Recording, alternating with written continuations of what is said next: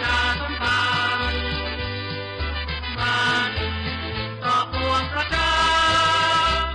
ชี้ทางสว่างนักพาเป็นธรรมและที่สัมมา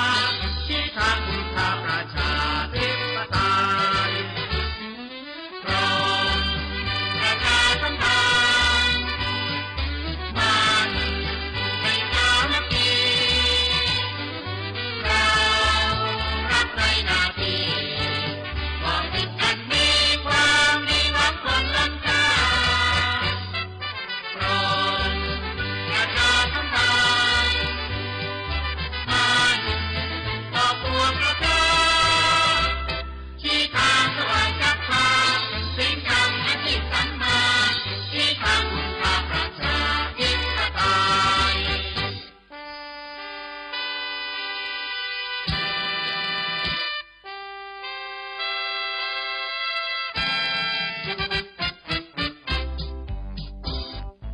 มันทั้งการและงานระหว่างรัฐบาลและบริการของไทยแนะนำความหวังดีให้เพื่อชาติเพื่อนนของไทยตลอดไปยินดีรับมารวมทั้งใจและกายทั้งตนและกายส่วนตัวหญิงชายทุกหน้า สิ่งนานารักบริการเรื่อยมาเพื่อพ้องกันจะรักความก้าวหน้าสุขาเพียงยงมันทั้งการและงานระหว่างรัฐบาลและบริการของไทยแนะนำความหวังดีให้เพื่อชาติเพื่อชนของไทยตั้งน้อมใจยินดีรับมารวมทั้งใจและกายทั้งตนและกายส่วนตัวหญิงชายทุกหน้าทุกสิ่งนานารับบริการเรื่อยมาเพื่อพ้องประชารัฐความก้าวหน้าสุขาเพียงยง ที่นี่สถานีวิทยุกระจายเสียงแห่งประเทศไทยจังหวัดเชียงใหม่คลื่น AM 1,476 กิโลเฮิรตซ์ทำการส่งกระจายเสียงจากอาคารเลขที่ 49 ถนนประชาสัมพันธ์ตำบลช้างครานอำเภอเมืองจังหวัดเชียงใหม่ทำการส่งกระจายเสียงตั้งแต่เวลา 5 นาฬิกาไปจนถึง 24 นาฬิกาเป็นประจำทุกวันค่ะและต่อจากนี้ไปขอเชิญคุณผู้ฟังติดตามรับฟังรายการต่างๆที่น่าสนใจของทางสถานีได้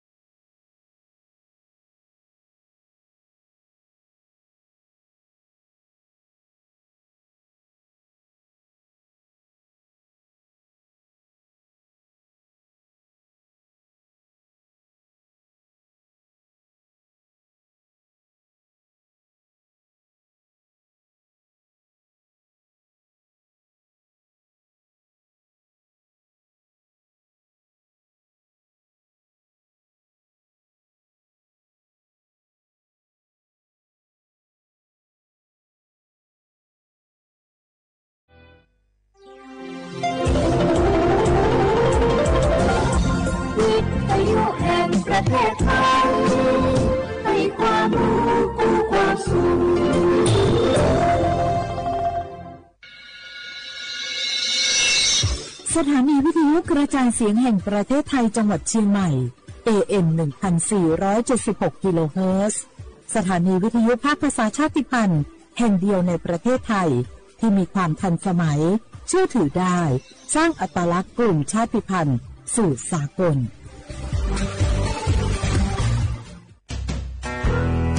แม่คะทำไมเราต้องเคารพธงชาติและเปิดเพลงชาติไทยในเวลา 8 โมงเช้าและ 6 โมงเย็นล่ะคะก็เพราะว่าธงชาติและเพลงชาติไทยเป็นสัญลักษณ์ของความเป็นไทยให้เราภาคภูมิใจในความเป็นชาติและความเสียสละของบรรพบุรุษไทยไงล่ะ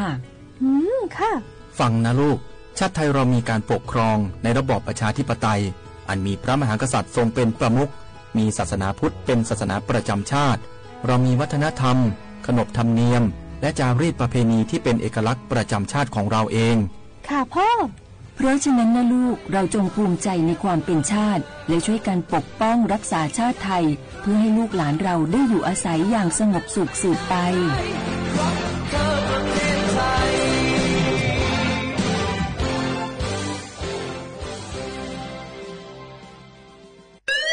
คุณผู้ฟังคะทุกวันนี้มิจฉาชีพมาในรูปแบบใหม่ๆมากมายที่เราอาจคาดไม่ถึงผมเนี่ยก็เคยโดนมิจฉาชีพโทรมาบอกว่าเป็นเพื่อนสนิทแล้วขอยืมเงินโชคดีนะที่เพื่อนคนนั้นอยู่ด้วยกันกับผมเลยรอดหนูก็เพิ่งโดนโทรมาบอกว่าเป็นตำรวจบอกว่าหนูมีคดีเกี่ยวข้องกับยาเสพติดแล้วก็ต้องโอนเงินไปเพื่อเคลียร์คดีโชคดีที่ตั้งสติแล้วก็ตรวจสอบก่อนไม่อย่างนั้นเงินเก็บหนูคงหายหมดแน่ๆเลยหากมีคนอ้างว่าเป็นเจ้าหน้าที่หรือให้โอนเงินอย่ารีบเชื่อต้องตรวจสอบข้อมูลกับหน่วยงานโดยตรงห้ามโอนเงินหรือให้ข้อมูลส่วนตัวเด็ดขาดและอย่าลืมนะคะว่าถ้าหากพบข้อความหรือโทรศัพท์แปลกๆให้แจ้งเจ้าหน้าที่ที่สายด่วน191หรือ1599เพื่อช่วยกันป้องกันและหยุดยั้งมิจฉาชีพค่ะร่วมด้วยช่วยกันเฝ้าระวังภัยรู้ทันมิจฉาชีพเพื่อความปลอดภัยของทุกคนด้วยความปรารถนาดีจากสำนักงานประชาสัมพันธ์ที่3กรมประชาสัมพันธ์เจ้าหยุดยาวปีนี้ปีติ๊กบ้านก็ปิ๊กกาจุดเติมหาที่บ้านไม่ได้ปิ๊กมาหลายปีแล้วใครไปกอดป้าอุ้ยแม่อุ้ยแล้วโอ้ดีใจขนาดเลยมาตั้งเส้นใดน่ะรถนักขนาดกำลังพอเส้นตาม GPS อยู่เนี่ยมันซอกปลาหลงก็จะเลือกเส้นตามลับแล้วก็พอเส้นตามเลี่ยงที่มันมีจุดบริการประชาชนต่างๆเอาว่าเป็นเช็คระยังเจ้าเรียบร้อยแล้วเป็นน้ำมันเครื่องน้ำมันเบรกน้ำมันเกียร์ผ้าเบรกลมยางไฟรถพร้อมขันงาดจะฟังปุ๊บมาเจ้าเลยแต่ว่าแล้วเนี่ยที่นาการจะปาไปเลี้ยงว่าจะไปแดนส่งตายเนี่ยน้อยโอ้บ่ได้เนอะเกียมรัดท้องคนขับก็ต้องพร้อมตัวนอนน้อยหลับในเดี๋ยวรถป่งเข้าข้างทางได้ไปโรงพยาบาลเต้นนะแต่อันมาไปละโดยเช็คเส้นทางเสร็จพี่จะไปนอนละติ๊กบ้านปลอดภัยนะพี่เดินทางปลอดภัยใส่ใจกฎจราจรด้วยความปรารถนาดีจากสำนักงานประชาสัมพันธ์ที่3กรมประชาสัมพันธ์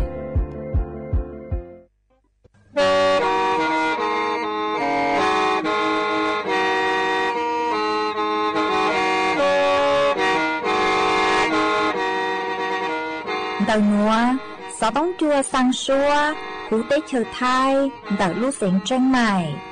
Lũ chay hà lùng mong, inu tế hà o trà, giáng sơn chú tế hà thầu sư hở, chứ tính, dù, trao tính, giáng tròn tu tế hà thầu sư hở, cầu sang tính, dù, cầu gì tính.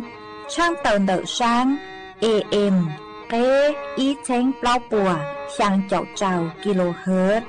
Đầu nó mong do bé lùng mong, suốt lời so cá nồng tàu.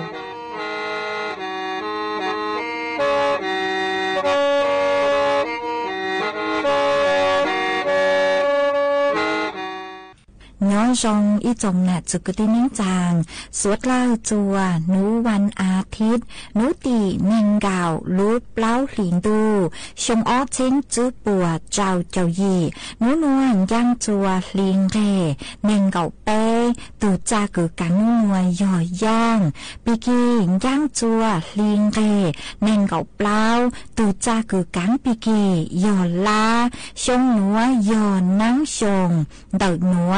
cú lũ do xùa sỉnh vang dông xa trọc ăn tròn đồ số tông chua hà lù mong đợt lũ sén chân mày tuôn giữ ý chồng nạt cho cái tin chàng suốt lâu mà uốn đê núa trăng tàu chua suốt lâu tàu báo hà tà đầu núa cú chua câu lũ xua chỉ kia chua suốt lâu tàu nó sư ê thó bê chó nạt cho cái tin chàng suốt lâu cứ mình găng lù sai hà lù nòng nhó chuan đầuเพจ Facebook ทอแม่สวดเล่าปังจวดนา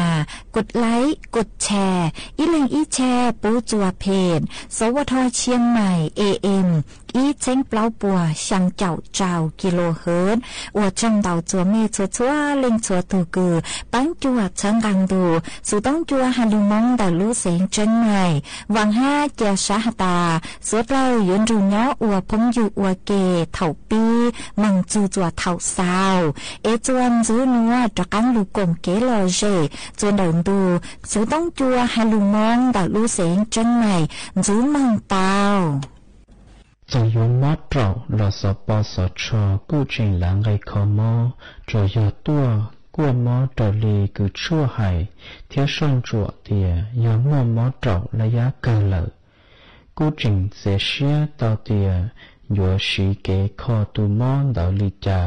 อย่าลีอยู่ยวนจัวเราอยู่อีลิงเที่ยสีลุชัวจวนดาวอยู่ลุเจหล่อเตามุ่งสีตอนดาวสปสชเบอร์สต้องยออีเปเปศูนย์สปสชเขตเชียงใหม่ยอศูนย์จีเปอยีจีเปจีจีด้วยน้องหลักถึงมองเบอร์สต้องเจ้าจอถูกหลุดยั้งยออีเจ้าศูนย์ศูนย์เทียจอมัวมอลือเฮายออีเปอเป我家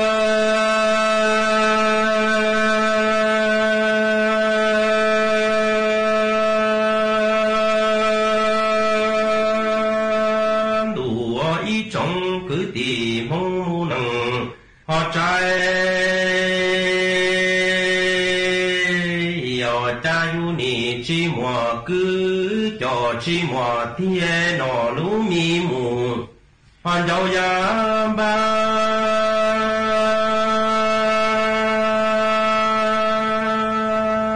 e thong y sang mù hoàn chuối nào hỏi trong cứ tìm mong nằng cha thâu du nọ ca nhớ nông tư chi lùa tư en che ti chủ tư cha mùa y nu tư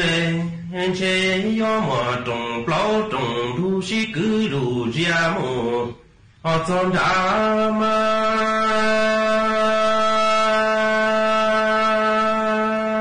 en ni chi mùa y tu cứ y tu ti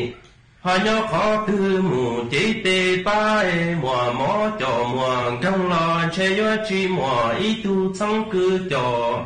họ lỡ sang tia tua quay thả nắng mù say tu xa mỗi trong cứ đi mong mù nắng trái yo wa cha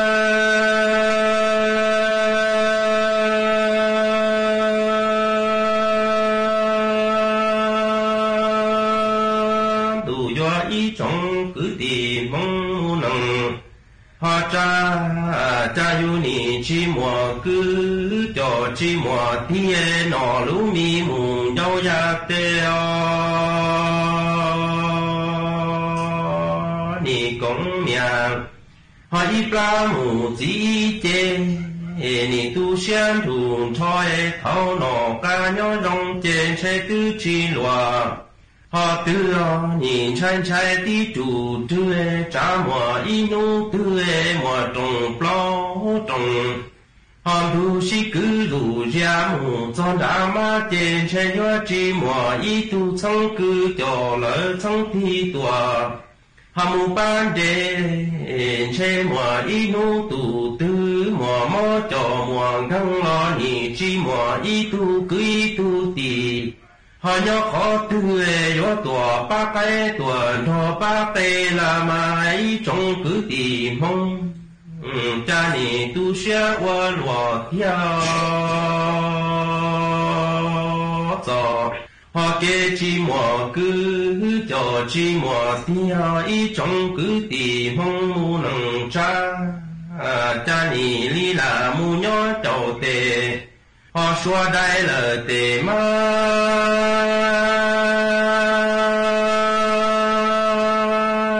cha nọ plua chua mù họ vừa đây chú nọ plua cá mù nó đây đã mò ý trong cứ tìm hông mu nâng cha cha nì rong chi chở tu trà họ nhé là li mù nhỏ sơ tu trà bu mù to su pha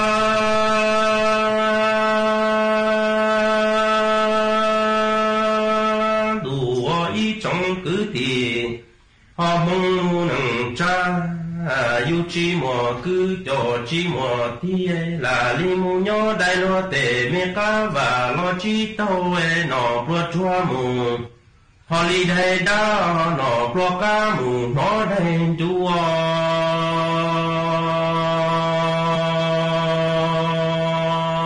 là mù nhỏ cho má cho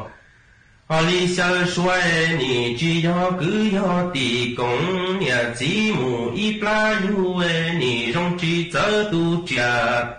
họ nhé chê là li mù nhỏ phong tề trà bu la ma ít trong cứ tì mong mù nằng trai yo cha nì họ tu tu xe qua loa tia tờ trong plan cha trong sâu luôn đủ lo cha trong đi luôn đủ mùa họ luôn sư tư chỉ mùa là luôn đi lo mùa cứ cho mùa thi lo nè họ mù cứ ý xong đủ họ trong mù li quan thi lo yo tua sai lo cứ cho là lo tì lo nè tua thả tí tụ ta cho kế sĩ lu cùng ý nhà cho họ là ý chi lo yo cho lo nè mua mê trong mà họ là trong thuê lo cú trong ta tua mua cho chi trong đi cú chi mùa cứ cho chi mùa họ đi chê nì rầu đắng tê nụ noa mù ó cha sai lũ chàng chỉ ông qua mua mù họ sĩ tư sĩ là ma ý trong cứ tìm mong mu nằng trái yo qua cha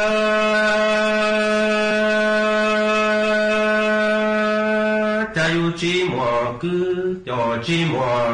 họ tia tờ li plan che cho sầu luôn đủ lo họ trong li luôn đủ mùa luôn li sư tư chi mùa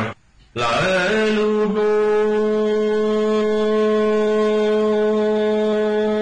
loa mùa cứ cho mùa tia loa nè họ mù cứ ý xong đủ răng lo loa nè li tua sai loa cứ ý mò cho nhoi nu tua cho xin tua chê loa nè họ tu to đủ cho lo sĩ thả tí tụ tơ cho kế công ý nhà cho ý chia cho họ mê kế mù li sĩ lúa mò ý trông cứ tìm mong mù nâng cha cha họ nuôi hóa cho lo loa nì mùa mê trong mà trong thoa mù họ tu sĩ bù trong li cú chi mùa cứ cho chi mùa thi chê nì rầu đắng tê nụ họ nuôi chan cha lũ chàng chỉ ông qua hoa mù từ hoa lũ là ma ý trong cứ tìm mong mù nằng trái yo hoa cha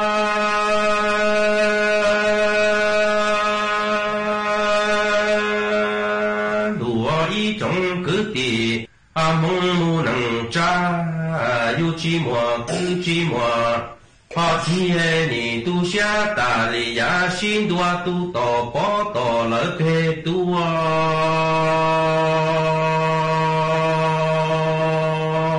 trong đi yu nó chi mùa cứ cho chi mùa họ thi che mùa inu họ trong loa nhà chỉ lỡ yun tu anh chơi yo chỉ tỏ ý tu cứ ý tu tì nhớ khó tư nhớ tuổi mu đi rồi y bỏ su là mà y trồng cứ tìm mong mu nồng cha trái ni chỉ sẽ ta lệ xin đua tu tỏ bỏ tỏ phê chúa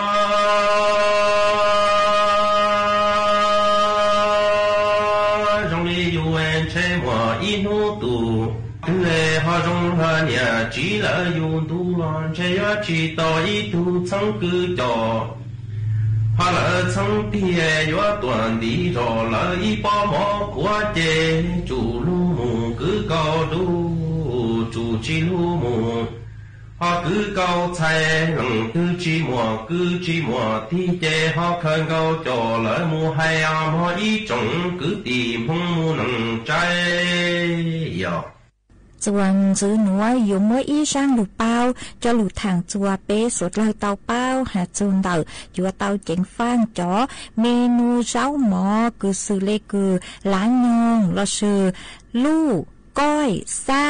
งาเก้าฮะซอยจุเตอย่างคือจืดชังสามายัวเตาเจงฟ้างจังหอยยัวอัวจัวติดเชื้อรุนแรงขอนเจลังเจเตาของมือกลีฮะมั่วเป็นสื่อเกิดภาวะแทรกซ้อนอัวจัวปวดจุซาเตา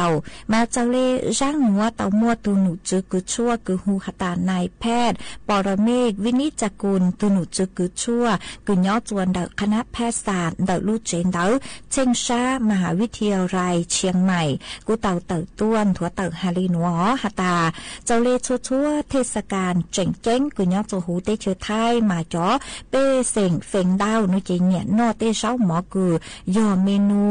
ล้านยงลูกก้อยซ่าเราซื้อเตียงกาเก้ายงซอยจุเตียงจงในนัวนุเจยออัวลุนเต่าจ่อ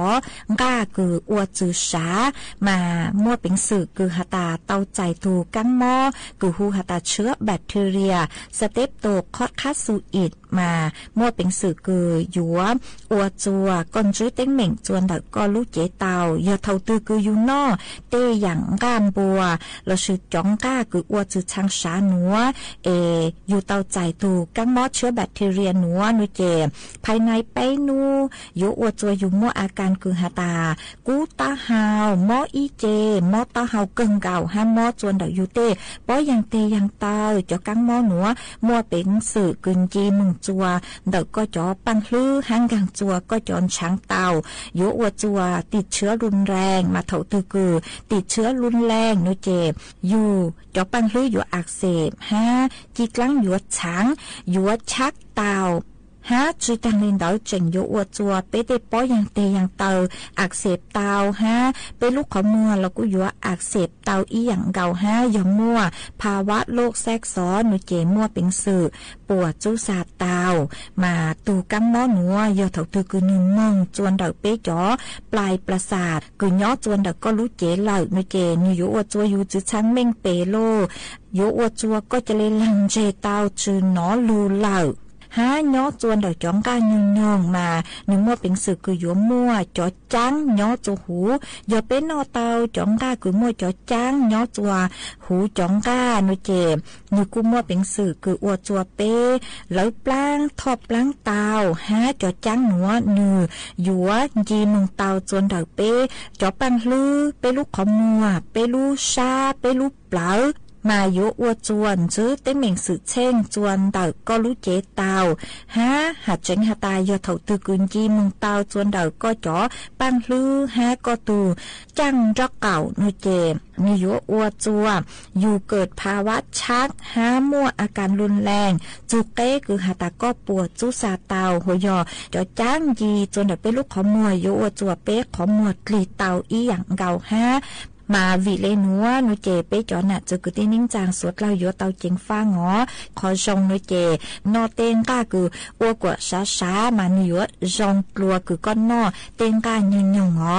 มากูหอมมัวจะหลุดถังอัวเกเป้าเลนัวจัวสวดเราเตาเป้าเลนัว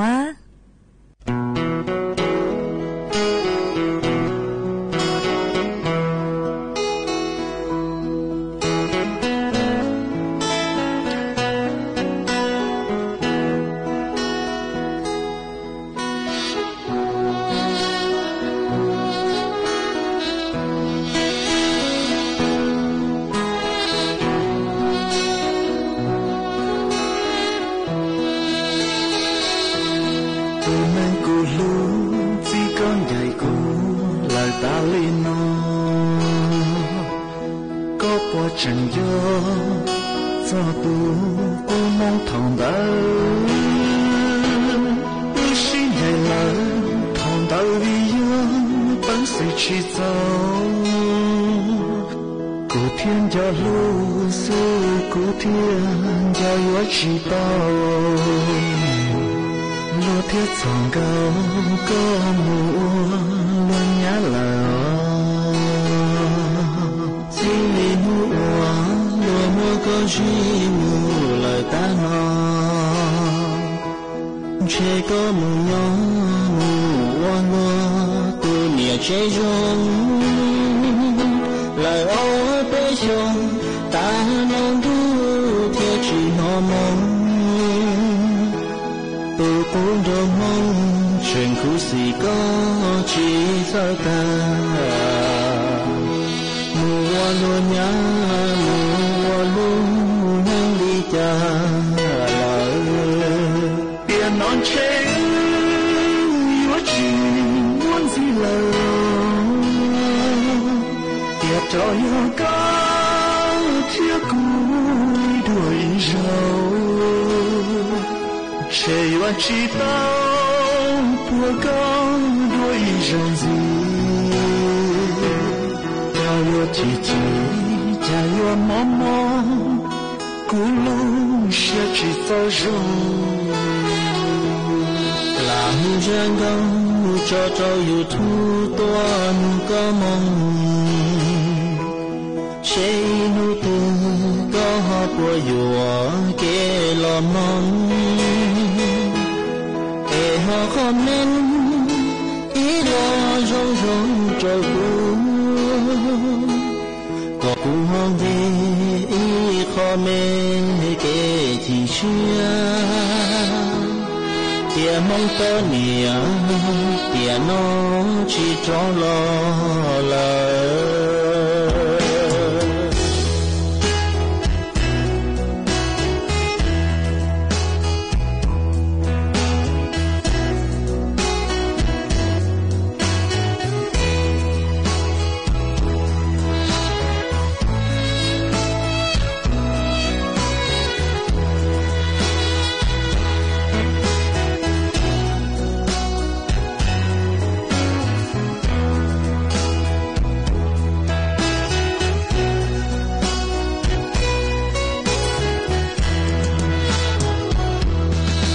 non chế yêu chỉ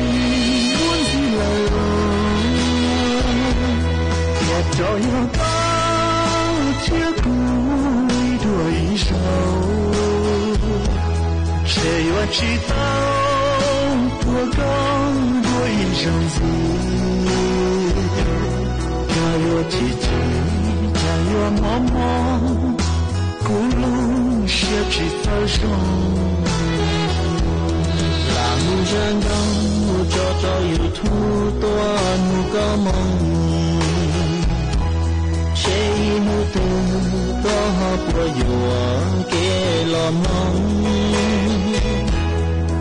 họ không nên ý lo rong rong trâu cũ có cũ hoang ghê ý khó men kê thì xưa tiền mong tớ nia tiền nó chỉ cho lo lời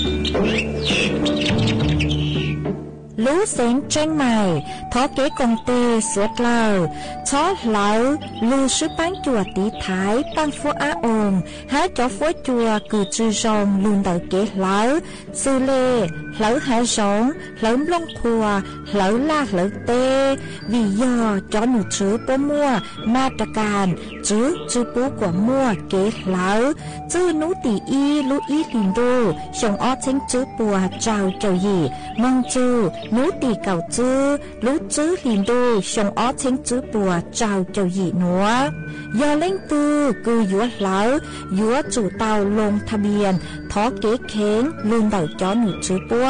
ผ่านระบบไฟดีอวนเต้ยอเล่งตือจื้อนงลูเจ๋งเหลา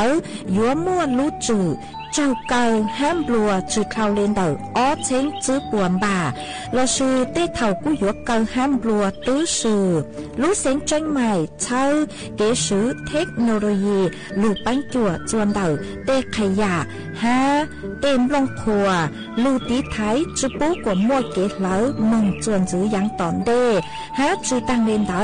ยัวอัวจัวมั่วจ่อฟัวจัวรองมึงตั้งอีทียอปู่หาตามั่วเล่งตือกือเงียเหลามั่วเป็นสื่อก่อเตาจนเดาจ้อหนูจื้อจัวตุงเบอร์สุต้งศูนย์จื้อเปอีอยี่ศูนย์ยี่รอชื่ออีจัวอีเดาเตาชัวรู้ชื่อเหยเม่งกับเล้าชั่วโมง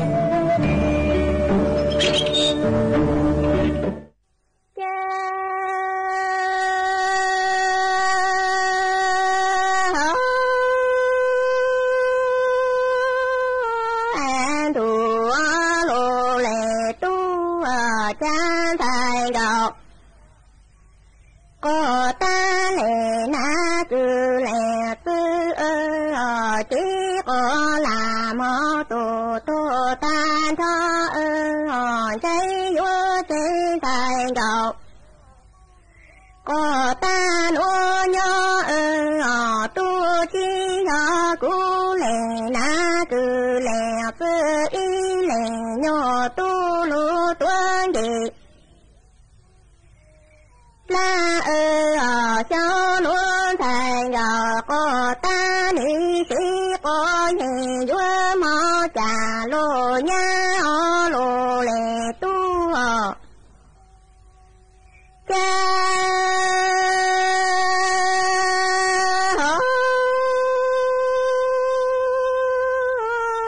đồ lô lệ tu cha thành gò cô ta nô lệ na cứ lệ tư tí cô là tu ta trên thành gò cô ta nô nhớ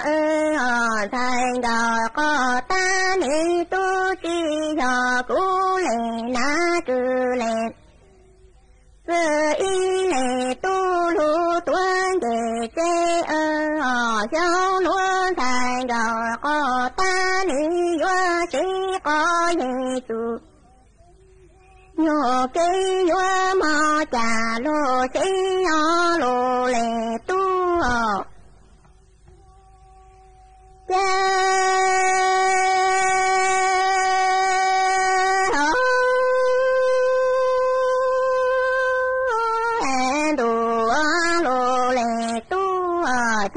thành gò cô ta ni ô nha cô rò mò trô bù cha chỉ mò su lô nhô trò châu thành gò cô ta tu chê mò nang khê mò tư vua lu con thành gò cô ta mò tu cái y plan châu cháy vô chỉ thì có nó lù sơ tan thành đỏ có ta tu ta cháy màu tu cô mua bao ni vô qua tu là tê có nó cháy thành đỏ cô ta nó tu mò theo cho lô lệ tu cha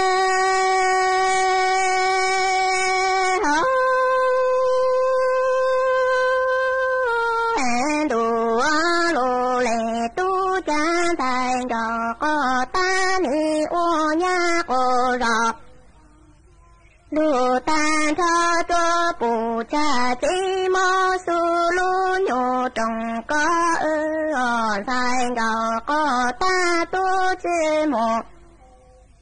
nàng cái mò tự do luôn đi sai gạo có ta mò tu ít là nó trái cái thế to có nó yo lu san thành đó có ta lu ta tây mò tu có mò lo trái thành đó có ta ni sinh dù có ni ta tu chi mò nàng hay mò tự yo lu wa là tây có ni trái thành đó có ta nó tu một lâu ra lô lệ tu cha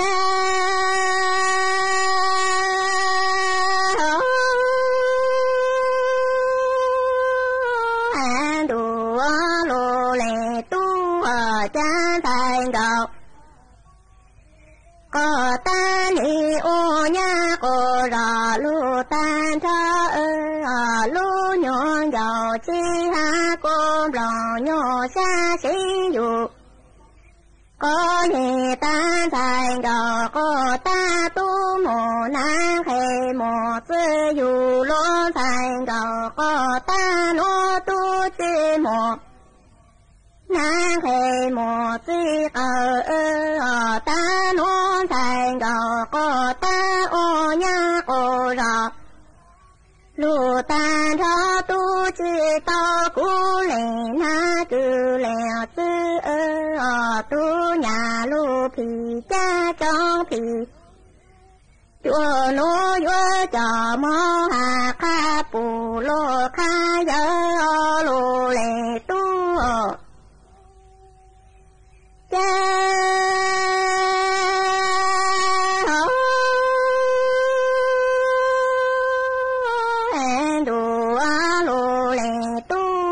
cha thành đạo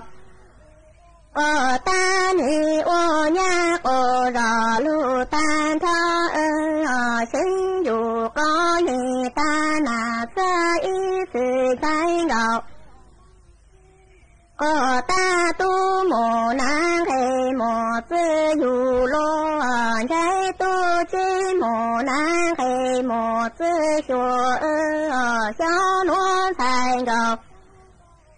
có ta ô nha cô ra lu tan tha tê trái yo chi ta cú lên na cứ lên sư tu nhà lu phi cha tu trong lu phi chùa nô yo cho mò ha kha la tu lu kha kho lu lệ tu cha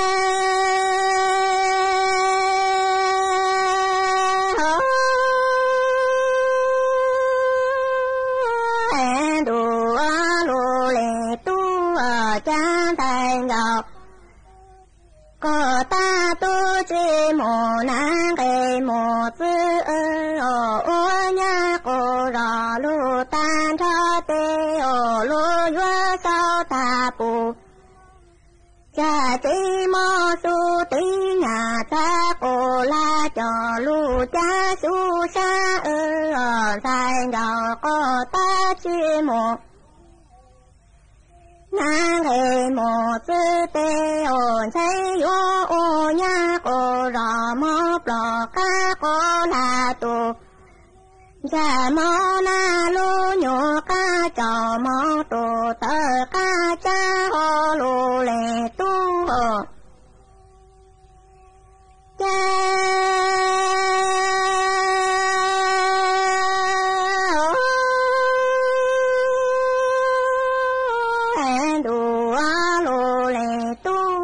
cha thành đạo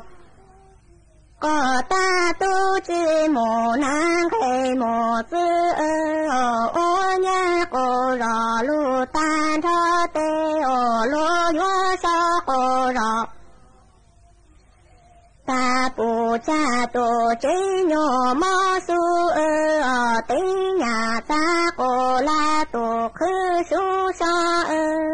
dài gạo có ta tổ chế mò na thu mò tư tên dài gạo có ta ni ô nha cô rò mò lô nhỏ đủ cha cô ta tê mò tồn cha cô ta tê ni cha chi nhỏ là sinh nhỏ luôn đủ chỉ dù là hoa nâng xuân lên một xe muộn dư bao chỉ dư bao xá bao chơi muộn tê tơ tôi tua tàu lâu muộn luôn dầu tôi dù hành ra muộn luôn la một trầu muộn lớn việc chi chớ được khó rong phê khó giỏi nhẹ thiết khó luôn nụ chỉ giòn tụ bu tàu xua ta dù tùn đa dù chủ bao thiệt tàu tía tê giả yun chơ say tê tơ dù chủ tàu si cá chỉ pi thầu hạ chỉnh hoa cá chỉ hoa cả oai hoàn tê lưu khóm chê không có thông chua lưu khó mua chưa có đế đá lưu xia xá có chi có chua tê tơ hoa thiệt ly chi tả so sáng là em nên xia xi việc kế chi tu u tu no tiền lọ con để yêu luôn mình kế và mình nhỏ nhỏ chỉ đê tiền lọ khê li xia cỏ đá tiền lọ xá để lưu tánh mình thiết khó chỉnh lòng ga lọt quá son bầu xóa cô quá chua chua gầy tây ua sao nhỏ son lâu đầu tê châu dân tu chỉ tua chỉnh chúa muộn cha chầu yu ua thiện đo bua đo cho khó xá vì mình giá mù cọt chua vì mình qua cọt thơ vì mình châu qua tàu cọt tía vì mình thía và yu chi mua khó nữ nhua nhà mua kế đâu mua dùa thơ mua kế cờ lu xia hờ như mua toàn đê sư tư đê như chim đu chó ha chừng gió ya pi nu no mua lông lo qua nên xia tua chỉ cho quả thầu cơ chữ gì chỉ cho chỉ thầu yu sáng đâu chỉ cho bao từ lu loạt thua thiệt chỉ quả lu xia lu lỡ cả chỉ sợ là thôi yu tư cả chỉ chư thầu để chỉnh lo chỉ cho to cho thầu để dâu dạ qua tàu cả chỉ gây tê chỉ để chê những quá trời bao cho trọ thâu dân chỉ tính mình để ít thành ít đùa rủ mà dê mù qua lưu xuyên để cho hậu kế những mùa nô cho khó nữ do vì mình cứ cả cho mù và cho lùa tê tơ cho mù chơi lùa tê chứ gì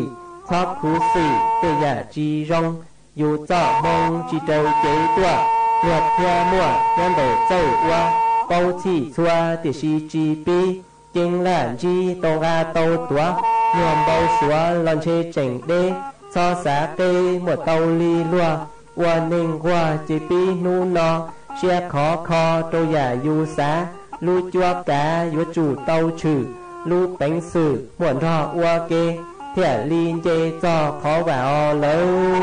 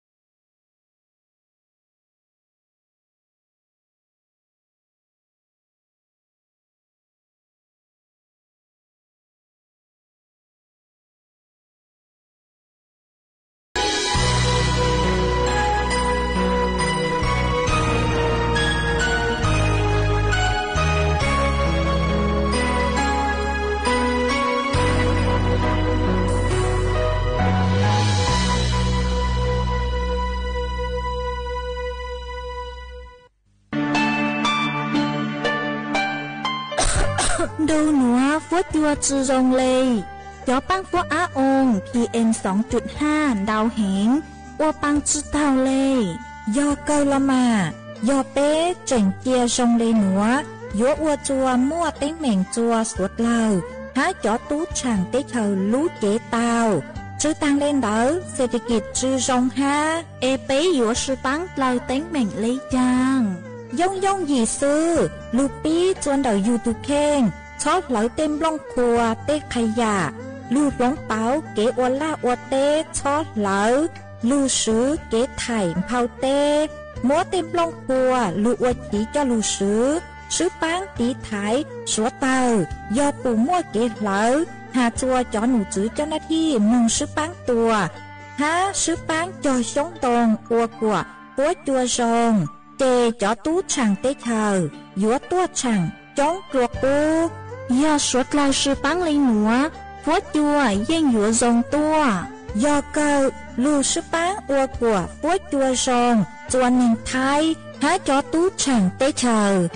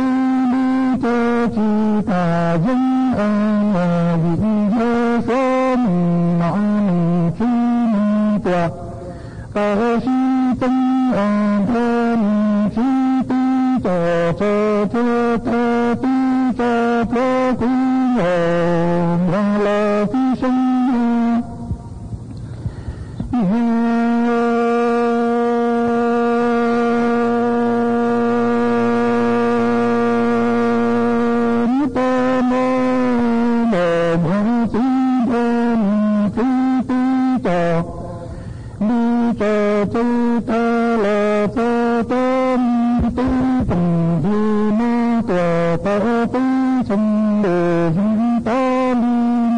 mang đột mà đàm bấy ta chỉ lấy có mười ta đi tòa cha sinh ta tí hà sinh nhà nhà đi cho mười tí tí đa ni còn chi còn mà ta ta tí cần đưa ma tí chi mà cho cha y mà ta nhớ hà đi ta ta ngọc mà ta tí cần đưa ma chi thân sa la chi sa nhà ma tí ngọc nữ sa tí chi tao chi tí hà sinh lệ dân ta khám ta quý nồm hoa tiên nồm hoa lý tí tạc lý cho chi dân an thân chi tí cho đi đi về là đi nông nồm hoa cỏ nhớ cỏ chi ngạc đi mà cho mình tí mà ta lì lê tờ cho già ta là quý nồm hoa cỏ quê lý xe bây tục có ý là ta có mình vẫn quý tề kỳ tề tí chi nhớ còn mà có một mà như cho già ta là nồm hoa hoa mình cho tề kỳ tề tí cho tình ý lý sẵn toạc cần ý tư ba ý lê mà lê chi tòa lợi là chi lê mà lê hi cho chi quý ngọc và đi cỏ xe lê lý xe đi ở hoa mình vẫn tòa như kia ta ma lê ơn ngọc mà thân tòa ma tâm tư thần tư ma gia gia quý nồm hoa quê là ma là thân tư sinh nhạc và sinh lý chân nồm hoa tư nề ly tòa chi dân quý ở quý nồm hoa ma chi mà mặt cho tư mà ca ta lê tòa cho giả tư là quý nồm hoa cỏ nhớ quê linh chơi mực bây ở còn vẫn quý tề kỳ mơ cho từng ý lý sẵn tà vợ như toạc do ý chi ở quý nồm hoa hoa mà như tòa mơ suy chi ở nồm hoa cỏ chi có tí thân lạc linh cho chi tí lệ đi cho chi cho lý lệ tên y tí mà chi đê lê mà y linh sinh ngộ sinh mà na vi ở thân tư ký ni khá tâm tòa đá ta y nhờ ni ta y cơ mà là lý nhờ lý tư chi quý hà lý sơ nhờ ta lì đại plê khí nhờ quý nhờ mà lý nhờ lý nhờ ta nhờ mua toàn đa quý mà nhờ lì nhờ mua cỏ chi tên thân chi mục ni là cho từng tí man thân và tí chi thân lê mình gà lý mà hóa in thân tí sơ mục đa bia ký lý tà bê lý hóa tí tí ngàn y tề tạ lý do ký tên mà lý y tề vinh là phê là thân lý mộ chỉ hà lý sơn nhà sa mùn đại tiêu vô một mà đi nhớ đi ơn chi chi là quý mộ mà tư nhớ toàn thơ quý mộ y cơ toàn nhớ y chạm quý mộ mà lý tư lý cho chi dung nhà chi tư cho đi đi qua lạ là đi na chi đơn lý mộ hay chi ta tu sơ mùn thơ tiêu mộ hoa tiêu lòng chi ta dư mộ hoa tâm y con thân của tâm y ta y cha ma y tu cú mộ đang đối mình ta mà lấy có trả lời đi na của tâm em thôn na thơ liệt gọi là đưa xa xa vào chiều vô cú mộ hoàng cho thơm mộ hoàng đàm đối mình ta tỏa hai lưu cho y trả trả những chi dung vô cú mộ hoàng đàm đối mình ta xa mộ hoàng tỏa lưu mong tỏa mộ mà sư tin thế sơ tự như sinh ta dân ra tin hương tòa lưu chi cho ma ngọc mà thân nó cùng tư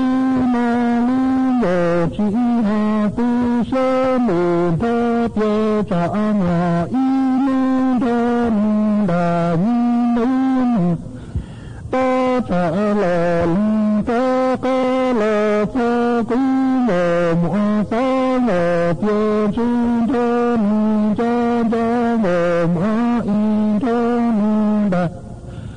nhân đúng ta tòa hình đúng bà in mộ mộ tư mô trả lời thế sẽ trả ta những chi dung ngộ và đà nà chi đơn đà đối mình ta vi chi đơn lý cả y là phi một đà ly tư ta là cha cả chi mộ chi sơ vơ là ma tòa chi sa thuê mộ ma thân chi tư tòa cho đi là ma phê mà lẫn trà hương đồ mà chớ tin đơn cùng cho ta nó bia ý chồng ngọt sự cứ tin nín chàng suốt lào lũ sư hỏi cô tứ dúa tăng lào kể cũng giải mê suốt lào mừng chùa lũ sư hỏi bảo liền ngọt sư ế bên mảng trọ cán lù xương rút lùa chùa nâng đù sú tông chùa hà lùng mong đã lũ xinh trên mài tàu chùa thầu tăng kỳ sơn rú lũ sư hỏi chữ tên chùa trao tên thầu giáng tròn đu lũ sư hỏi cầu sang tên chùa cầu dị tên mà nữ nữa ở trong đào chùa mê chùa lên chùa từ cử cô bán chùa trong càng đồ sự đóng chùa hà lù mong đã lũ xanh tranh này ha ế thó của mê chùa lên chùa từ giữ kế no căng nhỏ rồng một kế căng xa nhỏ rồng suốt là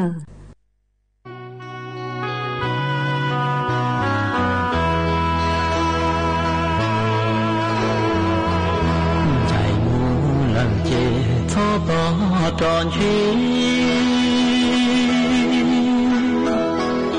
tia lư tia chân mùa y dòng gì bê ủa nâng nhô chê chúa dòng ly đại lông con đi bóng mù sợ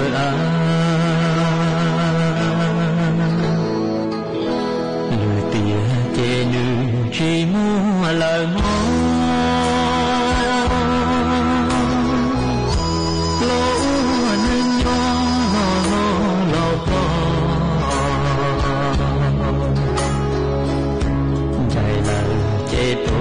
nên có tua khó có tế tu kỳ tàu na tàu nó chùa nó tế lâu tia hoa đã nở lư tia thia chân có tàu xin chi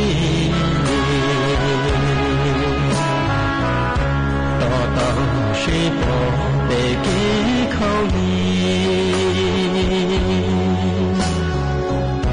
thiệt thiệt sauนั้นchế cho ta đi lời tiệt chỉ muốn lời nó tu du tiệt nó có cũ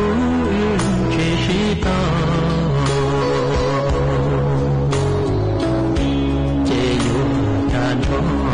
gần đó đó phó tia sẽ đâu lưu tia lời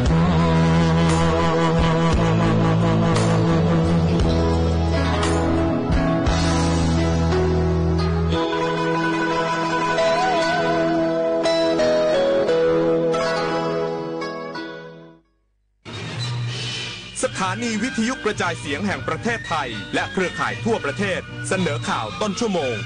รู้เร็วรู้จริงเกาะติดทุกสถานการณ์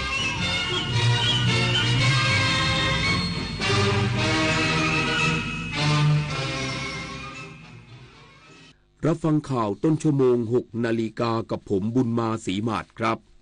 กระทรวงวัฒนธรรมเชิญชวนประชาชนร่วมงานใต้ร่มพระบารมี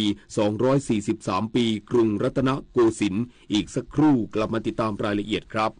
ถนนดนตรีไลฟ์ศุกร์ที่25เมษายนนี้พบกับสีเผือกคนด่านเกวียนอิสราอนันตทัศน์42ปีคนด่านเกวียน42ปีเพลงเด็กปั๊มเก็บดวงใจจนมอบเพื่อคนรักจริงและศิลปินรับเชิญเสกศักดิ์สิทธิ์เชื้อกลางชมฟรีตั้งแต่เวลา 18 นาฬิกาเป็นต้นไปณห้องออดิทอเรียมอาคารศูนย์ปฏิบัติการสถานีวิทยุกระจายเสียงแห่งประเทศไทยลงทะเบียนเข้าชมได้ที่ Facebook ถนนดนตรีเรายังเป็นนักเดินทาง ความเป็นไทยหลายอย่างที่พวกเราภาคภูมิใจอาหารไทยผ้าไทยศิลปะลายไทยที่เที่ยวเมืองไทยและต้องไม่ลืมภาษาไทยเพื่อระลึกถึงความสำคัญของภาษาไทยในปีพุทธศักราช 1826 พ่อขุนรามคำแหงมหาราชทรงประดิษฐ์ลายสื่อไทยขึ้นเป็นครั้งแรกให้คนไทยจงเห็นความสำคัญของภาษาไทยซึ่งถือเป็นสมบัติทางวัฒนธรรมอันทรงคุณค่าของประเทศอีกทั้งยังเป็นเอกลักษณ์ทางภาษาที่ควรค่าแก่การอนุรักษ์ให้อยู่คู่ประเทศไทยสืบไปจากน้ำพระราชหฤทัยของพระบาทสมเด็จพระเจ้าอยู่หัวที่มีพระบรมราโชบายในการพัฒนาฟื้นฟูคลองต่างๆทำให้คลองแม่ข่าจังหวัดเชียงใหม่เปลี่ยนจากคลองที่มีสภาพเสื่อมโทรมเต็มไปด้วยขยะและน้ำเน่าเสียสู่การเป็นแม่ข่าโมเดลคลองสวยน้ำใสไหลดีชุมชนมีสุขต้นแบบโครงการจัดการคูคลองในแหล่งชุมชนเพื่อสภาพแวดล้อมที่ดีและพัฒนาคุณภาพชีวิตของประชาชนอย่างยั่งยืนมันอยู่เบื้องหลังคอยชี้นำคอนเทนต์ในโลกออนไลน์น่ากลัวมากมันคืออัลกอริทึมที่คอยคัดเลือกเนื้อหาที่เราชอบให้มาปรากฏซ้ำๆน่ากลัวก็เพราะว่าหากไม่รู้เท่าทันเราจะรับข้อมูลด้านเดียวและมีอคติรู้ทันอัลกอริทึมอย่าให้อารมณ์ร่วมที่มีในเนื้อหามาบดบังสติปัญญาอัลกอริทึมจะไม่มีทางเก่งไปกว่าเรากระทรวงวัฒนธรรมจัดพิธีบวงสรวงเทพยดาเนื่องในงานเฉลิมฉลองใต้ร่มพระบารมี243ปีกรุงรัตนโกสินทร์ในวันนี้เวลาประมาณ 9:09 นาทีนางสาวสุดาวันหวังสุภกิจโกศลรัฐมนตรีว่าการกระทรวงวัฒนธรรม จะเป็นประธานในพิธีบวงสรวงเทพพยดาเนื่องในงานเฉลิมฉลองใต้ร่มพระบารมี243ปีกรุงรัตนโกสินทร์ณจุฬาลงกรณ์มหาวิทยาลัยทั้งนี้กระทรวงวัฒนธรรมร่วมกับหน่วยงานรัฐเอกชนและเครือข่ายทางศาสนาศิลปะวัฒนธรรมจัดงานใต้ร่มพระบารมี243ปีกรุงรัตนโกสินทร์ระหว่างวันที่ 23-27 เมษายน 2568 ณ อุทยาน100 ปีจุฬาลงกรณ์มหาวิทยาลัยพิพิธภัณฑสถานแห่งชาติพระนครและวัดประยุรวงศาวาสวรวิหารเพื่อน้อมรำลึกในพระมหากรุณาธิคุณและเทิดพระเกียรติพระบาทสมเด็จพระพุทธยอดฟ้าจุฬาโลกมหาราชปฐมกษัตริย์แห่งพระบรมราชจักรีที่ทรงสถาปนากรุงรัตนโกสินทร์เป็นราชธานีเมื่อวันที่ 21 เมษายน 2325 ถือเป็นงานสำคัญทางประวัติศาสตร์วัฒนธรรมและการท่องเที่ยวขณะที่องค์การขนส่งมวลชนกรุงเทพหรือขสมกร่วมเป็นส่วนหนึ่งของการเฉลิมฉลองพร้อมจัดรถโดยสารที่ให้บริการผ่านสถานที่จัดงานณอุทยาน100 ปีจุฬาลงกรณ์มหาวิทยาลัยจำนวน4เส้นทางรองรับการเดินทางของประชาชนด้วยเส้นทางที่ครอบคลุมการรถไฟฟ้าขนส่งมวลชนแห่งประเทศไทยแจ้งปิดเบี่ยงจราจรบนถนนสมเด็จพระเจ้าตากสินเตรียมพื้นที่ก่อสร้างโครงการรถไฟฟ้าสายสีม่วงช่วงเตาปูนราชบูรณะวงแหวนกาญจนาภิเษกระหว่างวันที่ 26 เมษายน ถึง 31 พฤษภาคม 2568 ตลอด 24 ชั่วโมง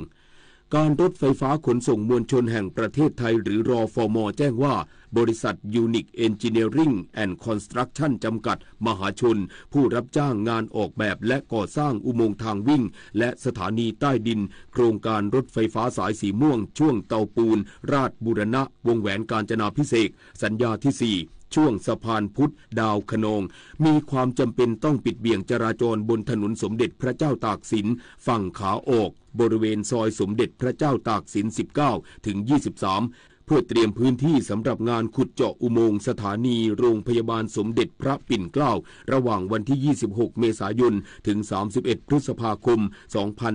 2568 เวลา 22 นาฬิกาเป็นต้นไปตลอด 24 ชั่วโมงมีผลให้ฝั่งขาออกและฝั่งขาเข้า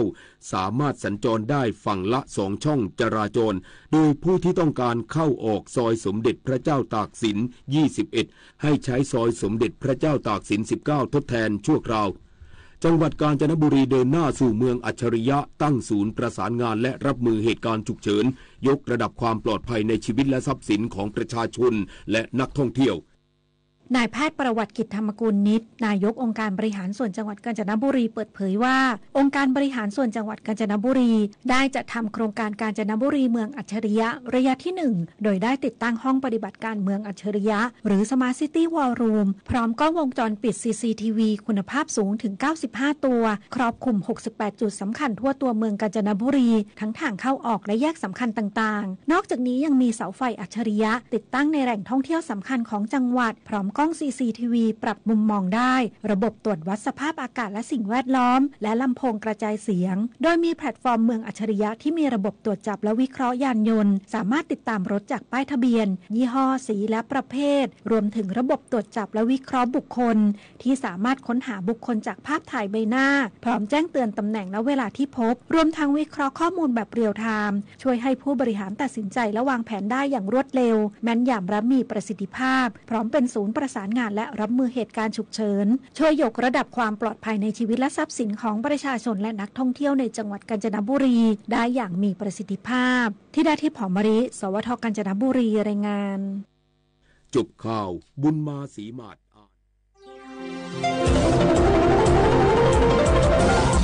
วิทยุแห่งประเทศไทย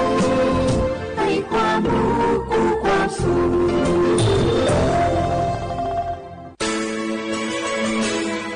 สถานีวิทยุกระจายเสียงแห่งประเทศไทยจังหวัดเชียงใหม่ AM 1476 กิโลเฮิรตซ์สถานีวิทยุภาคภาษาชาติพันธุ์แห่งเดียวในประเทศไทยที่มีความทันสมัยเชื่อถือได้สร้างอัตลักษณ์กลุ่มชาติพันธุ์สู่สากลมะเร็งปากมดลูกรักษาได้ถ้าตรวจเจอระยะแรกหญิงไทยอายุ 30-59 ปีวันนี้รีบใช้สิทธิบัตรทองตรวจมะเร็งปากมดลูกได้ไม่เสียค่าใช้จ่าย ติดต่อสถานพยาบาลในระบบบัตรทองหรือจองคิวตรวจผ่านแอปเป๋าตังเลือกกระเป๋าสุขภาพหรือขอรับชุดเก็บสิ่งส่งตรวจมะเร็งปากมดลูกด้วยตนเองที่ร้านยาและคลินิกการพยาบาลสอบถามเพิ่มเติมสายด่วนสปสช1330ตลอด24ชั่วโมง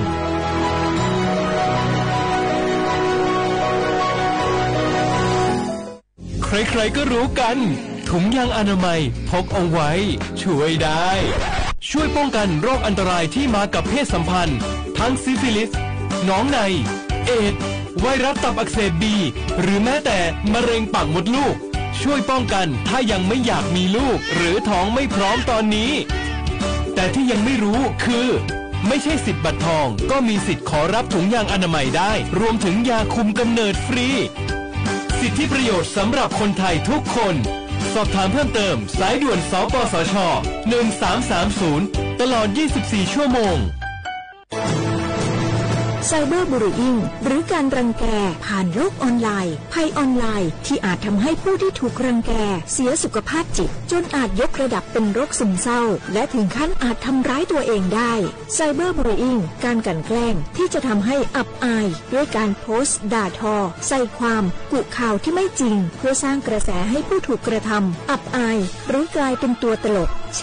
ด้วยการโพสต์คลิปประจานหรือคลิปที่เหยื่อถูกรุมทำร้ายรุมแกล้งเผยแพร่ความลับผู้อื่นนำความลับหรือภาพลับผู้อื่นมาเปิดเผยผ่านออนไลน์หลอกลวงคุกคามข่มขู่ให้ผู้อื่นหลงเชื่อเพื่อหวังทำไม่ดีไม่ร้ายหรือหลอกลวงด้วยวิธีการต่างๆสร้างกลุ่มในโลกออนไลน์เพื่อโจมตีกีดกันตั้งเพจแอนตี้โจมตีคนที่ตัวเองไม่ชอบเพื่อการโน้มน้าวให้คนอื่นรู้สึกรังเกียจคนที่ไม่ชอบไม่ให้เข้ากลุ่มอย่าปล่อยให้ตัวเองเป็นผู้กระทำหรือผู้ถูกกระทำเพราะการกลั่นแกล้งรังแกบนโลกออนไลน์ไม่ใช่เรื่องล้อเล่นอาจสร้างผลกระทบที่ร้ายแรงกว่าที่คุณคิดด้วยความปรารถนาดีจากสำนักงานประชาสัมพันธ์ที่3กรมประชาสัมพันธ์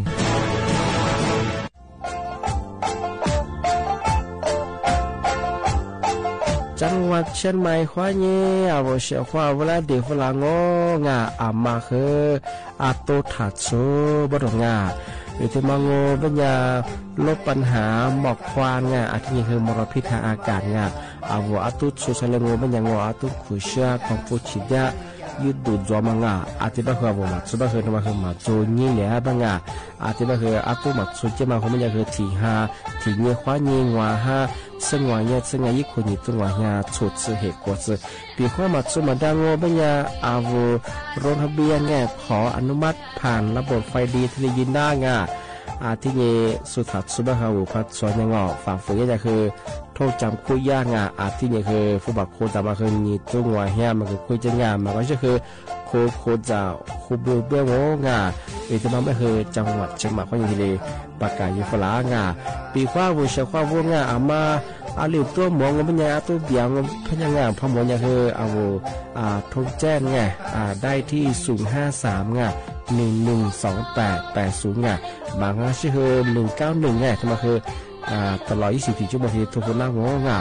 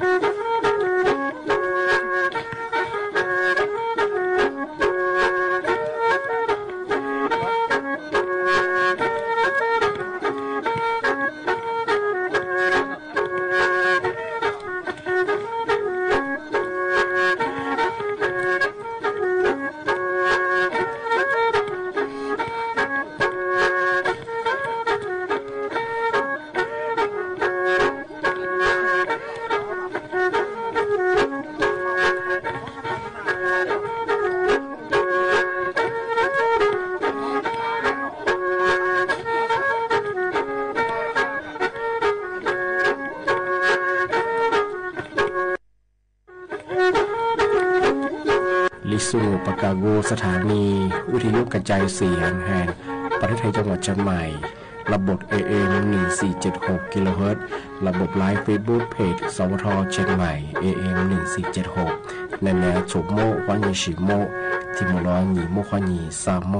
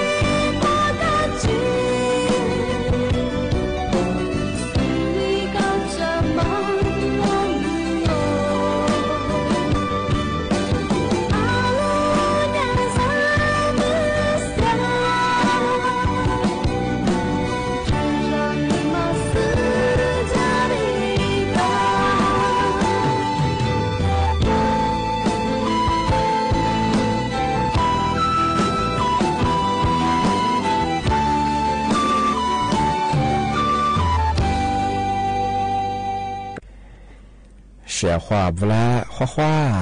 นี่แหละชมโมควายนี่จิตโมงาวลิสุโงดูจิตควาไปล้องาเอาลิสุโงปากากุงบัญญาทาจิหมายงาสถานีวิทยุกระจายเสียงแห่งประเทศไทยจังหวัดเชียงใหม่ที่เรียบร้อยงาเอาวิทยุโดยจะมางบัญญายี่ระบบยา AM ยี่ความถี่งบัญญาที่ตัวลิฮาชิตโชว์กว่าดูจะอาทิตย์ท้าววิทยุเลยมังงะฟีบัวเฮอไลฟ์สดยังไงชื่อเพลงว่าเฮอสวทเชียงใหม่ AM 1476กิโลเฮิรตซ์ที่ลิบูยาเฮอฟีบัวเฮอที่ลิตุยนะเอาลิซุงว่าเฮอแน่แน่ที่ขวาที่มูลที่ขวางะที่มูลไม่ยาเฮอหนีมุขวานีสามโมที่นี้ดงะแน่แน่ที่ขวาที่มูลที่ขวานาที่นี้ขวานี้นาเนี่ยสะดงงะนี่มีที่ยิงบัญญาเอาลิสูอาบังบัญญาคือยี่ห้ายี่จุดสามยี่เอาตัวจุงอ่ะสามห้ายี่จุดสามยี่เอาลิสูอาบังเห็นยี่บ้าว่าคือพารากะอาจจะบ้าคือนี่มีที่มาคือกายี่อ่ะอากายี่ยี่คนยี่ตัวยี่จังหวะโคอาจจะบัญญาว่าไทยอาบังบัญญาลีฮายี่จุดยี่นี่มีที่มาคือวันอาทิตย์ที่20ไงเดือนเมษายนพศก็คือ2568ที่โคมางงชวงาที่นี่นี่แดงเฮงาเทมาปีมาสจินชะเมียเอาเชื่อเขาว่าอยากเฮ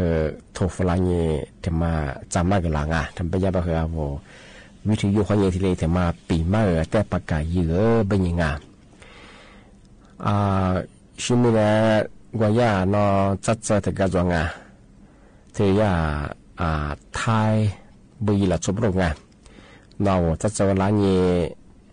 ว่าต่างประเทศหรือมาละโชที่เรียกว่าละโรงงานอาจจะเป็นยี่ปัญญาคือยี่ตัวแทนบริษัทเป็นยังไงย่าสันนังเงามาทาปัจจุบันนี้ดาโรงงานจิ้มมาคนนั้นดาเป็นยังไงว่าที่เรียกแบกกืองอที่เรียกโฆษณามังงาบาปสิ่งมันคือว่ามือชมมือปีความโอทีพายุเขาบ่เฮงไงว่าชชิมซื้อเรียกว่าบ่ใช่ไงอาทิตย์นี้ปีว่าวันอยู่บ่เฮงว่าพมันไหนเนี่ยคืออีค่าแรกคือหนีเท่าสว่าเป็นยังไงอีตากูจากูยาพิยาที่เรียกว่าเป็นยังไงที่เรียกร้านยีโฆษณาที่เรียกยีราชิงไงเนาะว่าจะคนในร้านยังไงปีว่ามาแต่ประเทศพายุบ่เฮงยีชิจะคือมีร้านยีที่มีโบราณว่าสมัยละมีไงปีว่าว่าจะมาคือฟุตบอลพม่าจงบ่เฮงที่เบิดซะก็เทียบเบอร์กูติบมากว่าปีขว้าวว่าปีกันยาว่าอับานิสมัยยิ่งคือเลี้ยคือด่าเป็นยังไงอีทีเดียวปกครองที่ชุลาชิงไงโฆษณายิ่งกูสลงอ่ะอธิบายว่าที่ก็ถือว่าคืออาศัยสหายเป็นยังไงว่าที่ก็ถือว่าคือมันสักว่าแต่ประเทศยี่สุดโจชิงไงอธิบายว่าคือยิ่งสมัยยิ่งว่าว่าผู้บ่าวมันจะว่าคือสุรังว่าสุรัชิงคือที่เบิดเสบระอาทิตย์กูถึงยาชิดมากูยี่เบื่อไปที่จุกราชงานกันยาแบบอิสมาสุขจงอ่ะที่บุตรสุบระกันยาแบบยาอีเห็นยี่เป็นแบบกว่าอีขวดเทสว่าทุ่มเมืองว่าอีสันนังงานแล้วก็ดามาซูมาเซชงไงเอายี่จีบจงไงอาทิตย์ขวานี้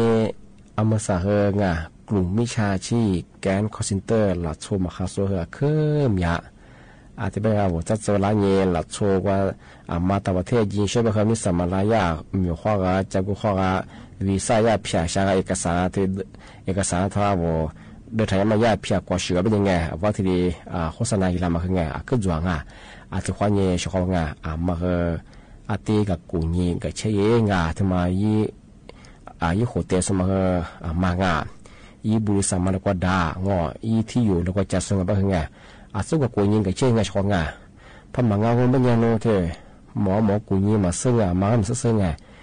ว่าที่ดีแบกนี่เอกสารเขายาแต่ละมาเขายุบปอมาเนี่ยว่ามาเขาตีนกู้เนี่ยสุดเป็นยังไงที่มาเขา做สิ่งไงอาทิตย์ความเนี่ยช่วงไงปีความว่าที่สิพอจีจบไงมาเขาเนี่ยถ้าเนี่ยตัดสินใจยังไงอาทิตย์ที่ดีดูใจนี่ส่วนนี่ช่วงไงมาใส่บ่เขาหลับโชมมาเขาโชมยังไงในนั่นเถื่อบ่เถื่อ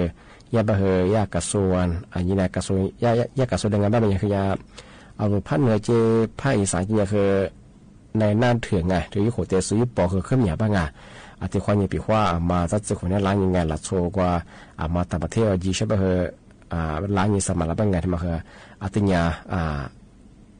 ซ้อนยิงกับกูยิงชาวงานมาสับเหรอ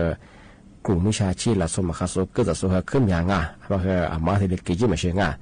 ชาวเขาว่าอย่างนักวิทยาศาสตร์อะไรเป็นไงจากรัฐเยอฝรั่งเกี่ยที่มา说个老出皮子，俺这边个老出皮子耍爬的嘛，来十年弗拉嘛，来了小门边个，要说的吧，说十年弗拉嘛的什么了？老出过俺里头的这个喜欢嘛个，俺里头这来头的这个喜多哈嘛，喜欢呢，是呢喜多哈呢，哎，俺提到嘛，我老出那面对呢啦，俺是来对呢和哈在过来的啥，老出远嘛个。老出蛤蟆里头咱们我们讲，阿个嘛乌能哈喽，你们哈啊，日选啊，说的办哎，阿里边你乌能哈日选，小伙我这里看你哎，说你的办，我老出那面话嘛是那个对你我们阿个嘛个哈，阿个一挂天地上哎，我嘛是个哈，哎天地上，哦个嘛哈了，你们哈了天地上，哦个嘛。maka goma tika guka ati zemanya suziyacha ati ma benya ziyacha ho benya de sa sidua de benya nyima sa wala cho miti mala kha shi de mo benya a sho kha shi de mo benya inyima lia inyima he pya janga la chu gu nyima pya ma benya shi huya ga ngala sha mo ta ji he pya yi no ku ne ati mo benya mama zuru pya ma zu na pya na shi na pya ma zu sai bangai nyima tsugu ma zu那么呢，日选啊，说的呗。我拉出小伙伴，就看你，我肯定在，小和尺度里头在嘛，我拉出吃啥的嘛，我们也对你，嘛那么偏和别当哎，个那么去，拉出回地里我，就在啥的我们你嘛苦苦嘛也嘛表，你嘛对我们呀，热嘛本都我们呀，各地国民那个。闹哎，这个嘛呀，这个闹，咱呀可怕就是啥的我们呀，我这么个我那嘿。tika 小伙伴哎，我们呀，我们和阿乌拉出，你弟弟什么了？哈在过的人家孙子的班哎，好了，我们呀，阿妈哈你兄弟呀，哈在过的人，现在过他的人，他对你哎对吧？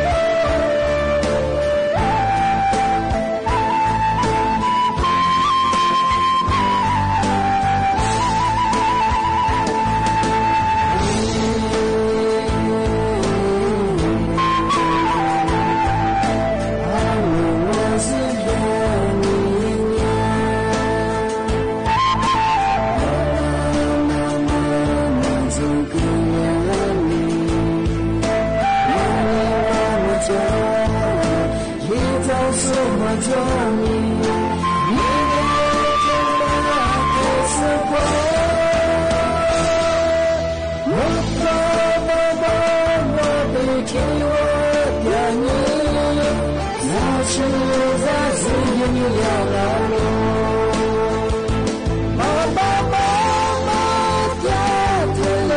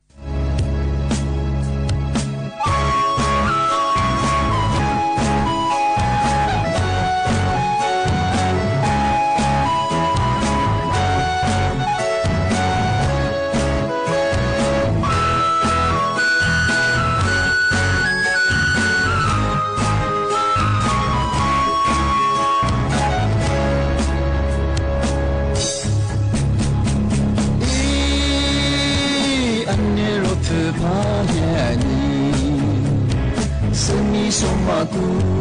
我记我把的事一直眼你过眼来，记不多咋个去做 KK， 我把他把的事哟耶耶，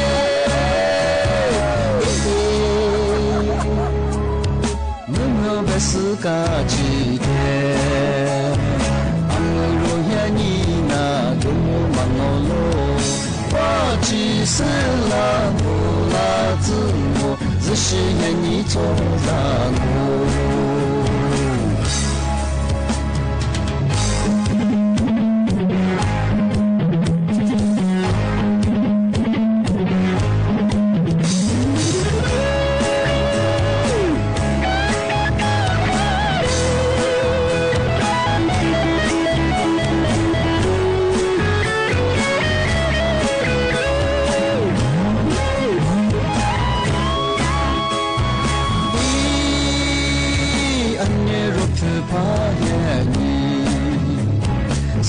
说嘛古，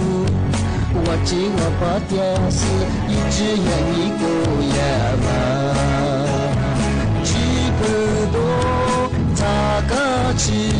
做 KK， 我把他把的事哟耶耶，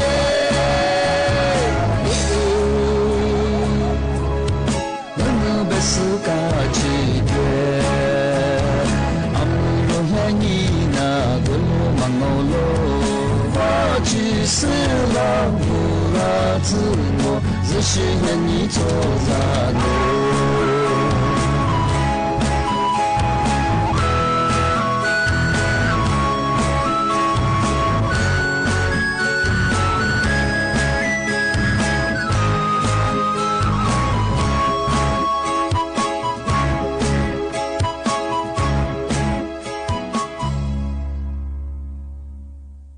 小伙伴，对嘛我本家是个他们看哎，那次那米白和白搭，一些年都有都白和白搭哎，俺那次票和票我，我拉错的嘛的个小伙伴我拉错嘛和可咋可多哎，对嘛呀，错几个嘛到了就都个嘛那次和票哎白哎，俺的嘛呀俺的兄啊，白嘛呀茶叶小伙伴。茶叶的嘛呀白我小伙伴嘛是呀，那位的呀茶，那位斋的呀，马位的来。UCLA 阿里巴巴萨拉美干的嘛，说是你对你弗拉曼诶，那错过不下提升估么，我多嘛啦，茶叶个多啊，而且说看你对你我办过茶叶嘛多么精诶，茶叶多嘛我办年小伙伴说的办诶，提你啥个多嘛我办年维持来别个什么，我阿妈怕个了嘛，可嘛做喽。กูมาจูกูมาแล้วกัดอะไรบ้างไงช่วงนี้เป็นยาชาวเขาบอกว่าก็ยาศาสตราจารย์เรโนอาหรับอะไรบ้างไงยาอาจารย์อายุรศาสตร์สิ่งนี้หมดแต่ชาวสูงไงนับเป็นนักศิษย์ชาวกูนี่สูเปียแบบสิ่งนี้เราชูกูชาเขียวใช้ยี่จิมแบบใช้ยี่เนี่ยแบบไงกูใช้ยี่ตัวมั้งไงอะไรมองเป็นยาอามาพาเกลียมาขึ้นมาจุงอ่ะอามาพาแล้วเกลียมากัดอะไรแบบงั้นที่มันคือชาวเขาบอกว่าที่ชาวสุดที่เปียเป็นยางานแบบมันยาอาจุเนี่ยมาซึ่งก็คือสุดที่เปียเนี่ยอาลามังมังมาซึ่งก็คือสิ่งนี้ใช้แบบมันเนี่ยมาซะอาวุธชูแบบมันเนี่ยมาคือตัวที่แบบมันเนี่ยใช้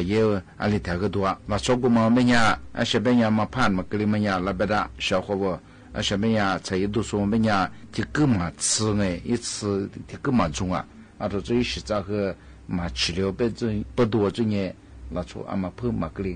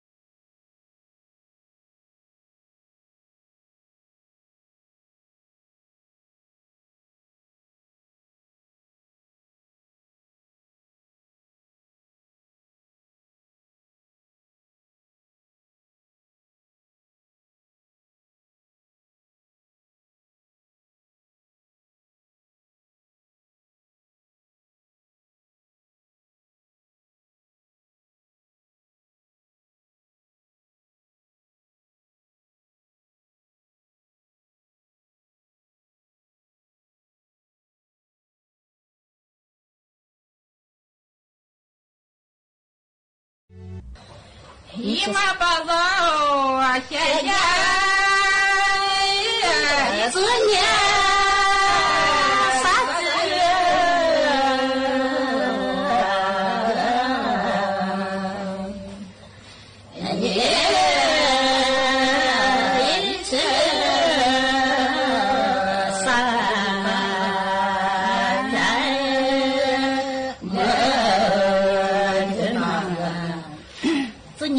农舍啥片的农过，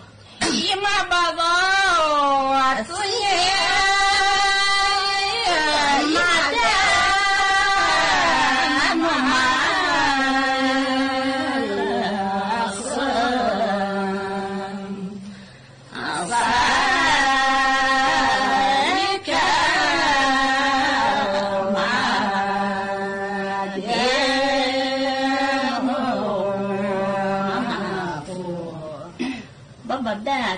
Maksudnya hati hamba saksanya. Ima baba, baba deh, mama,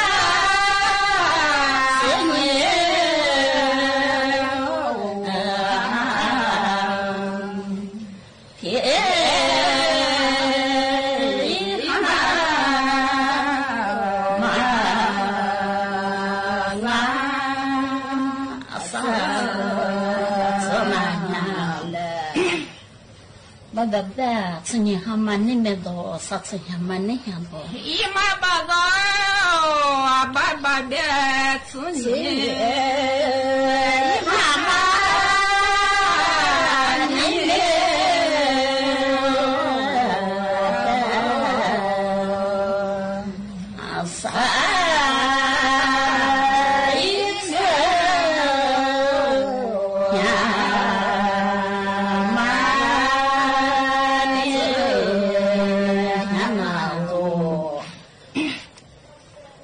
Baba dah seni hawa kotodo satsi hawa hajiro. Ima baba, baba deh, seni hawa kotodo.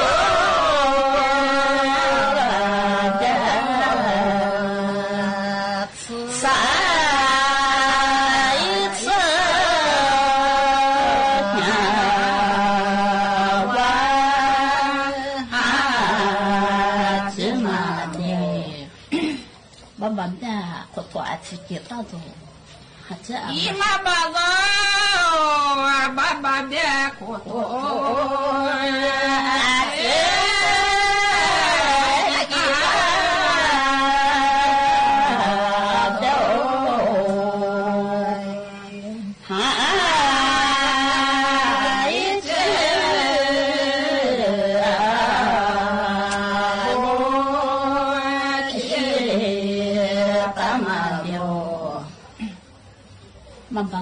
Mambaza khazoma pa sonala khatoma. Ima baba, maba.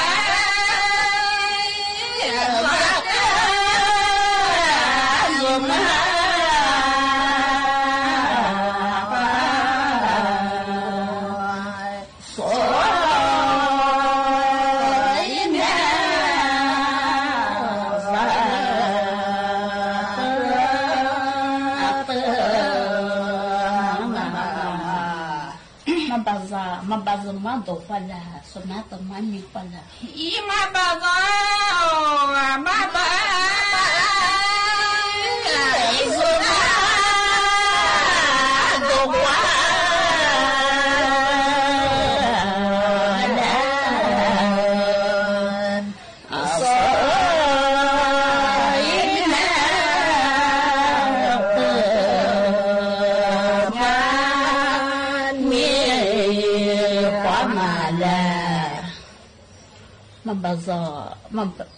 Mambaza mado kwaso sonata mami kwaso. Ima baba, maba.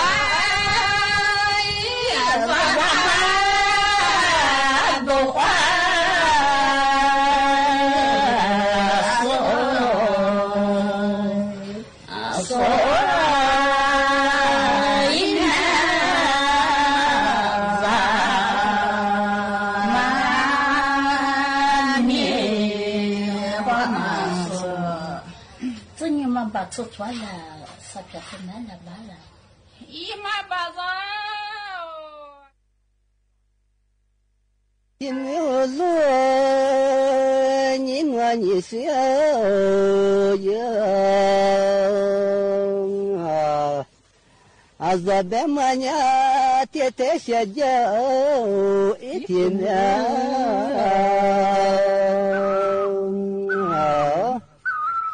还没来。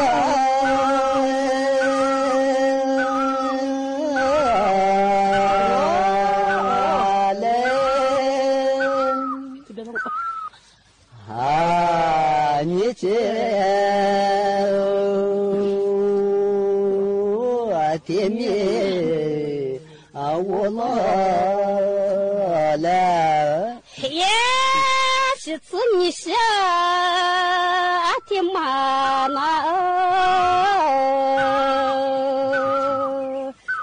咋的咋看？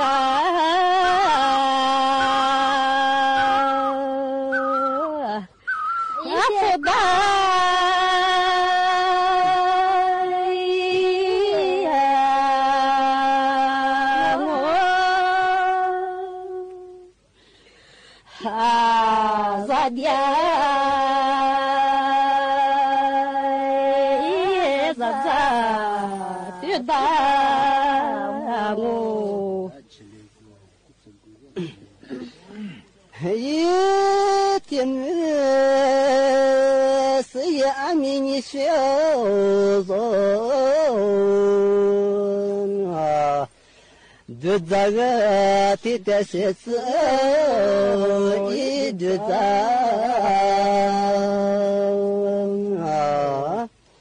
啊，是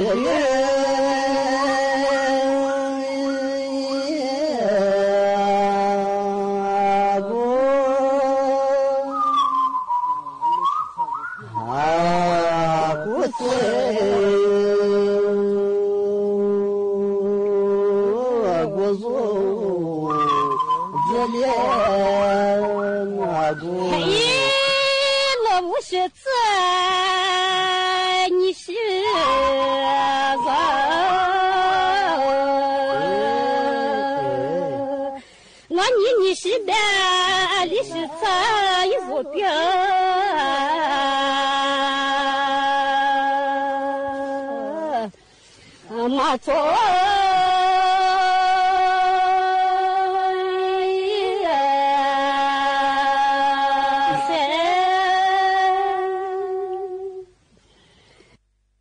啊，不在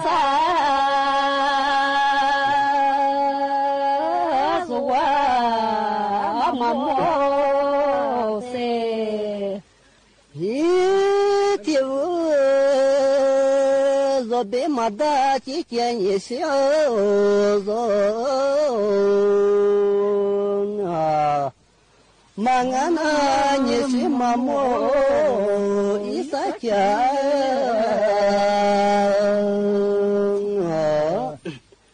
啊，他们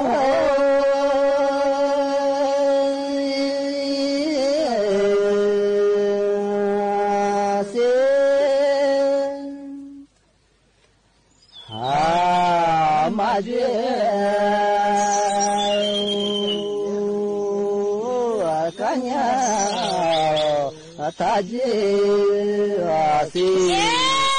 他不马子，你是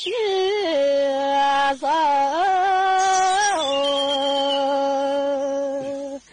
啊，你的小姐也没命。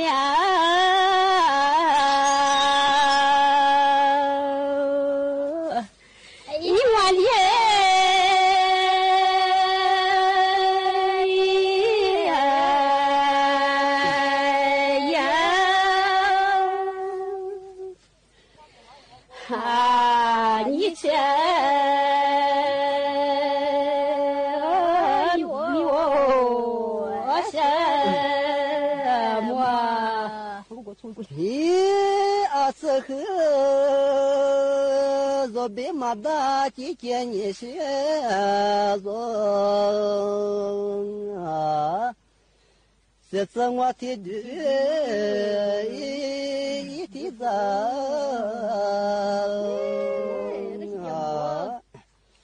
อาเชลี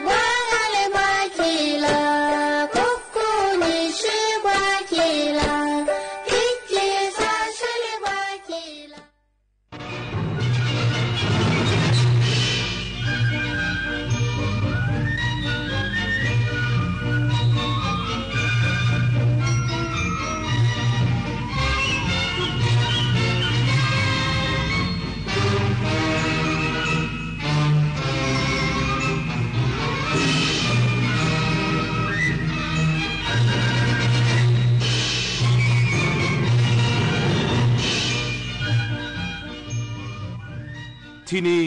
สถานีวิทยุกระจายเสียงแห่งประเทศไทย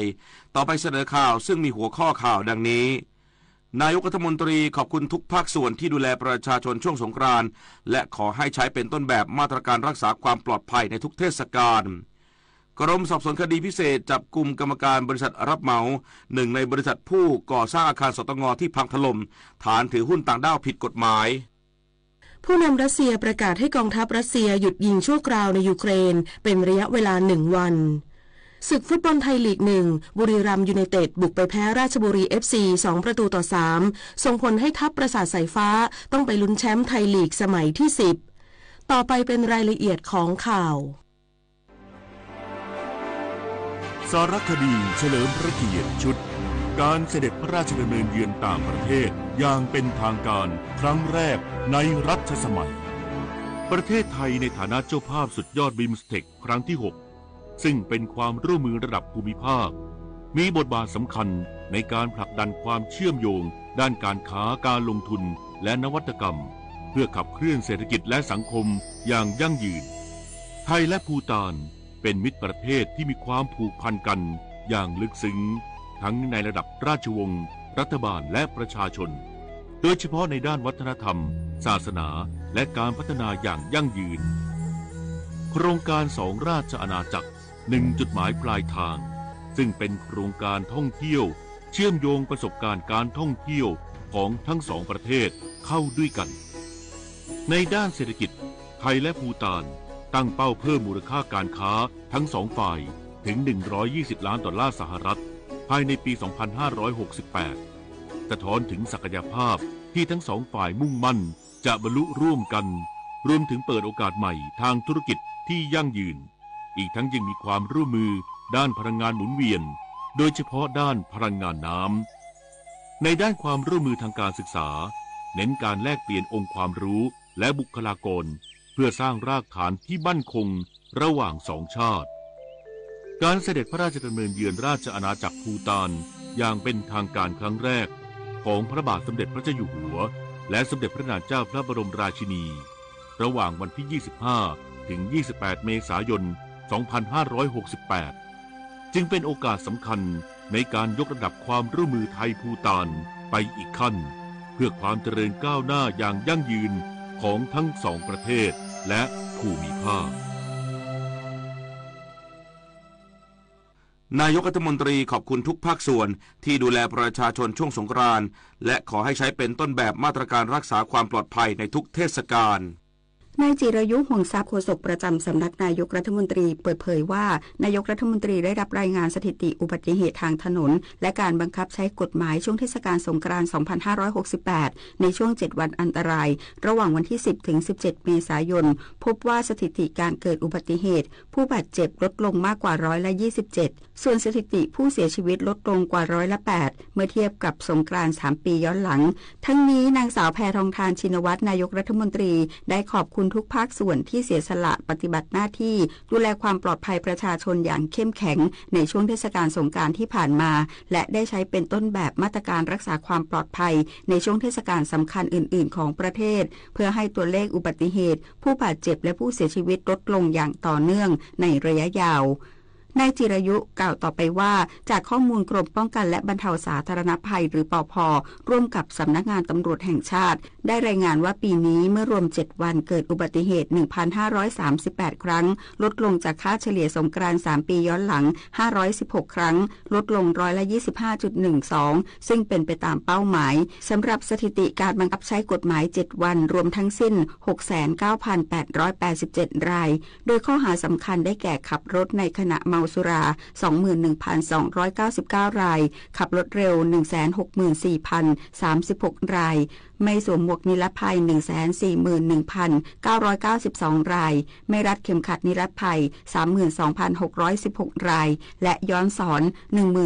14,538 รายซึ่งจากข้อมูลทั้งหมดแสดงให้เห็นถึงความสำคัญของมาตรการที่ภาครัฐได้ดำเนินการอย่างจริงจังและต่อเนื่องซึ่งนำไปสู่การลดสถิติอุบัติเหตุและการสูญเสียในช่วงเทศกาลได้อย่างมีประสิทธิภาพรัฐบาลพร้อมเดินหน้าพัฒนานโยบายด้านความปลอดภัยอย่างรอบด้านและเชื่อมั่นว่าความร่วมมือจากทุกภาคส่วนจะมีส่วนสำคัญในการผลักดันให้สังคมไทยเป็นสังคมที่ปลอดภัยอย่างยั่งยืนนพศรแก้วคำรายงานรัฐบาลขยายเวลาโครงการคุณสู้เราช่วยถึงสิ้นเดือนเมษายนนี้พร้อมเปิดรับผู้ร่วมโครงการนางสาวสศิการวัฒนจันทร์รองโฆษกประจำสำนักนายกรัฐมนตรีเปิดเผยว่ารัฐบาลขยายระยะเวลาโครงการคุณสู้เราช่วยเพื่อให้ประชาชนสามารถเข้าถึงความช่วยเหลือได้มากยิ่งขึ้นออกไปจนถึงวันที่30เมษายน2568จากเดิมที่กำหนดสิ้นสุดในวันที่28กุมภาพันธ์2568ซึ่งโครงการนี้เป็นนโยบายที่รัฐบาลต้องการให้ความช่วยเหลือแก่ลูกหนี้รายย่อยและผู้ประกอบการ SME ทั้งนี้โครงการคุณสู้เราช่วยประกอบด้วย2มาตรการสำคัญได้แก่มาตรการลดผ่อนลดดอกสำหรับลูกหนี้รายย่อยที่มีสินเชื่อแบบผ่อนชำระโดยจะได้รับการลดภาระค่างวดและดอกเบี้ยเป็นระยะเวลา3ปีมาตรการจ่ายปิดจบสำหรับลูกหนี้รายย่อยที่เป็นหนี้เสียและมียอดหนี้คงค้างไม่เกิน 5,000 บาทโดยจะมีการปรับโครงสร้างหนี้แบบผ่อนปรนเปิดโอกาสให้ลูกหนี้ชำระหนี้บางส่วนเพื่อปิดบัญชีได้เร็วขึ้นและเริ่มต้นชีวิตทางการเงินใหม่ได้ผู้ที่สนใจสามารถศึกษารายละเอียดเพิ่มเติมและสมัครเข้าร่วมมาตรการได้ที่เว็บไซต์www.bot.or.th/คุณสู้จนถึงวันที่30เมษายน2568เวลา 23:59 น.ร หรือสามารถติดต่อที่สาขาของนอนแบงค์ที่เข้าร่วมโครงการรวมถึงสอบถามข้อมูลเพิ่มเติมได้ที่บอร์ด Contact Center โทรศัพท์1213หรือ Call Center ของผู้ให้บริการนอนแบงค์ที่เข้าร่วมมาตรการกรมการค้าภายในยืนยันไข่ไก่ยังเพียงพอต่อความต้องการและราคายังอยู่ในเกณฑ์ที่กำกับดูแลนายวิทยากรมณีเนตรอธิบดีกรมการค้าภายในเปิดเผยว่าได้ติดตามสถานการณ์การผลิตและภาวะการค้าไข่ไก่ทั้งระดับค้าส่งและค้าปลีกอย่างใกล้ชิดรวมทั้งได้หารือร่วมกับกรมปศุสัตว์และองค์กรผู้เลี้ยงไก่ไข่อย่างต่อเนื่องพบว่าปริมาณไข่ไก่ขณะนี้ออกสู่ตลาดประมาณ 44,520,000 ฟองต่อวันเพียงพอต่อการบริโภคที่เฉลี่ยประมาณ 43,300,000 ฟองต่อวันจึงไม่เกิดปัญหาการขาดแคลนแต่อย่างใดสำหรับการปรับราคาแนะนำไข่ไก่คละหน้าฟาร์มของสหกรณ์ผู้เลี้ยงไก่ไข่จากเดิมฟองละ3 บาท 20 สตางค์เป็นฟองละ3 บาท 40 สตางค์สาเหตุหลักมาจากสภาพอากาศร้อนจัดตั้งแต่เดือนเมษายนส่งผลให้แม่ไก่ให้ผลผลิตไข่น้อยลงและมีขนาดไข่เล็กลงนอกจากนี้เกษตรกรยังต้องแบกรับภาระต้นทุนการผลิตด้านการใช้น้ำไฟฟ้าที่เพิ่มขึ้นจากการใช้อุปกรณ์ระบายความร้อนภายในฟาร์มเพื่อลดผลกระทบจากอุณหภูมิสูงทั้งนี้กรมการค้าภายในได้มีมาตรการช่วยเหลือผู้บริโภคโดยได้มีการจำหน่ายไข่ไก่ราคาต่ำกว่าท้องตลาดผ่านรถโมบายธงฟ้าและการธงฟ้าราคาประหยัดทั้งในกรุงเทพมหานครและปริมณฑลรวมถึงภูมิภาคเพื่อช่วยลดค่าครองชีพให้แก่ประชาชนทั้งนี้กรมมั่นใจว่าการจำหน่ายไข่ไก่ราคาประหยัดแก่ผู้บริโภคจะเป็นช่องทางในการบรรเทาภาระค่าครองชีพให้กับผู้บริโภคได้หากประชาชนพบผู้ค้ารายใดมีพฤติกรรมจำหน่ายไข่ไก่ในราคาสูงเกินสมควรสามารถร้องเรียนได้ที่สายด่วนกรมการค้าภายใน1569กรมป้องกันและบรรเทาสาธารณภัยประสานทุกจังหวัดเตรียมความพร้อมรับมือกับสาธารณภัยที่อาจจะเกิดขึ้นในพื้นที่จากพายุฤดูร้อนนายภาสกรบุญยลักษณ์อธิบดีกรมป้องกันและบรรเทาสาธารณภัยเปิดเผยว่าในระยะนี้ประเทศไทยมีสภาพอากาศแปรปรวนเกิดขึ้นบ่อยครั้งซึ่งจากการรายงานการติดตามสภาพอากาศโดยกองอำนวยการป้องกันและบรรเทาสาธารณภัยกลางร่วมกับกรมอุตุนิยมวิทยาพบว่าช่วงเดือนเมษายนถึงพฤษภาคม 2568 อากาศจะร้อนอบอ้าวและมีอากาศร้อนจัดเป็นบางวันในบางช่วงประกอบกับมีมวลอากาศเย็นจากประเทศจีนแผ่ลงมาปะทะกับมวลอากาศร้อนที่ปกคลุมประเทศไทยส่งผลให้เกิดพายุฤดูร้อนและอาจจะเกิดฝนตกหนักน้ำป่าไหลหลากน้ำท่วมฉับพลันในบางพื้นที่กรมป้องกันและบรรเทาสาธารณภัยหรือปภ.จึงประสานจังหวัดเตรียมความพร้อมรับมือกับสาธารณภัยที่อาจจะเกิดขึ้นในพื้นที่ตลอดจนมาตรการในการดูแลประชาชนโดยอาศัยกลไกท้องถิ่นท้องที่ผู้นำชุมชนกำนันผู้ใหญ่บ้านและช่องทางการสื่อสารต่างๆในพื้นที่ที่ประชาชนเข้าใจและเข้าถึงได้ง่ายอย่างต่อเนื่องอาทิหอกระจายข่าวประจำหมู่บ้านนอกจากนี้หากในพื้นที่เกิดสถานการณ์ภัยที่ส่งผลกระทบต่อความเสียหายด้านชีวิตและทรัพย์สินของประชาชนให้เจ้าหน้าที่เกี่ยวข้องเร่งดำเนินการสำรวจความเสียหายและให้ความช่วยเหลือผู้ประสบภัยตามระเบียบและหลักเกณฑ์ที่เกี่ยวข้องโดยเร็วทั้งนี้หากประชาชนได้รับความเดือดร้อนจากสาธารณภัยประชาชนสามารถแจ้งเหตุและขอความช่วยเหลือทางไลน์ปภ.รับแจ้งเหตุ1784โดยเพิ่มเพื่อน LINE ID @1784ddpm รวมถึงสายด่วนนิรภัย1784ตลอด24ชั่วโมงเพื่อประสานให้การช่วยเหลือต่อไปกรมสอบสวนคดีพิเศษจับกุมกรรมการบริษัทรับเหมาหนึ่งในบริษัทผู้ก่อสร้างอาคารสตง.ที่พังถล่มฐานถือหุ้นต่างด้าวผิดกฎหมายพร้อมขยายผลติดตามตัวชาวไทยอีก3 รายในคดีนอมินีวันนี้ที่กรมสอบสวนคดีพิเศษหรือ DSI พันตำรวจเอกทวีสอดส่องรัฐมนตรีว่าการกระทรวงยุติธรรมแถลงข่าวการจับกุมตัวนายชวนหลิงจางกรรมการบริษัท China Railway No. 10 ประเทศไทยหนึ่งในบริษัทผู้ก่อสร้างอาคารสำนักงานการตรวจเงินแผ่นดินหรือสตง.ถนนกำแพงเพชร2เขตจตุจักรที่พังถล่มจากเหตุแผ่นดินไหวซึ่งเป็นผู้ถือหุ้นถึง49%ของบริษัทตามหมายจับศาลอาญาในความผิดตามพระราชบัญญัติการประกอบธุรกิจของคนต่างด้าวพุทธศักราช2542มาตรา37และมาตรา41ส่งต่อให้พนักงานสอบสวนเจ้าของคดีดำเนินการสอบปากคำและทำบันทึกจับกุมต่อไปซึ่งพนักงานสอบสวนมีอำนาจควบคุมตัว48ชั่วโมงโดยบริษัทดังกล่าวมีผู้ถือหุ้น4 ราย โดยเป็นชาวไทย3รายร่วมกันถือหุ้นอยู่สัดส่วน51%ส่วนอีก49%เป็นชาวจีนคือนายชวนหลิงจางผู้ต้องหาที่จับได้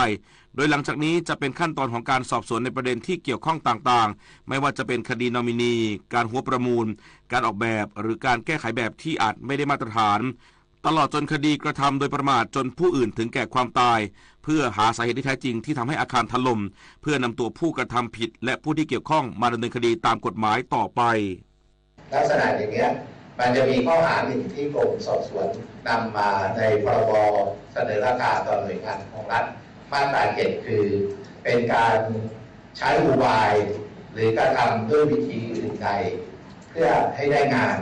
ซึ่งกรณีที่เป็นโนมินีเนี่ยอันนี้ก็ต้องสอบไปเป็นการใช้อุบายหรือเปล่าถ้าไม่มีไชน่าเรเบลเนี่ยอิตาเลียนไทยทำได้หรือเปล่าอันนี้ก็เป็นประเด็นที่สืบสวน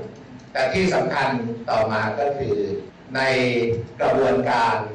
เราก็ต้องสอบลึกไปเช่น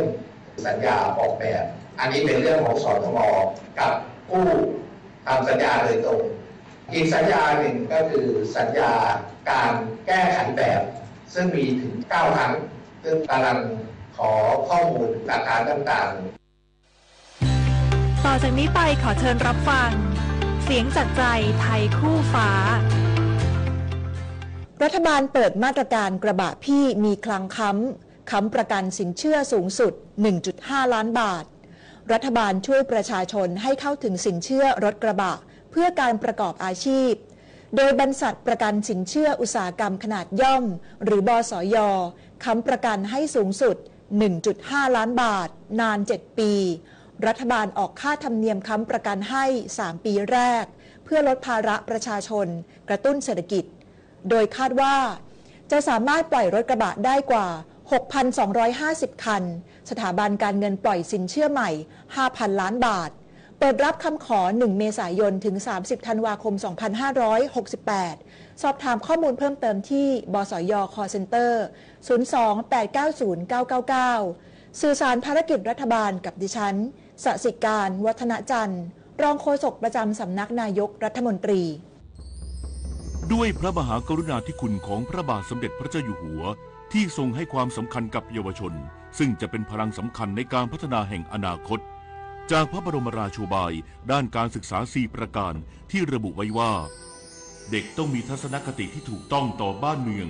มีพื้นฐานชีวิตมั่นคงเปี่ยมคุณธรรมมีอาชีพและเป็นพลเมืองดีของสังคมเพราะทุกก้าวของเยาวชนคือก้าวที่นำพาชาติสู่ความมั่นคงชีวิตมนุษย์มีสุขมีทุกข์ดีใจเสียใจผ่านอุปสรรคและปัญหามากมายในแต่ละวันสงบนิ่งแล้วย้อนมองตัวเองวันนี้วันพระ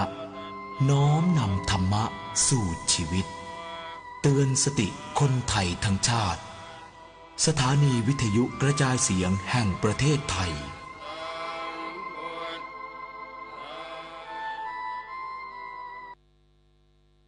ต่อไปรับฟังข่าวต่างประเทศครับสำนักข่าวรอยเตอร์รายงานโดยอ้างการเปิดเผยของประธานาธิบดีวลาดิเมียร์ปูตินผู้นำรัสเซียระหว่างการพบหารือกับพลเอกวาเลรีเกราซิมอฟหัวหน้าคณะเสนาธิการทหารรัสเซียเมื่อวานนี้ตามเวลาท้องถิ่นที่ประกาศให้กองทัพรัสเซียหยุดยิงชั่วคราวในยูเครนเป็นระยะเวลา1วันโดยมีผลบังคับใช้ตั้งแต่ช่วงเย็นของวันที่19เมษายนไปจนถึงช่วงเที่ยงคืนของวันที่20เมษายนนี้เนื่องในวันอีสเตอร์ซึ่งเป็นวันสำคัญทางศาสนาคริสต์พร้อมกันนี้ผู้นำรัสเซียยังระบุว่า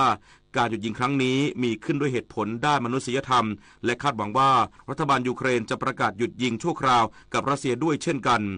ด้านนายอันเดรโควาเลนโกเจ้าหน้าที่สภาความมั่นคงแห่งชาติและการป้องกันประเทศของยูเครนอ้างว่ากองทัพรัสเซียยังคงเดินหน้าโจมตีในหลายพื้นที่ของยูเครนอย่างต่อเนื่องหลังจากคำสั่งของผู้นำรัสเซียที่ให้กองทัพรัสเซียหยุดยิงชั่วคราวในยูเครนเริ่มบังคับใช้แล้ว สถานีโทรทัศน์อัลมาซีราของกลุ่มกบฏฮูตีในเยเมนรายงานว่ากองทัพสหรัฐเปิดปฏิบัติการโจมตีทางอากาศต่อเป้าหมายของกลุ่มกบฏฮูตีจำนวน29จุดในหลายพื้นที่ทางตอนเหนือของเยเมนอาทิกรุงซานาจังหวัดซาดาและจังหวัดอัลจาฟเมื่อช่วงเช้าของวันที่19เมษายนที่ผ่านมาตามเวลาท้องถิ่นอย่างไรก็ตามยังไม่มีรายงานผู้ได้รับบาดเจ็บหรือเสียชีวิตในตอนนี้และสถานีโทรทัศน์อัลมาซีราไม่ได้เปิดเผยรายละเอียดเพิ่มเติมเกี่ยวกับการโจมตีดังกล่าวขณะเดียวกันนายมูฮัมหมัดอาลีอัลฮูตีหัวหน้าคณะกรรมการปฏิวัติสูงสุดของกลุ่มกบฏฮูตีให้คำมั่นว่ากลุ่มกบฏฮูตีจะดำเนินการตอบโต้กองทัพสหรัฐกรณีที่ดำเนินปฏิบัติการโจมตีท่าเรือน้ำมันรัชอิซาทางตะวันตกของเยเมนเมื่อวันที่17เมษายนที่ผ่านมาซึ่งทำให้มีผู้เสียชีวิตอย่างน้อย80คนและมีผู้ได้รับบาดเจ็บอีก150คนสำนักข่าวต่างประเทศรายงานว่ารัฐบาลจีนส่งบุคลากรทางการแพทย์จำนวน50คนไปยังเมียนมาเมื่อวานที่ผ่านมาตามเวลาท้องถิ่นเพื่อสนับสนุนความช่วยเหลือด้านมนุษยธรรมแก่ประชาชนชาวเมียนมาที่ได้รับผลกระทบจากเหตุแผ่นดินไหวรุนแรงเมื่อวันที่28มีนาคมที่ผ่านมาซึ่งทำให้มีผู้เสียชีวิตมากกว่า 3,800 คนและป้องกันการระบาดของโรคต่างๆที่อาจจะเกิดขึ้นในพื้นที่ประสบภัยขณะที่นายเฉินเล่ยรองผู้อำนวยการสำนักงานควบคุมและป้องกันโรคแห่งชาติของจีนระบุว่าเหตุแผ่นดินไหวครั้งนี้ในเมียนมาสร้างความเสียหายอย่างรุนแรงต่อโครงสร้างพื้นฐานด้านสาธารณสุขพร้อมกันนี้ยังเตือนว่าสภาพอากาศที่ร้อนจัดและฝนตกหนักในพื้นที่ประสบภัยอาจก่อให้เกิดการระบาดของโรคไข้เลือดออกโรคหัดและอหิวาตกโรคได้สำนักข่าวซินหัวรายงานว่ารัฐบาลฟิจิยกระดับการตอบสนองต่อการระบาดของโรคไข้เลือดออกภายในประเทศหลังจากพบผู้ป่วยโรคนี้มากกว่า 1,000 รายนับตั้งแต่เดือนมกราคมถึงเดือนมีนาคมที่ผ่านมาขณะเดียวกันทางการท้องถิ่นของกรุงซูวาเมืองหลวงของฟิจิเปิดเผยว่าเจ้าหน้าที่สาธารณสุขลงพื้นที่ตรวจสอบตามบ้านเรือนต่างๆภายในกรุงซูวาเมื่อช่วง2 สัปดาห์ที่ผ่านมาเพื่อกำจัดแหล่งเพาะพันธุ์ของยุงลายด้านกระทรวงศึกษาธิการของฟิจิขอความร่วมมือให้อาจารย์และผู้ปกครองนักเรียนของโรงเรียนหลายแห่งในฟิจิเฝ้าระวังการแพร่ระบาดของโรคไข้เลือดออกอย่างใกล้ชิดและให้ความร่วมมือกับเจ้าหน้าที่สาธารณสุขอย่างเต็มที่ในการป้องกันการระบาดของโรคดังกล่าวต่อไปรับฟังข่าวกีฬาค่ะฟุตบอลพรีเมียร์ลีกอังกฤษแมนเชสเตอร์ซิตี้แชมป์เก่าบุกชนะเอเวอร์ตันถึงถิ่นกูดิสันพาร์ค2-0ขยับแซงนอตติงแฮมฟอเรสต์ขึ้นมายึดอันดับ4ด้านแอสตันวิลล่าชนะนิวคาสเซิลยูไนเต็ด4-1คริสตัลพาเลซเสมอบอร์นมัธ0-0เวสต์แฮมเสมอเซาท์แฮมป์ตัน1-1เบรนท์ฟอร์ดชนะไบรตัน4-2ลาลิก้าสเปนบาร์เซโลนาทีมจ่าฝูงพลิกกลับมาแซงชนะเซลตาบีโก้ในช่วงเวลาทดเจ็บ4-3บาร์เซโลนามี73คะแนนนำเป็นจ่าฝูงตัวทิ้งเรอัลมาดริดทีมอันดับ2ห่าง7คะแนนแต่แข่งมากกว่า1นัดส่วนราโยเสมอบาเลนเซีย1-1บุนเดสลีกาเยอรมนีบาเยิร์นมิวนิกทีมจ่าฝูงบุกไปถล่มไฮเดนไฮ4-0โกแต้มหนีไปเลเวอร์คูเซ่นรองจ่าฝูงห่าง9คะแนนแต่แข่งมากกว่า1นัดส่วนไฟบวกชนะฮอฟเฟนไฮ3-2ไมล์เสมอวอล์กบวก2-2ไลซิกเสมอโฮสไตคิว1-1เบรเมนชนะโบคุม1-0อูนิโอนเสมอสตุตการ์ด4-4ฟุตบอลไทยลีก1ปราสาทสายฟ้าบุรีรัมย์ยูไนเต็ดบุกไปแพ้ราชบุรี FC 2-3ส่งผลให้ทัพปราสาทสายฟ้ายังคงมี67คะแนนต้องไปลุ้นแชมป์ไทยลีกสมัยที่10ในเกมนัดสุดท้ายด้านนัดอำลาสนามทรูสเตเดียมแข้งเทพทรูแบงคอกยูไนเต็ดเปิดบ้านเอาชนะบีจีปทุมยูไนเต็ด3-0ฟุตบอล BGC เมืองไทยประกันภัยครับรอบชิงชนะเลิศที่ BG สเตเดียมชลบุรียูไนเต็ดตัวแทนจากโซนภาคตะวันตกเอาชนะจุดโทษสงขลา FC ทีมจากโซนภาคใต้5-4หลังเสมอกันในเวลา120นาที0-0ชลบุรียูไนเต็ดคว้าแชมป์รายการนี้ได้เป็นสมัยแรกรับเงินรางวัล3ล้านบาทส่วนสงขลา FC รองแชมป์ได้เงินรางวัล1ล้านบาทและอันดับ3ร่วมสมุทรสาครซิตี้และพิษณุโลก FC ได้รับเงิน 400,000 บาทโตโน่พาคินคำวิไลศักดิ์รักษาการประธานสโมสรและนักเตะนาคามรกตเกษตรศาสตร์ FC อาจลงสนามสั่งลาแฟนบอลในเกมไทยลีก2ที่จะเปิดบ้านพบโปริสเทโลเย็นวันนี้ที่สนามอินซีจันทรสถิตเวลา 18:30 น.โดยเกมนี้จะเป็นเกมในบ้านนัดสุดท้ายของเกษตรศาสตร์ก่อนนัดปิดฤดูกาลไปเยือนนครศรียูไนเต็ดวันที่26 เมษายนซึ่งคาดว่าโตโน่คงไม่ได้ร่วมเดินทางไปด้วยทั้งนี้โตโน่เข้ามาช่วยพยุงทีมเกษตรศาสตร์ที่มีปัญหางบประมาณจนล่าสุดทีมอยู่ที่7มีลุ้นเพลย์ออฟเลื่อนชั้นแต่ก่อนหน้านี้มีกระแสข่าวว่าโตโน่อาจจะไม่ได้ทำทีมต่อในฤดูกาลหน้าเพราะยังไม่มีความชัดเจนจากผู้บริหาร วอลเลย์บอลรายการพิเศษไทยเกาหลีใต้ 2025 โคเรียไทยแลนด์วูแมนโปรวอลเลย์บอลออสตาซุปเปอร์แมตช์ที่เมืองฮาวาซองประเทศเกาหลีใต้เป็นการแข่งขันในรุ่นเยาวชนระหว่างทีมวีลีกยังออสตาพบกับทีมไทยแลนด์ยังออสตาซึ่งผลปรากฏว่าทีมนักตบเยาวชนทีมชาติไทยเป็นฝ่ายตบเอาชนะไป3-1 เซต 25-22 25-19 17-25 25-14 สำหรับโปรแกรมนัดต่อไปจะเป็นการแข่งขันของทีมชุดใหญ่ระหว่างวีลีกออสตาพบกับทีมไทยแลนด์ออสตาแข่งขันในวันนี้เวลา 16 นาฬิกาถ่ายทอดสดทางช่อง PPTV SD 36 พิจิตร กาญจนกุลรายงานต่อไปรับฟังพยากรณ์อากาศค่ะกรมอุตุนิยมวิทยาพยากรณ์อากาศ24 ชั่วโมงข้างหน้าประเทศไทยตอนบนมีอากาศร้อนโดยทั่วไปและมีอากาศร้อนจัดบางพื้นที่โดยมีฝนฟ้าคะนองกับมีลมกระโชกแรงบางแห่งขอให้ประชาชนในบริเวณดังกล่าวระวังอันตรายจากฝนฟ้าคะนองกับลมกระโชกแรงที่อาจจะเกิดขึ้นบางพื้นที่รวมทั้งดูแลรักษาสุขภาพเนื่องจากสภาพอากาศที่ร้อนไว้ด้วยทั้งนี้เนื่องจากหย่อมความกดอากาศต่ำเนื่องจากความร้อนปกคลุมประเทศไทยตอนบนประกอบกับมีลมใต้และลมตะวันตกเฉียงใต้พัดปกคลุมบริเวณดังกล่าวสำหรับภาคใต้มีฝนฟ้าคะนองและมีฝนตกหนักบางแห่งเกิดขึ้นได้ขอให้ประชาชนบริเวณภาคใต้ระวังอันตรายจากฝนฟ้าคะนองและฝนตกหนักบางแห่งไว้ด้วยเนื่องจากลมตะวันตกและลมตะวันตกเฉียงเหนือพัดปกคลุมทะเลอันดามันและภาคใต้ในขณะที่มีหย่อมความกดอากาศต่ำปกคลุมบริเวณช่องแคบมะละกาส่วนทะเลอันดามันมีคลื่นสูงประมาณ1 เมตรบริเวณที่มีฝนฟ้าคะนองคลื่นสูงมากกว่า2 เมตรขอให้ชาวเรือบริเวณอ่าวไทยและทะเลอันดามันหลีกเลี่ยงการเดินเรือในบริเวณที่มีฝนฟ้าคะนองไว้ด้วยสภาวะอากาศที่มีผลต่อการสะสมฝุ่นละอองในระยะนี้การสะสมของฝุ่นละอองหมอกควันบริเวณประเทศไทยตอนบนอยู่ในเกณฑ์น้อยถึงปานกลางเนื่องจากลมที่พัดปกคลุมบริเวณประเทศไทยตอนบนมีกำลังปานกลางและยังคงมีฝนตกบางพื้นที่ในบริเวณดังกล่าวพยากรณ์อากาศตั้งแต่เช้าวันนี้จนถึงเช้าวันพรุ่งนี้ภาคเหนืออากาศร้อนโดยมีฝนฟ้าคะนอง120ของพื้นที่กับมีลมกระโชกแรงบางแห่งอุณหภูมิสูงสุด 35-39 องศาเซลเซียสภาคตะวันออกเฉียงเหนืออากาศร้อนและมีอากาศร้อนจัดบางพื้นที่โดยมีฝนฟ้าคะนอง120ของพื้นที่กับมีลมกระโชกแรงบางแห่งอุณหภูมิสูงสุด 35-40 องศาเซลเซียสภาคกลางอากาศร้อนและมีอากาศร้อนจัดบางพื้นที่โดยมีฝนฟ้าคะนอง120ของพื้นที่กับมีลมกระโชกแรงบางแห่งอุณหภูมิสูงสุด 37-41 องศาเซลเซียสภาคตะวันออกอากาศร้อนโดยมีฝนฟ้าคะนอง30%ของพื้นที่กับมีลมกระโชกแรงบางแห่งอุณหภูมิสูงสุด 34-38 องศาเซลเซียสลมใต้ความเร็ว 10-30 กิโลเมตรต่อชั่วโมงทะเลมีคลื่นต่ำกว่า1 เมตรบริเวณที่มีฝนฟ้าคะนองคลื่นสูงมากกว่า2 เมตรภาคใต้ฝั่งตะวันออกมีฝนฟ้าคะนอง40%ของพื้นที่อุณหภูมิสูงสุด 34-35 องศาเซลเซียสลมตะวันตกความเร็ว 10-30 กิโลเมตรต่อชั่วโมงทะเลมีคลื่นต่ำกว่า1 เมตรบริเวณที่มีฝนฟ้าคะนองคลื่นสูงมากกว่า2 เมตรภาคใต้ฝั่งตะวันตกมีฝนฟ้าคะนอง40%ของพื้นที่และมีฝนตกหนักบางแห่งอุณหภูมิสูงสุด 32-35 องศาเซลเซียสลมตะวันตกเฉียงเหนือความเร็ว 15-30 กิโลเมตรต่อชั่วโมงทะเลมีคลื่นสูงประมาณ1 เมตรบริเวณที่มีฝนฟ้าคะนองคลื่นสูงมากกว่า2 เมตรกรุงเทพมหานครและปริมณฑลอากาศร้อนโดยมีฝนฟ้าคะนอง120ของพื้นที่ส่วนมากในช่วงบ่ายถึงค่ำอุณหภูมิสูงสุด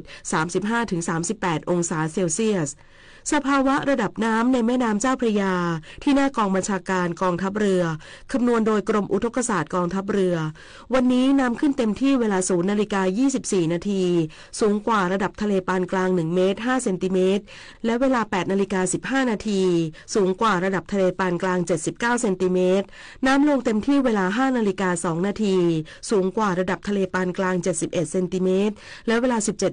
17:58 นาทีต่ำกว่าระดับทะเลปานกลาง1 เมตร 3 เซนติเมตรวันนี้ที่ประภาคารกาญจนาภิเษกแหลมพรหมเทพจังหวัดภูเก็ตดวงอาทิตย์ตกเวลา 18:36 นาทีกรุงเทพมหานครดวงอาทิตย์ตกเวลา 18:32 นาที1 นาทีกับกปท.ผู้ขับขี่ควรใส่ใจกับสภาพยางของรถด้วยนะคะเนื่องจากความไม่พร้อมของยางมีโอกาสเสี่ยงต่อการเกิดอุบัติเหตุสูงโดยหากยางรถยนต์มีอายุเกิน3 ปีหรือใช้งานมาถึง 50,000 กิโลเมตรควรเปลี่ยนยางทันทีเพื่อความปลอดภัยในการขับขี่ค่ะซึ่งโดยปกติควรมีการตรวจเช็คสภาพยางรถยนต์อย่างสม่ำเสมอ โดยนอกจากการคำนวณอายุยางและการใช้งานแล้วยังสามารถตรวจสอบได้จากสะพานยางซึ่งคือเส้นนูนขวางพาดผ่านหน้ายางโดยให้สังเกตที่ส่วนบนสุดของแก้มยางที่มีเครื่องหมายรูปสามเหลี่ยมปรากฏอยู่รอบแก้มยางห่างกันประมาณ60องศาทั้งนี้หากพบว่าดอกยางสึกเกือบเสมอสะพานยางโดยห่างกันเพียง 1-2 มิลลิเมตรควรต้องเปลี่ยนยางเส้นใหม่เพราะอาจไม่ปลอดภัยค่ะด้วยความปรารถนาดีจากกรมประชาสัมพันธ์และกองทุนเพื่อความปลอดภัยในการใช้รถใช้ถนนกรมการขนส่งทางบกกระทรวงคมนาคม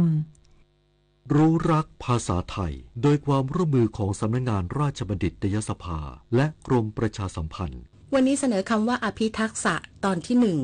อภิทักษะคือความสามารถพิเศษในการกำกับการดำรงชีวิตและการพัฒนาทักษะใหม่ๆที่ทำให้บุคคลเป็นผู้เรียนรู้ที่ปรับตัวได้และเสริมสร้างความสำเร็จในชีวิตท่ามกลางบริบทการเปลี่ยนแปลงอย่างหลากหลายในอนาคตอภิทักษะเป็นทักษะที่มีติดตัวมาแต่กำเนิดเป็นรากฐานของการสร้างสรรค์ในเรื่องของการปรับตัวของผู้เรียนเป็นทักษะขั้นสูงส่งเสริมให้เกิดความสำเร็จไม่ว่าจะอยู่ในบริบทใดเป็นทักษะสำคัญเพื่อส่งเสริมการเรียนรู้ทักษะใหม่ได้อย่างรวดเร็วอภิทักษะช่วยกำหนดทิศทางในเรื่องของความฉลาดทางอารมณ์การตระหนักรู้ตนเองซึ่งช่วยให้ปรับใช้ทักษะต่างๆได้อย่างเหมาะสมผู้มีคำถามการใช้ภาษาไทยสอบถามได้ที่ www.orst.go.th สาระนานากับสารานุกรมไทยวันนี้เสนอตอนลูกซัดและกำยานลูกซัดเป็นเมล็ดของพันธุ์ไม้จำพวกถั่วซึ่งเป็นไม้ท้องถิ่นแถบเมดิเตอร์เรเนียนลักษณะคล้ายเมล็ดถั่วเขียวแต่เล็กกว่าเมล็ดแห้งมีกลิ่นหอมและจะหอมมากขึ้นเมื่อนำมาต้มกับน้ำชาววังโบราณนิยมนำไปต้มกับเครื่องนุ่งห่มทำให้เสื้อผ้ามีกลิ่นหอมส่วนกำยานได้จากยางหรือชันของต้นกำยานซึ่งเมื่อไหลออกมาจากต้นแล้วจะจับตัวเป็นก้อนแข็งเมื่อนำไปเผาไฟจะมีกลิ่นหอมใช้เป็นส่วนผสมในธูปแขกหรือใช้ในการอบร่ำต่างๆและมีการนำไปทำยารักษาโรคได้ด้วยติดตามเพิ่มเติมและฟังย้อนหลังได้ที่ Facebook, YouTube, Line และ Instagram @สารานุกรมไทยและ www.saranukromthai.or.th ความเป็นผู้รู้จักเวลาเป็นรากฐานสำคัญที่ทำให้คนเราสามารถดูแลรับผิดชอบตนเองได้อันจะนำไปสู่ความสำเร็จที่สูงขึ้นต่อไปในอนาคตเด็กทุกคนจึงควรได้รับการปลูกฝังให้เป็นผู้รู้จักเวลารู้ว่าเวลาใดควรปฏิบัติสิ่งใดแล้วปฏิบัติให้ตรงเวลาทันเวลาเหมาะแก่เวลาเสมอพระบรมราโชวาทพระบาทสมเด็จพระเจ้าอยู่หัวกฤษณ์ รวิวรรณ บรรณาธิการข่าวคณิษฐายิ้มดีและพฤทธิ์ แก้วพิบูลย์อ่านมีปัญหาเรื่องที่ดินทำไงดีทุกปัญหาเรื่องที่ดินเราช่วยได้สำนักงานคณะกรรมการนโยบายที่ดินแห่งชาติหรือสคทช.เป็นหน่วยงานหลักในการบริหารจัดการที่ดินของประเทศเพื่อให้เกิดการใช้ประโยชน์ที่ดินอย่างมีประสิทธิภาพบูรณาการกับหน่วยงานที่เกี่ยวข้องยกระดับการใช้ประโยชน์และสร้างมูลค่าที่ดินที่จัดให้ประชาชนย้ำที่ดินคทช.จัดสรรให้สิทธิ์เพื่อเป็นที่ดินทำกินสำหรับราษฎรผู้ยากไร้ห้ามซื้อขายหรือเปลี่ยนมือตกทอดถึงลูกหลานได้เท่านั้นติดตามข่าวสารที่Facebook สำนักงานคณะกรรมการนโยบายที่ดินแห่งชาติถนนดนตรีไลฟ์ศุกร์ที่ 25 เมษายนนี้พบกับสีเผือกคนด่านเกวียนอิสราอนันตทัศน์42 ปีคนด่านเกวียน42 ปีเพลงเด็กปั๊มเก็บดวงใจจนมอบเพื่อคนรักจริงและศิลปินรับเชิญเสกศักดิ์สิทธิ์เชื้อกลางชมปีตั้งแต่เวลา 18 นาฬิกาเป็นต้นไปณห้องออดิทอเรียมอาคารศูนย์ปฏิบัติการสถานีวิทยุกระจายเสียงแห่งประเทศไทยลงทะเบียนเข้าชมได้ที่ Facebook ถนนดนตรีเรายังเป็นนักเดินทางกลับมารับฟังข่าวช่วงที่2ครับท่านผู้ฟังครับในช่วงสร้างบ้านแปลงเมืองโดยคุณวิกรมกรมดิษฐ์วันนี้จะวิเคราะห์เกี่ยวกับเหตุการณ์แผ่นดินไหวในประเทศญี่ปุ่นและประเทศไทยในช่วงที่ผ่านมาขอเชิญติดตามรับฟังครับ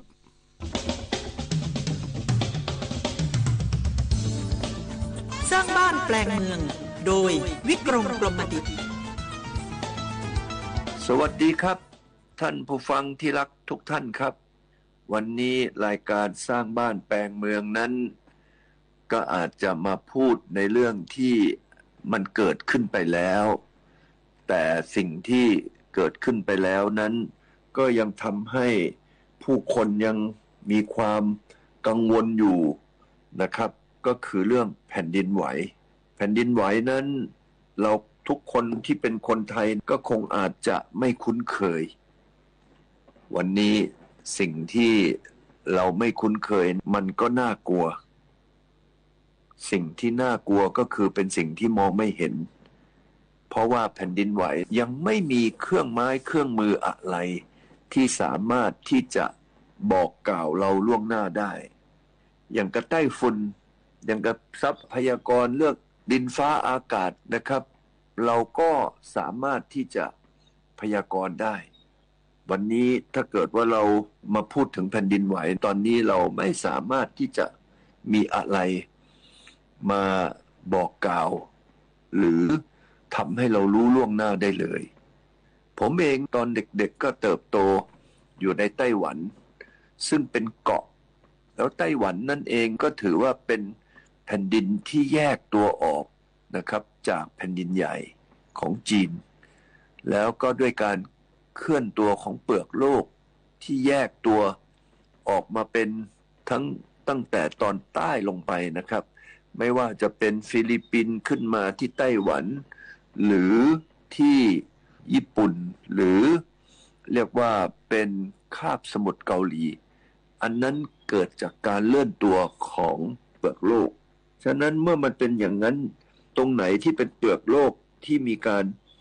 แยกตัวออกมันก็คือทำให้เกิดแผ่นดินไหวแผ่นดินไหวในญี่ปุ่นที่หนักที่สุดเท่าที่เรา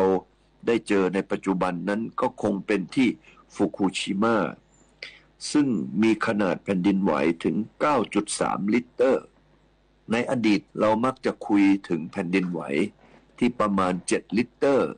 เพราะว่าเรานั้นจะรู้สึกว่า7ลิตรก็คือสูงสุดแล้วฉะนั้นสิ่งก่อสร้างต่างๆนั้นเราก็ทำอยู่ที่ระดับประมาณ7ลิตรก็คิดว่าจะปลอดภัยแต่ปัจจุบันกลายเป็นว่ามีแผ่นดินไหวใหญ่ขึ้นเรื่อยๆเพิ่มขึ้นเรื่อยๆหลายแห่งนั้นมีตั้งแต่8ถึง9ลิตรขึ้นไปแล้วสำหรับในประเทศไทยเราสิ่งก่อสร้างต่างๆที่เรามีอยู่เราไม่ค่อยที่จะไปมีส่วนที่จะไปทำให้เกิดการเรียกว่ารองรับขนาดของแผ่นดินไหวที่มีขนาดใหญ่ถึง7หรือ8ลิตรได้เพราะว่าในอดีตของเราไม่มีแผ่นดินไหวที่เกิดขึ้นในลักษณะแบบนั้นถ้าเกิดว่าเรามาดูนะครับว่าโซนของแผ่นดินไหวในประเทศไทยนั้นไม่มีแต่จะไปมีเอาอยู่ที่ชายแดนของประเทศไทยซึ่งเมื่ออยู่ที่ชายแดนของประเทศไทยก็คือที่ในประเทศพม่าซึ่งเป็นที่เริ่มต้นของแผ่นดินไหวเพราะเปลือกโลกทางด้านนั้นยังทำให้เกิดแผ่นดินไหวอยู่ฉะนั้นเมื่อเกิดแผ่นดินไหวก็ส่งผลกระทบเข้ามาแถวชายแดนของไทยกับพม่าแล้วก็เข้ามาสู่เมืองต่างๆไม่ว่าจะเป็นกาญจนบุรีนครปฐมแล้วก็เข้ามาถึงที่กรุงเทพแล้วครับฉะนั้นชาวกรุงเทพซึ่งไม่ค่อยที่จะได้เห็นแผ่นดินไหวอะไรเลยนั้นก็จะมีประสบการณ์ของคราวที่แล้วก็น่ากลัวมากว่าคนที่อยู่บนตึกสูงๆนั้นก็จะเห็นว่าแผ่นดินไหวได้โยกแล้วก็ทำให้เกิดความรู้สึกที่น่ากลัวฉะนั้นวันนี้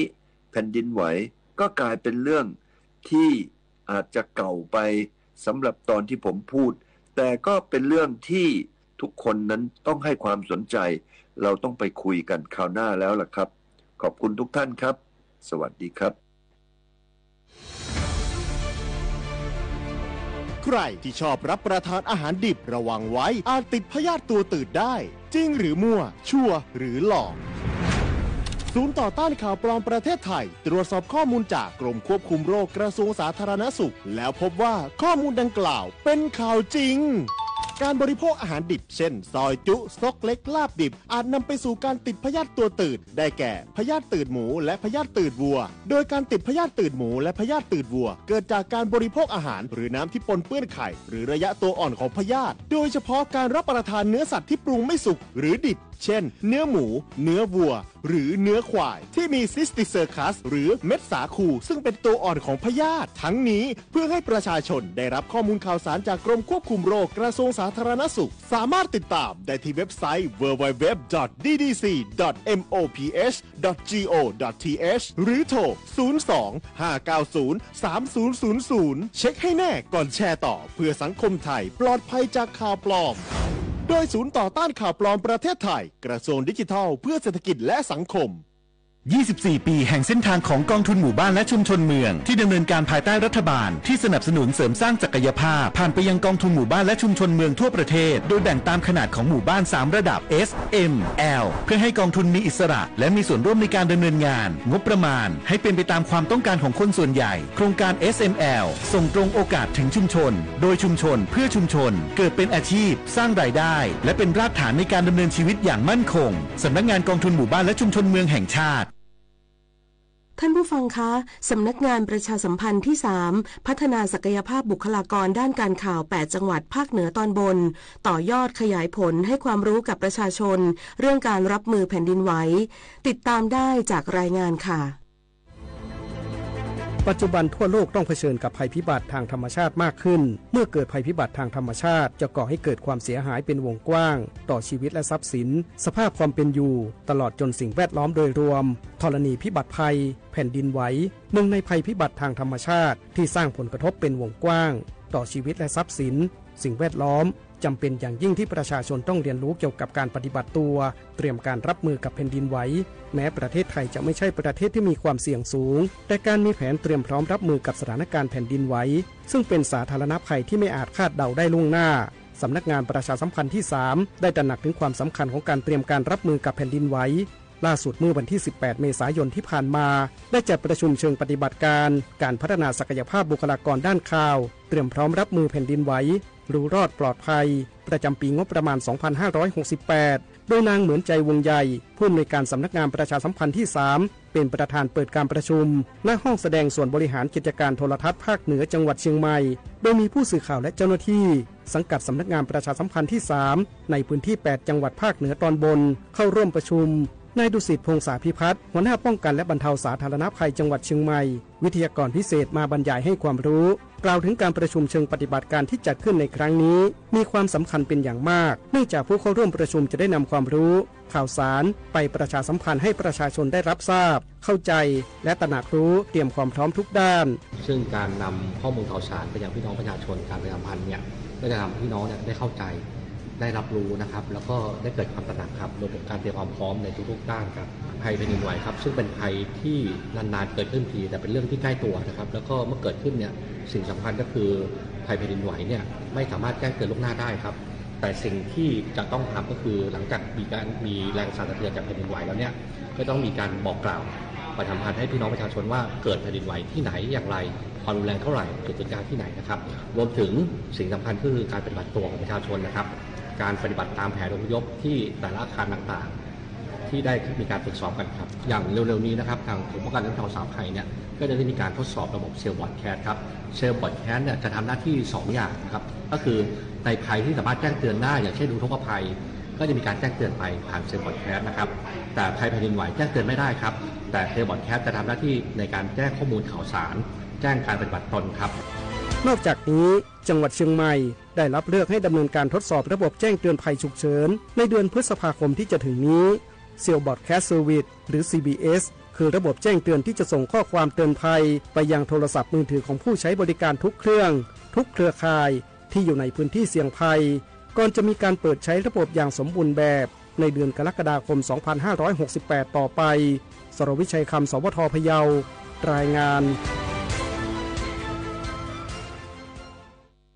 กระทรวงเกษตรและสหกรณ์รับทราบความเดือดร้อนและข้อกังวลของเกษตรกรผู้เลี้ยงโคเนื้อเตรียมเสนอแนวทางแก้ปัญหานโยบายนำเข้าเนื้อโค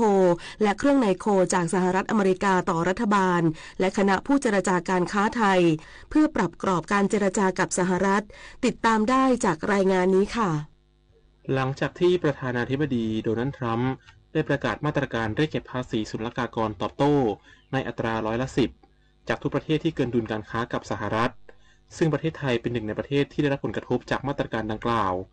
ที่จะถูกเก็บภาษีในอัตราถึง37%และหนึ่งในแนวคิดที่คาดว่าจะใช้ในการเจรจาเพื่อลดการขาดดุลการค้ากับทางสหรัฐคือการนำเข้าเนื้อวัวและเครื่องในวัวจากสหรัฐมายังไทยเพื่อใช้ผลิตเป็นอาหารสัตว์ส่งผลให้กลุ่มเกษตรกรผู้เลี้ยงโคเนื้อในประเทศเกิดความกังวลใจเนื่องจากปัจจุบันต้องเผชิญกับปัญหาราคาผลผลิตตกต่ำจากการแข่งขันในตลาดรวมถึงผลกระทบจากการนำเข้าโคตามข้อตกลงการค้าเสรีหรือ FTA กับทางออสเตรเลียและนิวซีแลนด์อยู่แล้วขณะที่สมาคมผู้เลี้ยงโคเนื้อแห่งประเทศไทยและกลุ่มเกษตรกรผู้เลี้ยงโคจากทั่วประเทศได้เข้ายื่นหนังสือต่อรัฐมนตรีว่าการกระทรวงเกษตรและสหกรณ์ในการคัดค้านนโยบายการเปิดการนำเข้าเนื้อโคและเครื่องในโคจากสหรัฐอเมริกาโดยนายเมธีสุกุลธนาสรนายกสมาคมโคเนื้อแห่งประเทศไทยกล่าวว่าที่ต้องคัดค้านการนำเข้าเนื้อโคจากสหรัฐอเมริกาเพราะเนื้อโคจากสหรัฐอเมริกา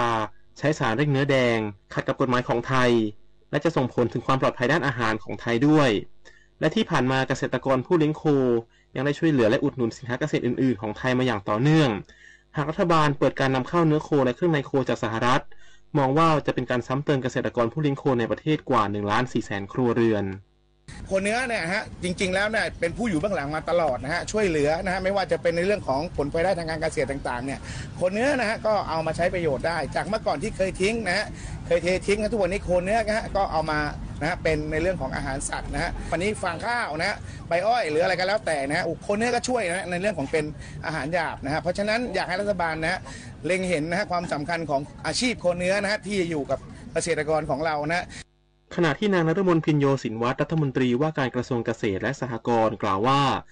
กระทรวงเกษตรและสหกรณ์ได้รับทราบความเดือดร้อนและข้อกังวลของเกษตรกรผู้เลี้ยงโคเนื้อ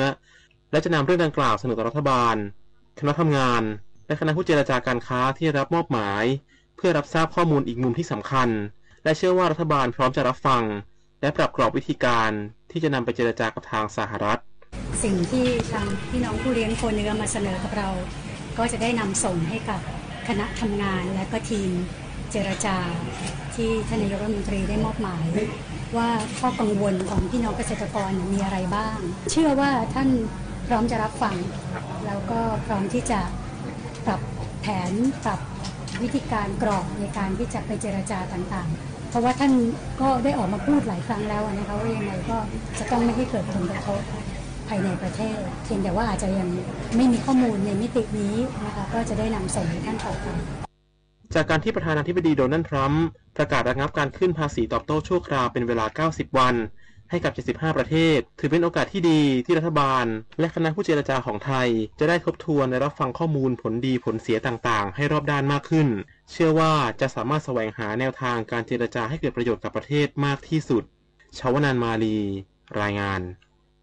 หลังเทศกาลสงกรานต์ผ่านพ้นไปจังหวัดนราธิวาสได้วางแนวทางป้องกันและลดอุบัติเหตุทางถนนพร้อมเดินหน้าส่งเสริมให้ประชาชนทำใบขับขี่และมีทักษะขับขี่ที่ปลอดภัยครอบคลุมทุกกลุ่มเป้าหมายติดตามรับฟังจากรายงานค่ะ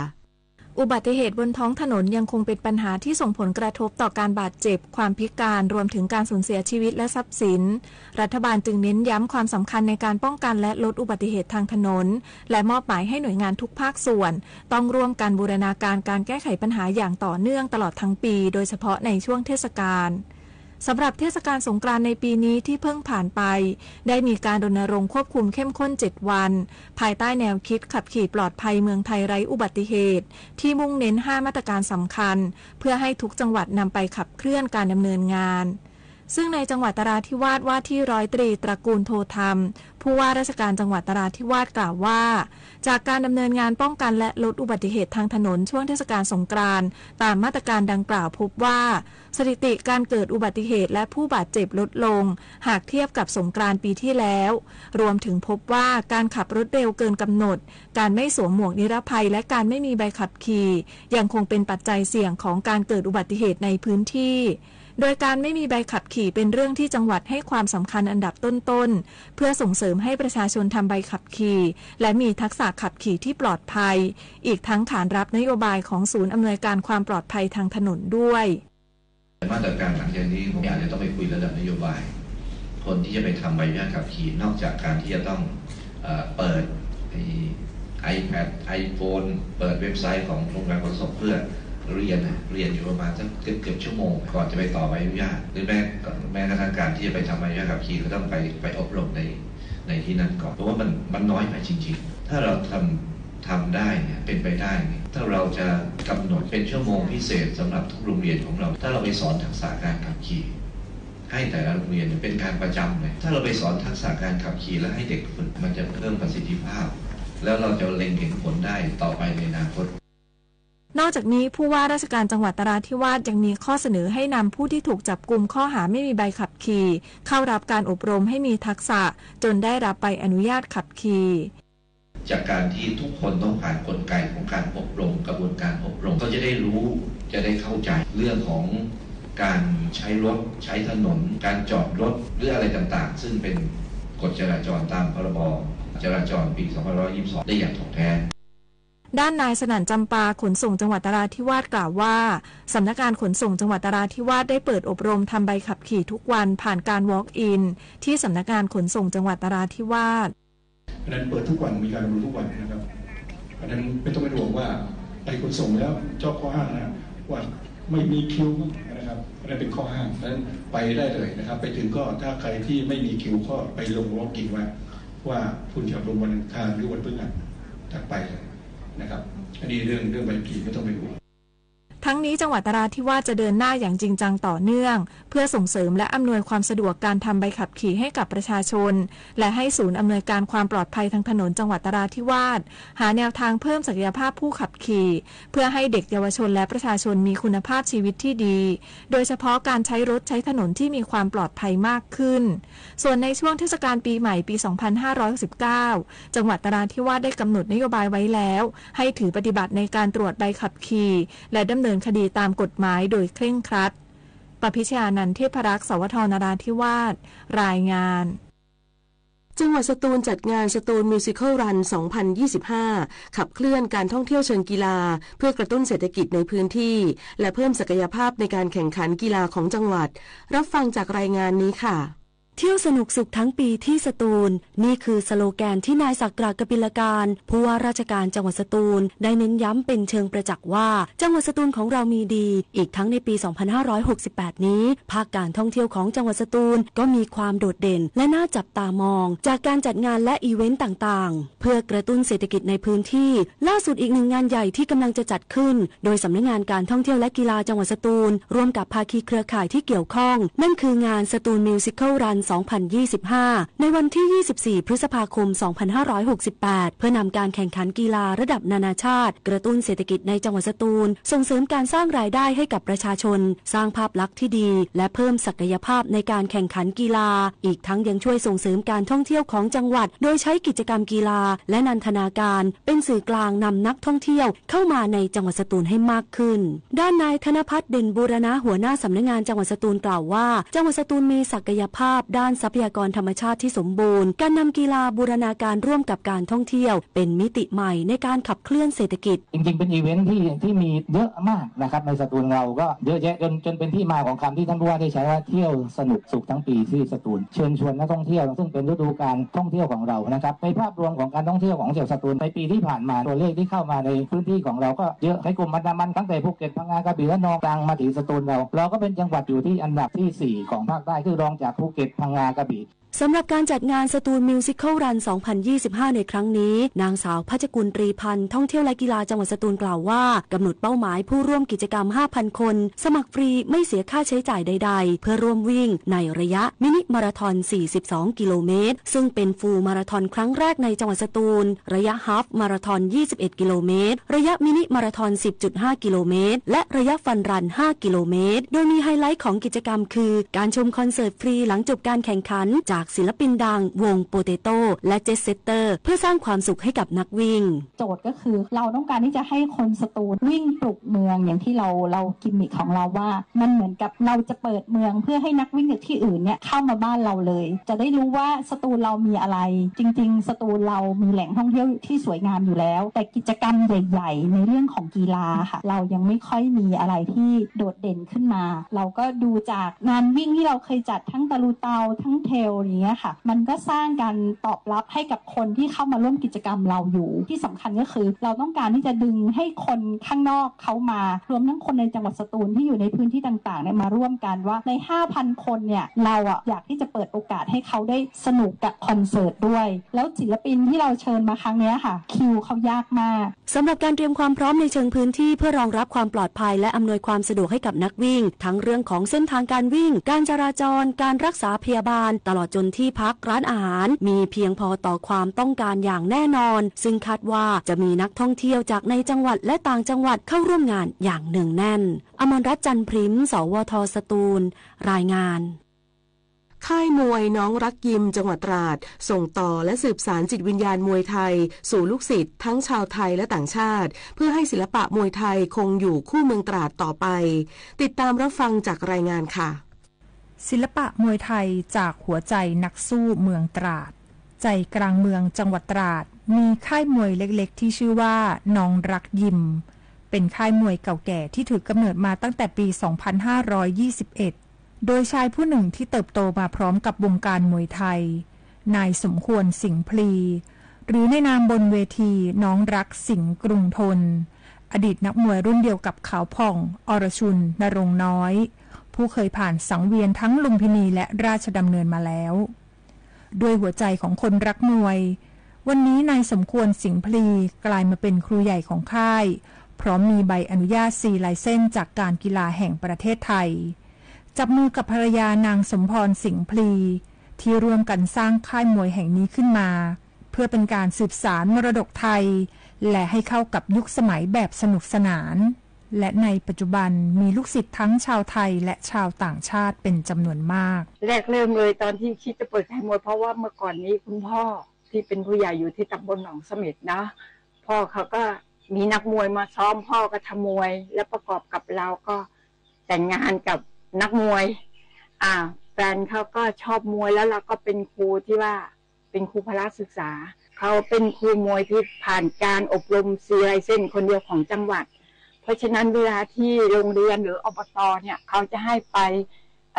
เผยแพร่ศิลปะมวยไทยก็ติดต่อมาทางค่ายหรือบางทีก็ติดต่อมาทางการกีฬาก็จะมาที่ค่ายก็สำหรับค่ายมวยน้องรักยิมนะก็อยากให้วัยรุ่นไม่ว่าทั้งหญิงและชายเดี๋ยวนี้ออกได้ทั้งหมดหรือคนที่ต้องการออกกำลังกายเพื่อส่งเสริมสุขภาพของตัวเองเนี่ยก็ขอเชิญที่ค่ายมวยน้องรักยิมนะคะหรือ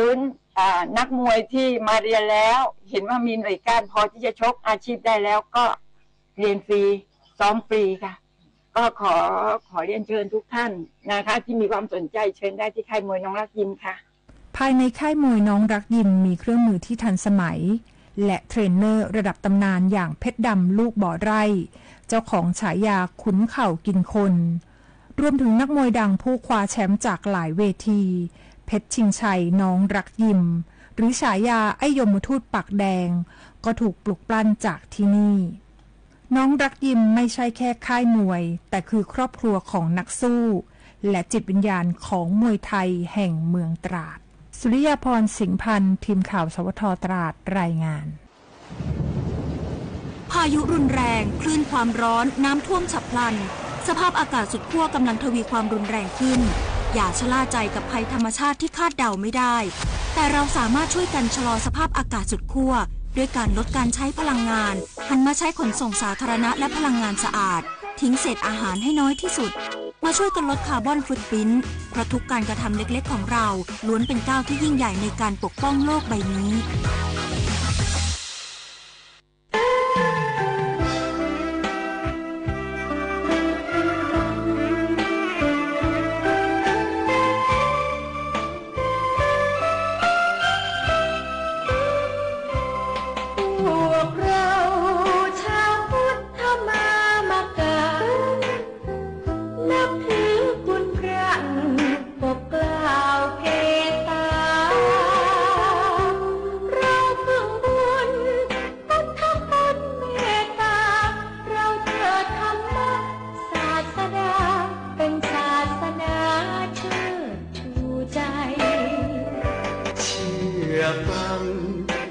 สอนพระสงฆ์องค์เจ้า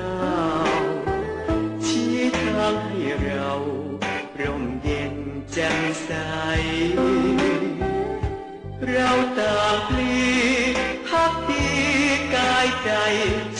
ศาสนากษัตริย์ไทยเราเทิดทูนไว้ตลอดกาลร่วมกันเสริมส่งพุทธศาสตร์สืบไปด้วยใจสมัครสมานสัญลักษณ์นพเก้าจะเป็นสีวิญญาณเบิกบานเพราะแสงธรรมส่องทั่วโลกาพวกเราชาวพุทธมามกะขอเชิญคุณพระปกปักรักษาเป็นร่มโพคุ้มครองชีวาโดยจิตกุศลเมตตาเป็นสุขหันษาทั่วเถิด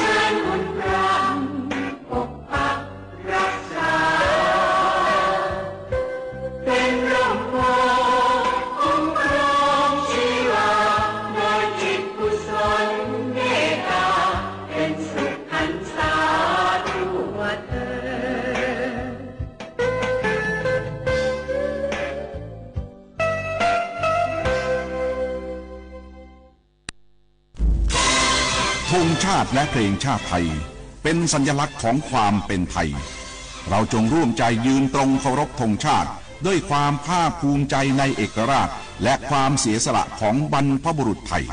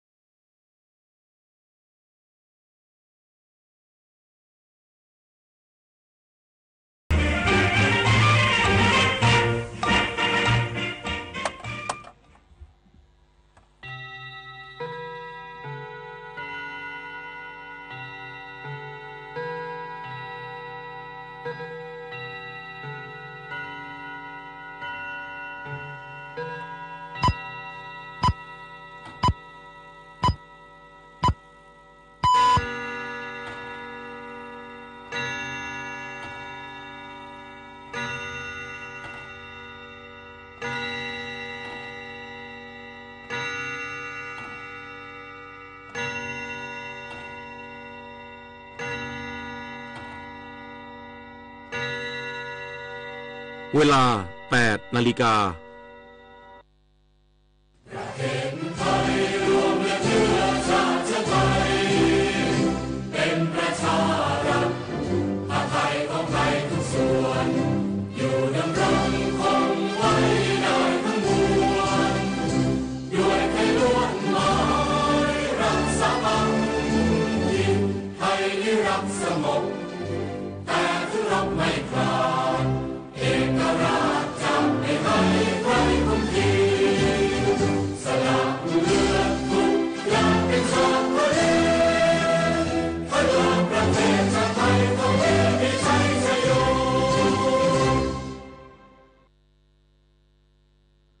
รักสามัคคีกันไว้ประเทศไทยจะเข้มแข็งมั่นคง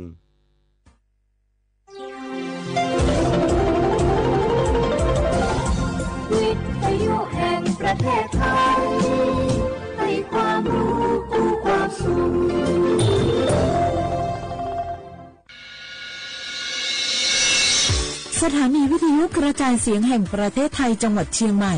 AM 1476 กิโลเฮิรตซ์สถานีวิทยุภาคภาษาชาติพันธุ์แห่งเดียวในประเทศไทยที่มีความทันสมัยเชื่อถือได้สร้างอัตลักษณ์กลุ่มชาติพันธุ์สู่สากลสปสชโยอานาลูวาดูโยมือจซาดูลาเนานาโกลุคุมยาอุตาจซาดูเจียงหลังในยานีอุ้งหลวแม่บาประชาชนยาโกเชโกลาตาพอเดืองเฮลวยชอบาแม่ข้อตีบัทยาวสิจนแม่โยนนาเดญญาจนยังลาและเชโฮ ADL ความดันเชลเบาหวานเชลมะเร็งอัดเชื้อแมมโมแกรมโฮอัตราซาวเนชเชลนิเงนาโกกะโกชกงบิวโยฮาอัดเชื้อมาเลชเชญานีชกงบิวโลกเอสนากองมาทุจีคุยโฮทุจีรามิชาอายุยายังและทุเมอสิญญาเจมอนาสปสชติซุมซุมจำยอสปสชเขตหนึ่งเชียงใหม่นากาจำยองาซุมนี่เยงาซุมงาปโยดามโอเดนากาตีโกจำยอนึมานากอนาลูเดนากาตีซุมนี่ซุมโยกานาลูกาดูไม่ได้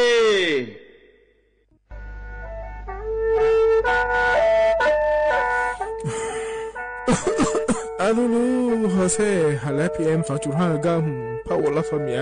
มัวที่ปอยมามึงอ่ะสักแกบอกว่าดูช่วยนี่เป็นลาสมียเงแม่ฮุกว่าดูนะอยู่คนน่าลูกโลยาสามอย่ามือจะซาโดพอก็ดูเลยดูได้ว่าพ่อป้าเพียงก็ดูเลยพ่อเธอเยอะพ่อป้าเพียงก็นี่ดูเลยทรวไหมอดีมาก็ก็ฮุกอดีว่าเดินพังอ่ะ PM 2.5 ก็นะโยหือก็โยกาน่าลูดูเลยก็เธอมีแน่อายุวันในบีมือดารายังงาและโยกานาลูยาฮอลูดาก็ง่ายยืเนี่ยจังไงดอเจถ้าเคยลอยยืนิวโยฮันเนสลาดาข่าวเฮวอยู่ผู้ลาโลอดัวบอผู้ลาโลเฮจีเฮจีมีจามาคืนนี้ลาลือเน่มาลาลือจีเนี่ยเดินนะคนนี้มีฉันได้เมื่อพาลาคือเน่ดาวยืนิว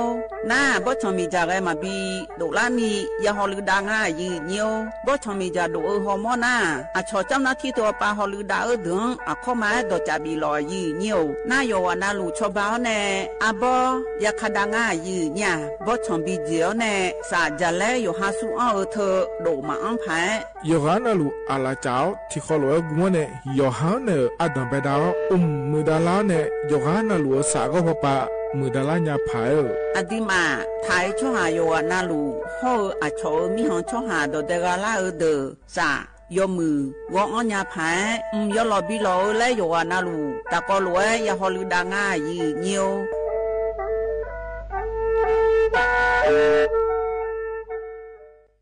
จังหวัดเชียงใหม่พอปานเนยาลาได้ช่วหาโยฮานาลูตะกอลูกมอเนบอชอมีจาทักเคเดโยฮานเนจังไงดอเจบิเจทักเคเดสลาดาเมื่อพอปานเนมีจาทักเคเด PM 2.5 เธอโยฮาสาวงองแงมามึงงาเจสาหันเล่นนมเธอยืนเนียวจังหวัดเชียงใหม่พอปานเนมีจาทักเคและที่เธอหนาขอนี้วัดทิติบาลาสีอดัมเบลสีอันแน่วัดที่เชงาบาลาสีงาเสียงเกยอาโหนีพังอายาตาโกเชเยหงเกินนี้ถ้าเคยและที่ทางายืเนี่ยโยฮามีจามาเคยมาเรียนยังอาโถและดูนาขอนี้ทการะบบไฟดีและคูกาดอจาบีเลเจไงมาหน้าหานี้เคยนะของบีอังผิวพอปาเรนีพังอายาตีเจของไอปีอันเน่ผิวพอไอตีเจจังหวัดเชียงใหม่พอปานาสลาดาคาพอปาอยู่หามลือซาลือจีนาขอนี้มีจามาบีเคและฮอลือดาลูมาเจเฮนาอยู่หูพอปาแกมีจาไกมาบีเคพายอยู่หาจอดูจอย่างแกมือดาลาญาพายเฮนานี่ซอแผ่โอมยองเกินนี้บีมือดาลาญาพายฮอลือดาลูมาเจยืเนี่ยมีจาเคช่อหาฮอร์โมนาดอจาบิเลญาแม่เจยืเนียวนากาสมบูนาขอนี้จำยองาซุมตีนีเย่จำยอเย่และเธอกาเงเลญาแม่เจฮอตีวตีเธอกาเงเลญาแม่เจอุจินางอมาแอนีอายืเนียวข้าชอเวน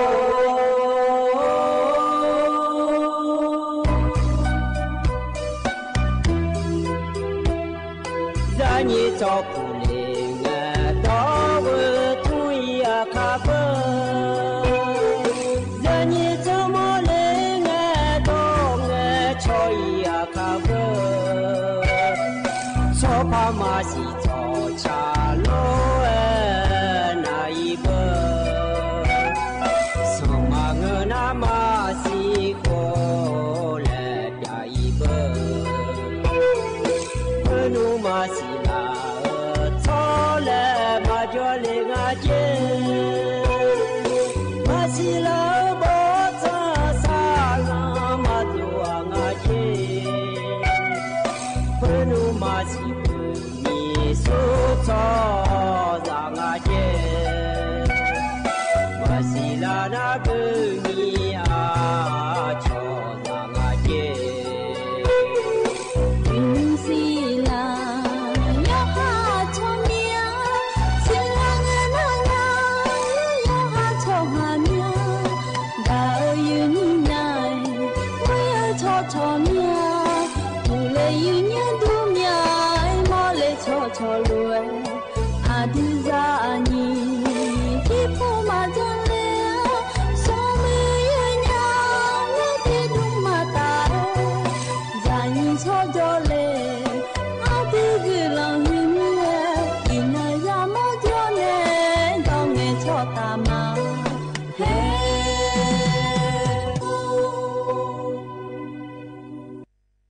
อุดุธรรมายีนิวนิมสวยยีนี่ในพยาธนจุลาแม่ยีเนี่ยอยู่สนารุธนจุลาล้วย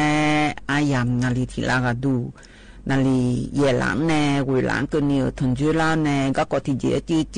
พยาจากาในละแม่ยีเนี่ยนิมสวยยีนี่ในธนจุลาอเดเขาอันนองหน้ายอที่นกระงาอินาบาลาสีนาขอนี้เบยูและคู่สีอาโหนาขอนี้เซติโหมิชเมออันนองนาขอนี้ย้อนนองเงินนองกระงายีเนี่ยว่าอาทิเงินนองว่าที่นี่เชื่อเงินนองบาลาสีเสียงสิลิกาขอนี้พังยาตาโกเชเยโหอายามที่นอสาที่น้อยเบลาจีอีกดูมาควายยีเนี่ยบาลาสีเสียว่าที่นี่เชื่อเงินนองกระสองไงหรอจนนกละไงอยู่จนนาลัวยีเนี่ยเดือขยาอยู่วันนาลุตะก็รู้จนในยันนะหับยอพายลอยยีเนี่ยวันนาอันนองอยู่หันยุดองลาหิวถึงมีแน่เธออยู่หันยุดองก็ต้องช่วยโดยชับหลักออกพ่อแน่และลอยยีเนี่ยถึงมีอายุสอดำแบบไงนอยากเดินในชาเฮือนะคนเนี่ยยี่บุกันในชาอันดูยาเพียวและยาพิถัดดอและชาคือตีตะก็รู้นะหับยอดามายีเนี่ย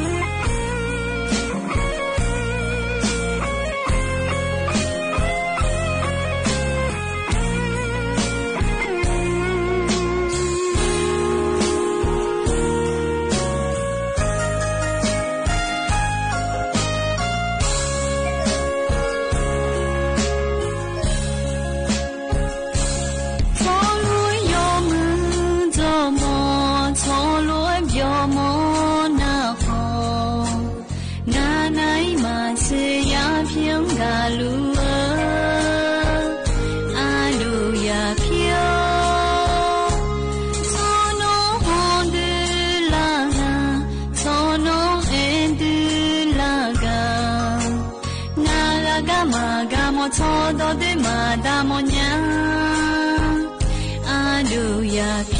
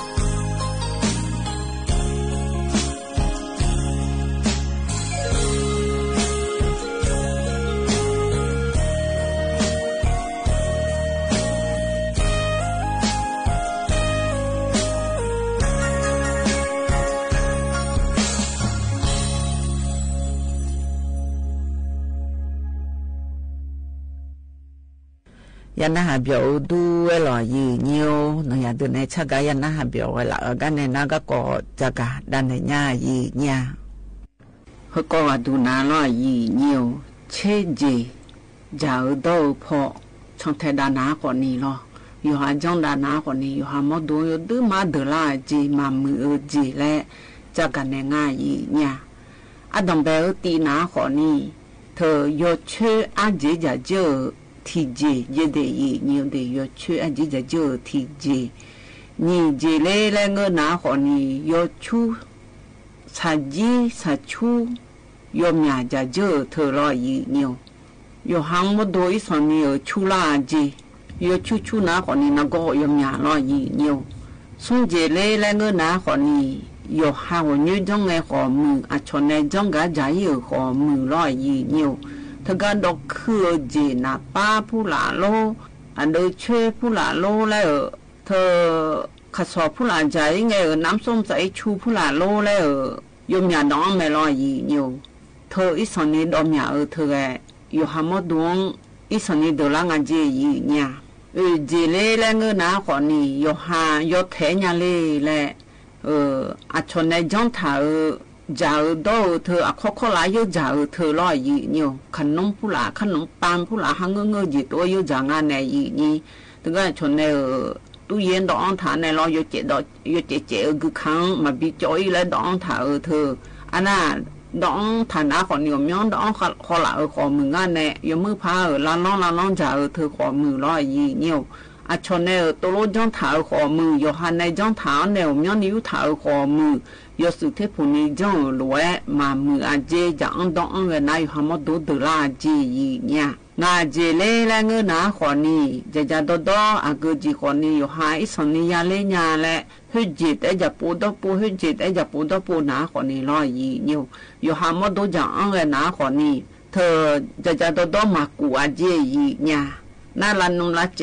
ก็อยู่หามดวงลันนุลาเจน่าสิคำผู้หลังช่อยๆในอยู่หามดวงอยู่เด็ดดาวเฮสหันดังเราจะดอเธอว่าเชื่อวันนี้มากูอาเจแล้วตัวรู้งาแต่เธอไม่ในอยู่หามดวงเฮหลัวมาจากกูอาเจแล้วตัวรู้งากูเจเล่แล้วเงินหนาคนนี้ว่าเชื่อวันนี้มาจากอาเซียลูมาจากเดอเจที่เดือนนาเบอขนมผู้หลาเตจ่าส สัจจีผู้ละแต่จาไม่รออีเนียวอาเซียลูผู้ละมาจาโอป่าวเนื้อตัวมาจาเธอวิตามินและคู่เธอมาเจอีเนี่ยอาชอยฮามาดอนโลเจมาเจแล้วตัวงาแต่เธอไม่ได้จะอันดองเอขอกระดองมาช่วยเจอีเนี่ยอยู่ห่างกันยี่อีเจกันเนี่ยกันยี่มาอีเจมีเนี่ยมาดูละเฮมาละเฮจะโดเธอขอเนี่ยอยู่ที่เจได้จะปุ๊บปุ๊บอยู่ที่เจได้จะปุ๊บปุ๊บนะจะโดอยู่ห่างเนี่ยจะอันดองเธอมากูเมียกระดองมาช่วยเมียอยู่ห่างมาดูตัวละเจสิเจเลยแล้วเงินหนาขอนี่สหมาจ่าช่วยหาเจอีเนี่ยสหมาจ่าเธอที่เบี้ยวดูมาดูอีสนี่เดล่าเจแล้วตัวรู้งายีเนี่ยเจไม่ในแล้วเงินหนาขอนี่สหจ่าเธอหนาขอนี่อยู่หันในสหจ่าอังเงินน่ะเฮือนนองละเฮือนน่ะเรื่องหอมมาเกลือมีเนี่ยอยู่หามาดูจะโดบิจ่าอังแล้วหลวเนี่ยอยู่หามีมีกาอยู่มือหลวเจอีเนี่ยแล้วตัวงาแต่จอกอย่าสิ่งกันจอกเยอะขอกายยุ่มมีเมื่อขอกายยุ่มเธอมีเนี่ยสหจ่าเบี้ยวเธออยู่ดื้อมาหลวจีเย่เจเล่แล้วเงินหนาขอนี่ดอกก็ก้อยส่วนนี้ยาเล่รออีกเนี่ยก็เจดอกขอนี่ชกกาแฟผู้ละดอกขอมืออาเซียลูลาดัวในยช่วยดอกเนี่ยชกเครื่องปั่นและแม่เนี่ยน้ำปั่นและแม่เนี่ยยี่หังเงยอยู่ดอกและคือขันเนี่ยมือพาลานนมลานอยู่มือพาบิหอมือพาตัวอยู่หายอยู่ไม่รออีเนียวอยู่หายอยู่โตไม่รอห่ออยู่หายต้องตาจนในจนโตของมือรอจะเธอเฮ้อีจุอีเจ๋เฮ้น้ำแข็งแล้วเฮ้ดองเงินนะคนนี้อยู่ช่วยเสียอังแล้วอยู่ช่วยภาษาอังเงินนะอีจุผู้หลาเสียอังในละคืนในโตของมือห่อถึงก็ช่วยอีจุผู้หลาบิดอกคือแล้วไม่รออยู่มีจีอีเนียวเธออยู่หามาดูอีส่วนนี้โตอังนะมามือจีอีเนี่ยแล้วตัวงาจีมิเน่แล้วเงินนะคนนี้ดูช่วยยมยันดองถ้าบัดบ้านเนี่ยที่น้องสาที่น้องโยฮะจะจดจเนี่ยมาจามอะไรยันนะคนนี้ยนน้องอาจารย์นะคนนี้แท้ดูช่วยเธอโยฮะหมดดูละเฮ้อาเจนี่เลยถ้าเมียโยชูละงาจีน่าคนในนะคนนี้โยช่วยส่วนนี้ชูละน่าโยฮะหมดดูสิคงช่วยเรื่องในสิคงยากำสิยากำมันกันยันนี่เปลี่ยนเนี่ยช่วยยันตัวละงาจีเนี่ยเวเจเล่และเงินหนาขอนี่เธอชอบแอลกอฮอล์และงาแถจีบาขอมือเบียขอมือร้อยยีนิวเธออยู่หามาดูดองเลยนะอยู่หามาดูอีสานนี่เดล่าจีเนี่ยอยู่หามาดูกุข้าอยู่จีน่ารู้มามือนี่เปียอีเมจีแล้วตัวงาแถเธอมีเนี่ยเธอที่ปัวน่ะดองอะไรอีสานนี่ถ้าดองมีดีและตัวงาแถเชเจเล่และเงินหนาร้อยยีนิวอยู่หาเจ้าเธอยาโยจะจีอยู่หามาดูเดล่านะรอยีนิวอยู่ดูมาเดล่าจีบุเดผู้ละเธอขอมือรอยีนิวห่อเธอจียาสับเบียอยู่จุ่มผู้ละจ้าเธอมังอาเจรอยีนิวเธอก็อายาสัจจีผู้ละขวาเธอสัจจีนะขอนี่อาเบียมขออันยังงานเนี่ยยีนี่น่าอยู่ฮาลาจาน่าอยู่ชื่อก็ละชื่อบัดบ้านเนี่ยอยู่หาอยู่ชื่อละชื่อเฮอาเบียมสิยังงานจีน่าโยจามาลาจานี่จานะอาเบียมเฮอยู่หามดวงอันเลี้ยวเนี่ยแท้อาเบียมบัดบ้านในคนนี้อยู่หังเหนียวละญาลอยเหนียวนักก็เปียละญาลอยเหนียวบุเดของละญาลอยเหนียวเธอเช็ดเจอดูเธอมีเนี่ยช่วยอยากที่น้องสาธิตที่น้องอยู่เด็กยีจาก็ต้องการอยู่หามดวงเธอออกกำลังกายก็ขอมือล้อมดกุพิวิโดเลก็ขอล้อห่อเธอหน้าผู้ละหน้าดองขอมือล้อยีเนียวอยู่ดื้อมาหลัวจียีเนี่ยอยู่หามาดูอย่างมือจะซาดัวเนี่ยอยู่ย้อนน้ำก็มาบินอยู่ล้านนี่ย้อนดาบหายและเฮก็ดูชอเธอปาสิญญาเดินเนี่ยบโดละย้อนเนี่ยจากการเนี่ยมายีเนี่ยก็จากการเนี่ยก็ยันนะหาเรียกันเนี่ยน่านี่ก็โจนให้ชากาและพบินหาดาญายีโยอยู่เด็ดยีอยู่สาเฮนะขอนี่อย่าพี่โดเมีย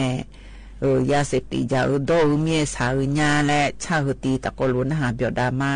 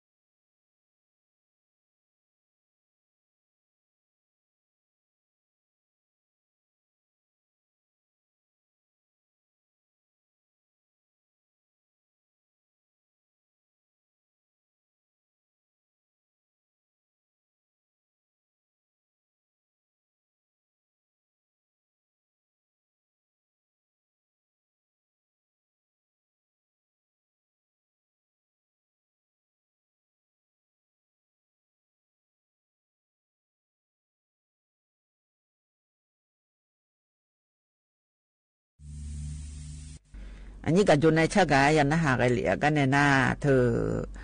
ก็กอจะกันเนี่ยกันในรอเธอแลโยฮางานในจะอ้อมายีเนี่ยคนนี้มันเขาติโปแล้วบินนะหาลอยยีเนียวเธอเอาจะละก็กอจะแล้วงานในยีนี่ยุสนะคนนี้งานในจะเธอตีนะหาบอกละเนี่ยแล้วสาวหรือเมียบินนะหารอยยีเนียวน่าสงกรานต์เลยไอ้อย่างเกิดละไงจ้าเธอโชคคาลาเดือโชว่าผู้สูงอายุแรงงานยืนยาลอชมหมออยู่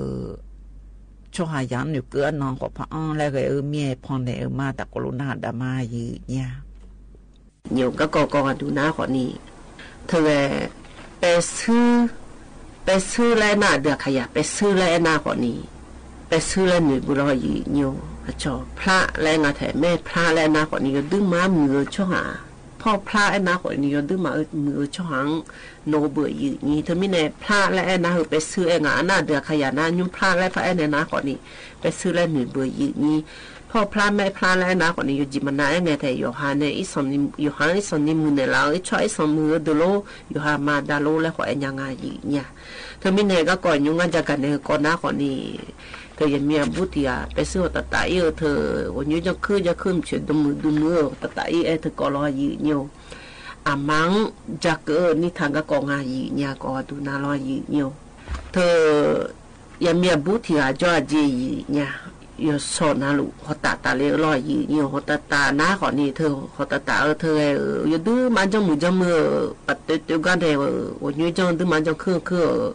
ยูมุพาราชาละมือเรา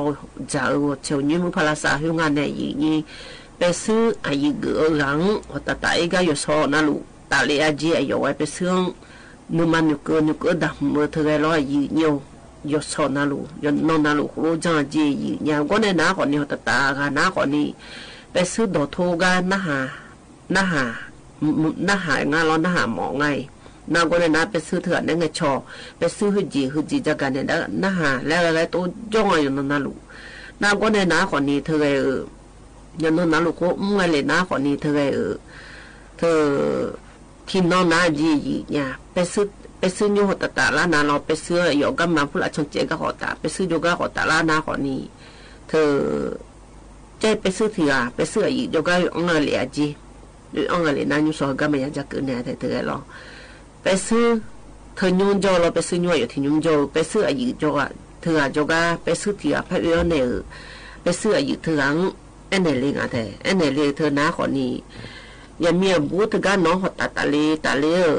มีชิดมือยุ่งจะคือหัวตาเล่เฮือน้องยังมือพังไอ้โจเฮือหน้าแล้วตัวโลเอจีนึกมาไอ้ยอดดูยอที่กาอะไรนึกมาไอ้นึกมานึกเจมันนึกมานึกสู้ช่วยหาอะไรรออยู่อามาที่มาแต่เจล่าจะมาบิจามบิดอนี่ยศายยังช่วยรู้เงินมาไอ้ดอมเทนี่ป้าอีกคนน่ะป้าชุดฐานเนี่ยจ่อเจเลยอาชอยอยู่หาพวนจ่อเดือตัวเอ็นเนี่ยละเนี่ยเลยไปซื้ออยู่เถื่อนตัวเอ็นเนี่ยเลยงาจีเนี่ยน่าไปซื้อเถื่อนอะไรอยู่เถื่อนอะไรที่ป้อยนี่นับว่ากันเลยก็มาดูนี่น่าหาไม่จีน่าหาหน้าคนนี้มากะที่จีมากะเกือเนี่ยหรอโหโลจงอ่ะหรอเธอก็ไปซื้อเถื่อนเนี่ยอีคนนี้น่าไปซื้อเถื่อนอะไรพระเอจีเธออายุมาเนี่ยตรงเงินชงอะไรยมมือพามาเงี้ยจีเลยหรออายุยาห้อยอายุเพียอายุก็ดูหน้าคนนี้นุ่มจะโตมันเนี่ยจ้วเนี่ยสมือรู้ที่จีมาสามัยอย่างนี้ก็จ้าเลยหรออันน่ะยอมมังไงนะคนนี้ดอมมามือไงกูเนี่ยเฮ้ยไงห้องเนี่ยนนเนล่าเนี่ยก็จอเนี่ยไปซื้อยงล่าเนี่ยนนเนไงล่ะก็มาดูอะไรหรอนอกจากจอหน้าคนนี้ที่จีเลยบ้ายอมมันไอ้จก็ที่จีและเดือขยันหน้าจีล่ะและอะไรที่จีที่พิองคนเราดูหรือรอเนี่ยชนหน้ามือเป็นหลามือแรงแต่เธอนางก็ในน้าคนนี้เธออีกเขามีสีบอกไปมาบีนี่อะไรมาบีชงเลยเจเลยหรอเขามีสีบอกไปมาบีชงเลยอันน่ะอายุมาเธอน้าคนนี้อีสนี้หมอยเนี่ยนู่นขอยกข้ามาบอกอันน่ะนู่นขอยกข้ามันทำมือนี้เปียงอะไรหรอนู่นขอยกข้ามาบอกนี่เลยหรอเธอมีเนี่ยอายุมาตัวรู้ไงเมียอยู่อันน่ะลูกสาวโดนยาแหละ ตัวรู้ชูทางอ่ะจีเนี่ยยังมีบุหรี่นะลอยยีเนียวน้ำก็ในน้ำก่อนนี้ไปเสื้ออะไรที่เดียวมาทุ่งนี้น่าหางานยีเนี่ยที่เดียวมึงไงชนนี่เราไปซื้อใจที่อ่ะยองตัวจะบินเลยคืออะไรน้ำก็ในน้ำก่อนนี้ใจยอนอยจีเนี่ยใจยอนอยน้ำก่อนนี้บ้าไปซื้อยีเก๋คืออะไรยก็ย用中有，不是我把炒用中没有的，那我拉拿好呢，阿妈用米西从这些人从这拿好呢，啊来，后边用要拉个面后不来了，要拉个一看地玻璃安嘛来，那要里安啊的，要里安拿好呢个要打唔得了，要买还补了，要打唔得了个，那拉还钱啊的。ไปซื้ออีกคนเกลือแล้วไปซื้อเท่านั้นนะหรือเลยช่วยอีกคนเกลือแล้วลาเช่นหน้าคนเนี่ยย่อยไปมาคนเนี่ยอุดบิดกระทางล่างจีเนี่ยไปซื้อกันหรอนั่นก็ในหน้าคนนี้ยมเมียจริงไงก็ในหน้ายมเมียจริงไงชอหรอนั่นก็ไงชอหน้าคนนี้แหละไปซื้ออีกคนไปซื้อกระยาแหละน่าห่างอ่ะน่าไปอับบุตรเนี่ยมีพ่อเธอหน้าคนนี้ไปซื้อละพ่ออยู่เนี่ยดูท้องอยู่เนี่ยละจิมทากานึกงานก็ในน้าคนนี้โอ้แล้วจะมาแล้วยมยังก็ไปซื้อละพ่อใหญ่อยู่แหละพี่บาสุโขทัยพ่อป้าไปซื้อละพ่อหอยาเชียงแสนพ่อป้าไปซื้อละพ่อหอยาและไปซื้อยมมือยาจีใหญ่และเนี่ยไปซื้อเถื่อซื้อเนี่ยอยู่ยุ่งละตาปลาซื้อในพ่อเขาเล่นอ่ะจีพ่อเขาเล่นน้าคนนี้ไปซื้อเถื่อหน้าตัวมาทอดจีเนี่ยน้ำก็ในน้าคนนี้ไปซื้อเถื่อเบอร์นอหน้าอามาที่อาจจะสีและตัวอยากดูละจีน่าตัวดูละน้าคนนี้อาบูน้าคนนี้นึกมาดูมากักขานึกมาชกวิ่งอ่ะจีเนี่ยปันนึกมานาเลชกวิ่งอ่ะจีน้ำก็ในน้าคนนี้เธออายุไม่ป่ายุ่งน้าป่ายุ่งยาจุดทางการบิจมาแล้วตัวเนี่ยน้าคนนี้ไปซื้อชงหอยไก่กูแล้วก็เมียลอยเนี่ยอันน่ะแล้วก็ในน้าคนนี้ไปซื้อเธออายุไอ้ละไก่กูแล้วก็เนี่ยน้าคนนี้จะมีความหย่อนในงานยืเนี่ยไปซื้อเถื่อนหรองามาจ่าและงามาย่อยยืนี่ยังตัวเด็กมอยาและอาจิติเหและเนี่ยเงินน่ะอาจิติเหไกเนี่ยเงินน่ะเมาลาดีและไปซื้อเถื่อนตัวรู้อย่างเนี่ยงะน่าไปซื้อเถื่อนอะไรที่จิมังเงินเนี่ยก็เนี่ยน้าคนนี้เลยมาดีและเนี่ยไปซื้อเลยจีเนี่ยน่าแล้วก็เนี่ยน้าคนนี้ไปซื้อเถื่อนไปซื้ออยู่เลยงานหรอน่ามาเถอะมาเขาตัดผ้าตาเลยจีเขาตัดผ้าตาเลยน้าคนนี้อามาถึงมาเลยพอตัดเล่นหน้าใจอยู่ในเล่นเนี่ยตัดเล่นหน้าลาเช่จีเนี่ยอยู่มาเพียงนั้นไม่ห้องไงก็ลาเช่งจีก็ในหน้าคนนี้ไอ้ยอเธอไปซื้อเธอดำว่าน้าลอยยืนอยู่น่าไปซื้อเนี่ยไปซื้อยงฮือดำเนี่ยเจอน่าไปซื้อเธอเนี่ยแน่พระเล่นเอาซื้อเนี่ยลอยยืนอยู่หามาขอเกินอย่างนั้นเนี่ยไปซื้อหน่อยยุ่งละฮือโจกะเธอยมือพังไงกันต้องเทนมาโลและตัวโลน่าห่างกันจีอันน่ะไอ้ยบุยมือพังไงกันเนี่ยไม่และงายุ่งจะเอาไปซื้อเบอร์เลยเราไปซื้อแล้วพ่อพันอยู่กับงานจีเนี่ยงานสัจจิขอมือพังโดนเนี่ยจะโดนอยู่จีน่าลุยมือพังจังหวะเนี่ยเขากำลังมาแล้วรออยู่น้าก็เนี่ยนับไปซื้อน้าขอนี่ง่าไปซื้อแล้วพ่อมาเงือดีและหน่อมังเลยหน่อมังและตัวโลใหญ่เนี่ยงนอมาเธอหน้าและยังไม่ได้ไงเนี่ยอยู่หาหมดตัวละเฮเนน่าคือเจ้าชิคือมอนเจ้าชิคือมอนช่องเจ้าแล้วรออยู่หามาอยู่หายี่บินเนี่ยละอยู่หามาเธออยู่หามาโดนนาลากอลากามันอยู่กันนี่อยู่หายี่เนี่ยก็พับเพนี้และน้องบอลเนี่ยละเนี่ยน้องชูเนี่ยละแล้วรออายุสาชูละงาและอยู่นอนนาลูนอก็อยู่มือผ้าเดมือเหลวเนี่ยอยู่มือผ้าคนรู้ยังโจ้หนอมานันนี่ว่าดูไว้เหลืองอ่ะอันนั้นนี่สาอันนั้นนี่ย้อนเนี่ยน้องชูละงะหนอมาอันนั้นนี่แม่คนนี้ไอ้ยอมาจานี่ย้อนเนี่ยน้องบิจาเนี่ยละเนี่ยน้องจะแม่บิจาเดียวเนี่ยหนอมาอันน้องจ่าเลยอยู่กันน่าก็หอยหนอมาจนแถวเนี่ยน้องย้อนจะแม่บิลุมอเลยน้องมาอยู่กับเหือเกินหนอมาที่ย้อนมาอยู่กับหัวน้องอยู่หูเลยอันนั้นนอนหน้าหนูมาอยู่จนนอนเงยแหละหนูมังมดดูบินาลาญาลนัวหนูมังมดดูบินาลาผายแหละหนูมังนาเล่นอนนักเงยต้องเถื่อแหละอยู่จนนาลูนอนนาญาเมาแรงมือนาคนนี้หนูมาอยู่จนนาลู ไม่พี่โดเลยไงสิลูโดเลยเนี่ยพายแล้วรอยีเนียวแต่มีในอยู่จ้อนะลูอยู่หาอย่ามือจะซาดูหน้ามาไงล่ะแช่เลยหรออามาเนี่ยมา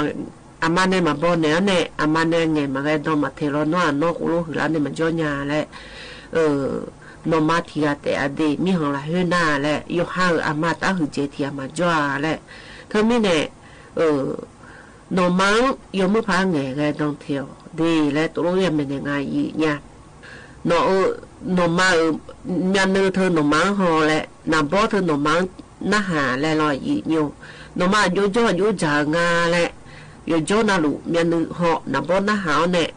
เมล่านาบิจานาลานาไงไงต้องเที่ยวเนี่ยนึงทับบิสาและลอยอีเนี่ยอยู่ห้างบ่คือแล้วเนี่ยบ่โดนในชูแล้วเธอสาไงละขอยมยงาเลยเธอมีเนี่ยถ้าพาบิสาและน่าไงจ่อยมือพาไงไงต้องเที่ยวเนี่ยเมล่าไงจ่อยมือพาบิจาบิดอเดดีและนมาที่แต่เพจเนี่ยถ้าบิจ่อและนมาที่จ่อแต่ไงยัวเลยหรอตัวรู้อย่าเอ็นไงจีน่าตัวน่าคนนี้นมังยุ่งตีแล้วก็กายสุกน้องก็จุดฐานเนี่ยจุดฐานก็บิจ่อถ้าบิสาเลยหรอถ้าบิจงเลยหรอว่าสักการแนวเลยวันนี้มือพายจังคือนมังบิจาเดเลยไปซื้อนมยามาเองอ่ะเนี่ยชอบพลาดในบ้านแล้วไงอย่างเงี้ยไปซื้ออีกคนโจ้หือนะไปซื้อยุ่มโจ้น้ำไปซื้อยุ่มโจ้ไปซื้อน้ำมาเชี่ยหือเจแล้วนี่แหละยามาลอยอย่างเงี้ยน้อยอยู่โจ้นะลูกอายุคนอยู่จะโคตรหำละอายุอยู่ดูมาจากคือจะมาแล้วเราก็เจอเลยแล้วจิมินเนี่ยแล้วเงินหน้าคนนี้นมมาตัวบิสาแล้วอยู่มาสิญญาเมียแล้วเอ็นว่านมมาตัวโจนบิสาแล้วนมมาเหียแล้วนมมาบิจันบิดเดนี่ย้อนตัวดำละเธอเอ็นว่าอยู่มาพาจะอ้อนยามีอะไรที่ป้อมมาพามีอ้อนยามีอะไรตัวชุนนี่เอ็นเนี่ยแล้วตัวรู้อย่าเอ็นเนี่ยไงเนี่ยอาจิมินเนี่ยแล้วเงินหน้าคนนี้นอยุ่งละเฮจไปซื้อเธอคือเจมแล้วง่าไปซื้อยุ่งโจเธอหนออีกคนละเฮจไปซื้ออยู่มาจ้อยาเลยหรอเจนตรงนั้นมาเงินหน้าเลยเธอมีเนี่ยนมังบิจาบิดอเดลเนี่ยลูกจะเดดอเดลเฮนมังจะไม่บิจากันในห้องเงไปซื้อยุ่งดำลาเลยอากูก็ดำมีคนนี้แล้วลอยยีเนียวอินว่านมาตัวบิสาเนี่ยยอดำเร็วกว่ายอมพระจังอัญญามีอะไรตัวรู้เอ็นเนี่ยเจยีเนี่ยเธอมีเนี่ยยีนี้อันเดียขยะโยกันนั่นลูกเอ็นเนี่ยเฮน่าคนนี้บูไปเสื้อในยันไปในน้าคนนี้ที่จริงไม่เนี่ยเจยีเนี่ยสักส่วนนี้นึกฐานเนี่ยไม่บิดโดเลยลอยยีเนียวน้ำก็เนี่ยน้าไปเสื้อเธออย่าเอ็นเนี่ยแต่อยู่หาไม้มือพังไงกันต้องเทเลยอันน่ะสู้อยู่ว่านั่นรู้เลยตัวรู้ยังไงแต่เธออยู่หามังอยู่มือพังไงกันต้องเทมาโลเลยหรอที่เดือนน่ะอยู่หามาดันจ้องไงอยู่หามาดังมันอยู่เกินงานจีเนี่ยน่าอยู่หามาน่ะอันดังอยู่มือพังที่น้องฮูโลโอ้ยเลยมาอุดาเลยอยู่เกินละไงมาดังมันจ้องเนี่ยสิบเดือนเนี่ยอายุเยอะซ้อนเนี่ยอยู่หามาดังอยู่มือพังไงมาไงต้องมาอยากเทเนี่ยเธออยู่มีจ้าจีถ้าไม่เนี่ยอยู่นั่นรู้แล้วตัวเองแต่อยู่หามาเธอแล้วอยู่ดูมาหือเถียแม่แล้วชอบน่าหือน่ามือแล้วอันนั้นมีหม้อแล้วคนนี้อยู่หามารู้หือหม้อเถียมันจ้าแล้วลอยยืดเนียวยันน่าหาอะไรเลยคือกันในหน้าสมาคมอาคารเนี่ยเบียขยามาและชาวทุตีตะกลุนหาเบียดามายืดเนียว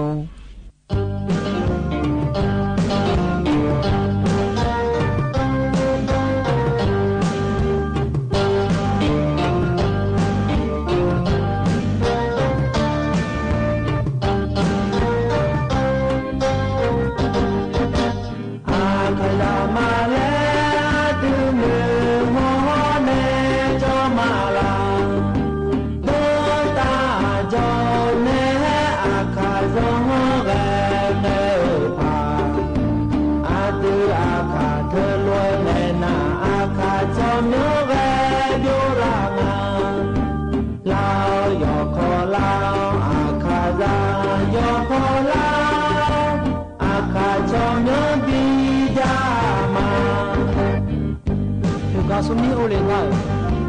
他让这没有送上，又让这要拉时间了，你那个你到达家了，如那苗呢，阿阿不要看啥，你高楼上呢，就长那里嘛。阿看啥嘛嘞？就你好呢，就那阿就就嘞阿看啥好的叫个哟，哟么呢他阿看吉他阿不送你哦那个喽。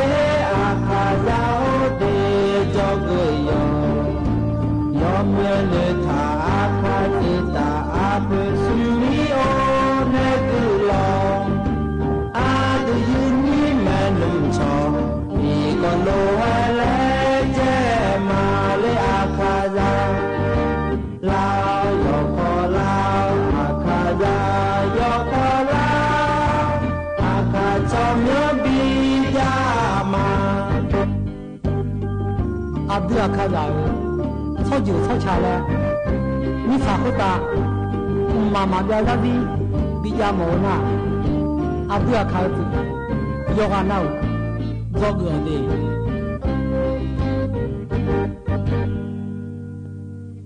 ยันนะฮะเบียวดูไอ้หล่อยืเนียวเฮกันในหน้าชิกูกายและบินนะฮะดานยาหล่อยิ้มสอยชิกูเฮน้าขอนี่เฮนะฮะหมอยาและสังหรือแม่อันโดอัดชังและคู่ในชาหล่อแต่ก็เสียเจริญขังจงไงบิชาไอ้หล่ออาหูบางกำยมเหลวยสื่อไงหล่อยุชายาและอายังนี่เพียวเลี้ยวเตียดีเฮนะหล่อแต่ก็รู้นะฮะเบียวดามายืเนียวดูชังในชากาหล่อGilang semua, iwanau.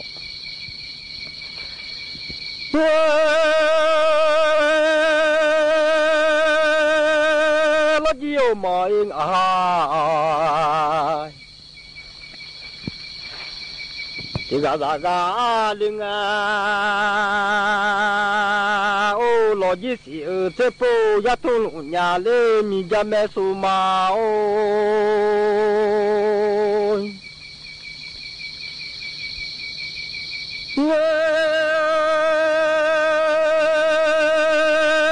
Jiti dosinga, sepuluh ya tununya tidak kengat ya zalim, lamia oh lojing hati ya syamiam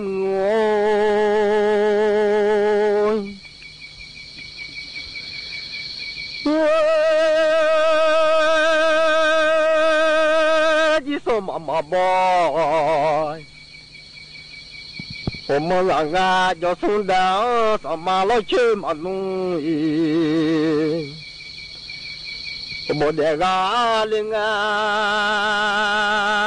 oh logi shazada mia dadu, shazada nyala lo mamu. Ada logi shalai,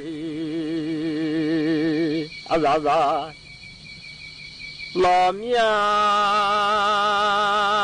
oh topu shala lo nu gah te ano, topu aisha, la gah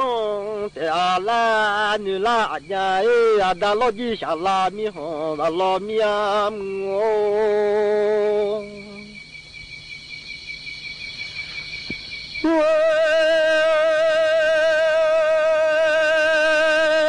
Ta cho đi cả ya dài, mi chỉ sợ lúa mía, ô bố thơ dự là cả ya dài chỉ sợ lúa đi, 我的那手拍家面一路啊，咱都来。手拍家面哦，不米苏下午就把卡的了。那手拍家我爱的，北京啊下来。手拍家我啊，哦，米西下那好毛为哩呀，那好手啊米西毛为哩。呀，些嘞老金啊，地个人啊，哦，下面啊，哦，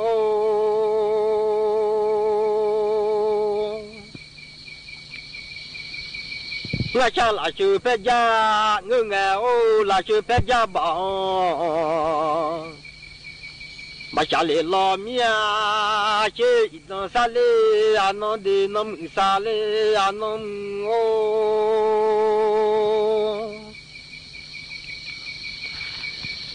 我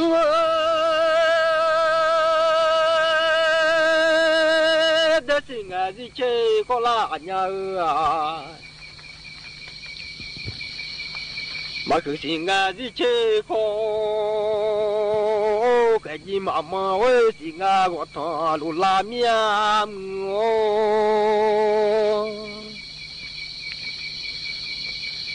那你错你啊啦，妈妈那一忙那你错你啊啦五百，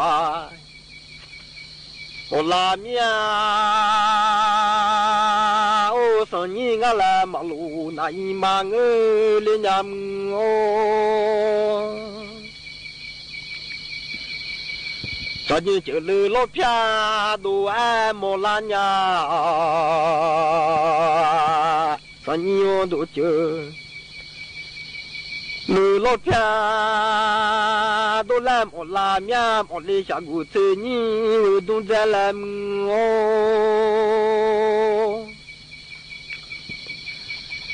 莫来那好子你。我要说啊，我拉面去，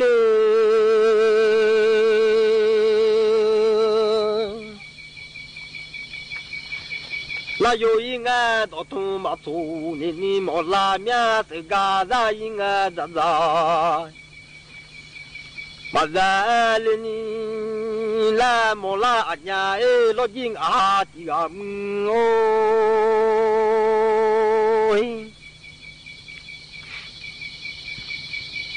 那个咋个做大那个忙呀？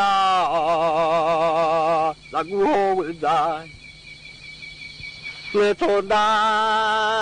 那个忙个面去做么去了东啊？做事无力面哦。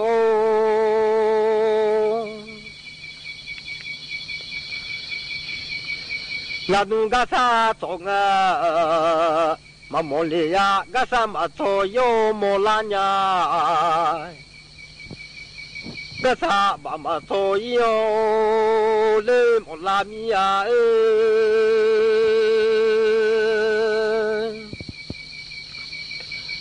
哈白也是平安马莫利亚，牛也马马皮哟莫拉米呀。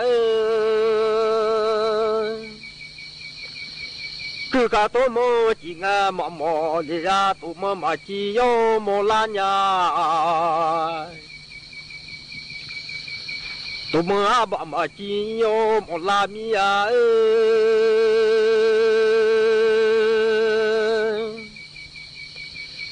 这多么有的家，嘛急了。你妈我哩妈，哦，他头面有的在家境啊嘞，米都熬嘞。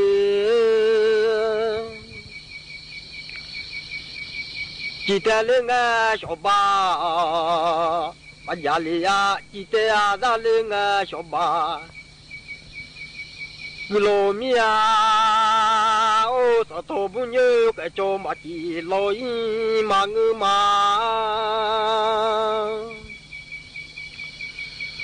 上头不牛有这个叫的啊，的叫哩啊小爸，把把家里老面哦，几叫阿扎领啊，小巴路啊个啊，哦，不但也比了，更加叫那么多那些了。我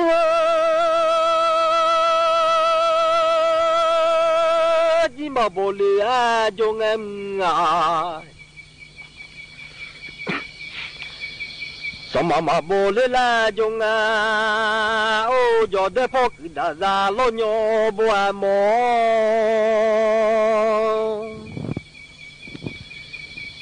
Kamien da za udu se te bola mo la mia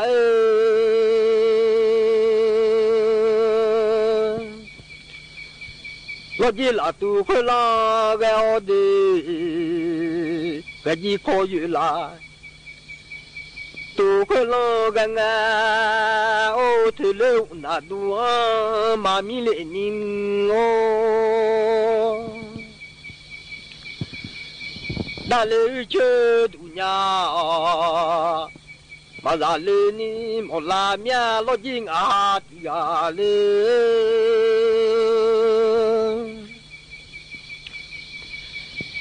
chỉ phải mà chỉ lang cái dòng à ô chỉ bu mua ha đã na mà bằng lệ lo mía ô yo de yo mo mà chỉ mà nín luôn à ngã cô ra lo nu mà du nhà lo gì yo mong à ý ra ngã lo nu à yo de ma cha o zino ma jile mala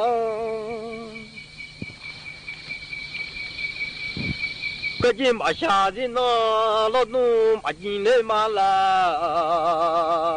cái gì đó mà cha zino ma jile mala do ma cha yu cha ma fu le mala nu gang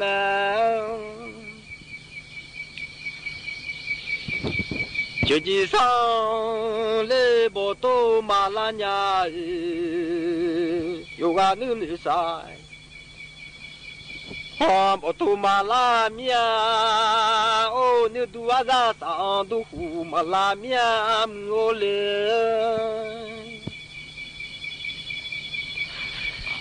个几马下子呢，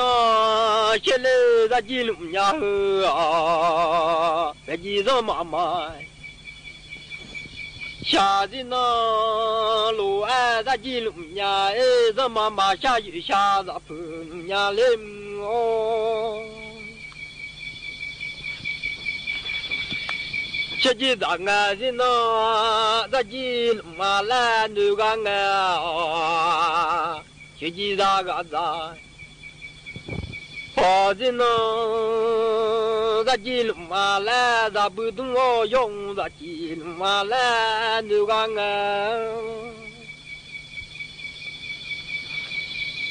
俺家米有门弄马上来家米路啊，俺家小大米有门弄马上来家哎，一看有叫米有些个马上面我。小鸡蛋啊哦，小嘞子弄咱几路呀啊，有个啥？好的呢，咱几路呀哎，要不多用咱几路呀嘞，要下米呀嘞。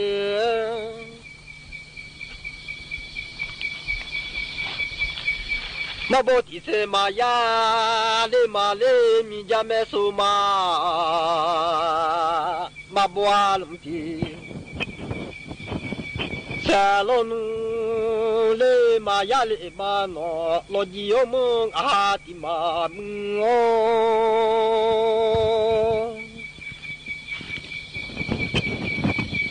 那不阿个谁啦？嘛当嘞。lo ma o ma bo al ti se ma ya le gang 那不啊cứ sẽ là mà đón liền à mà mẹ hoa thô đông à đi ra đủ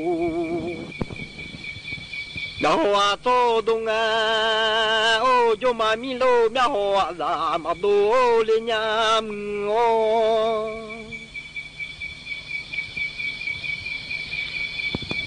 cho lê cho đêm mà cha ô gì nó thương nè lù à ra gì nụ nhà nó mà cha gì nó ê thương nè ra gì nụ nhà ê nó mà cha gì cha là phần lô mía ô đã tô mía ra gì mà tu lên nhà lên ô đã tô mía ra gì mà tu lên nhà phía tô mía gì mà tu lô mía ô đã tô mía ra gì mà tu đã đem mà cha cha mà ngư mà đã nè cu cha cha lô mà ngà ngà bơ đã nè cu cha cha ngà ô đã lô rồi mà cha cha du làm ya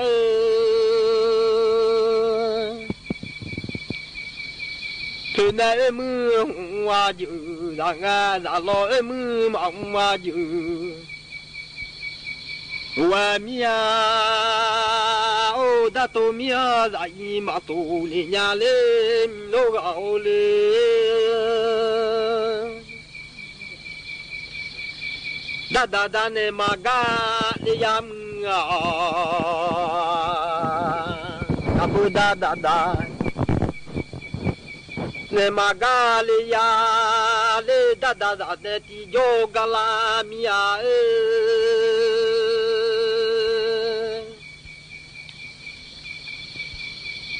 tô mía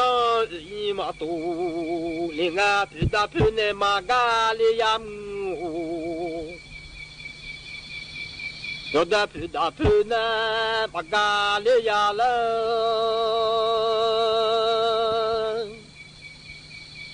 đã nè ti yo gala mía đã bơ đã nè ti yo ganya chế phê hoa lùi nè chỉ mà ngơ mía lê đã ngơ ba lù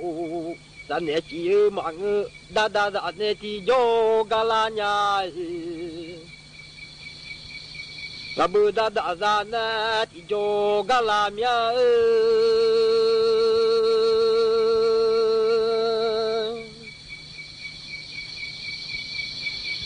lo gì ô mừng đi ra ra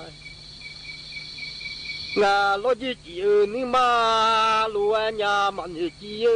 nhưng mà lúa miam ngô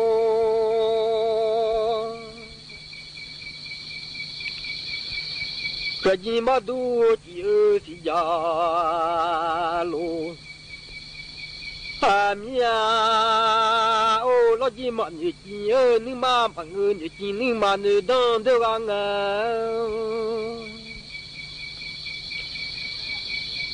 cái gì mà đủ chỉ thì già mà người mà đủ chỉ cái gì nhưng mà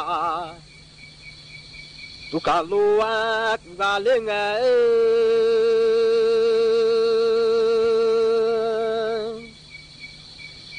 cho dân nữ xa lê bộ tô mà la lê nhằm yêu gan nữ xa hôm bộ tô mà la mía ô nên tu ngơ ba sa tu khu mà la mía ngô ta cho phu thô đi ngà juga madi mía ô mi mà thế gọn đi ngà mà madi lơ nhà อำนาจเจริญสั่งเร่งให้การช่วยเหลือประชาชนที่ได้รับผลกระทบจากพายุฤดูร้อนอีกสักครู่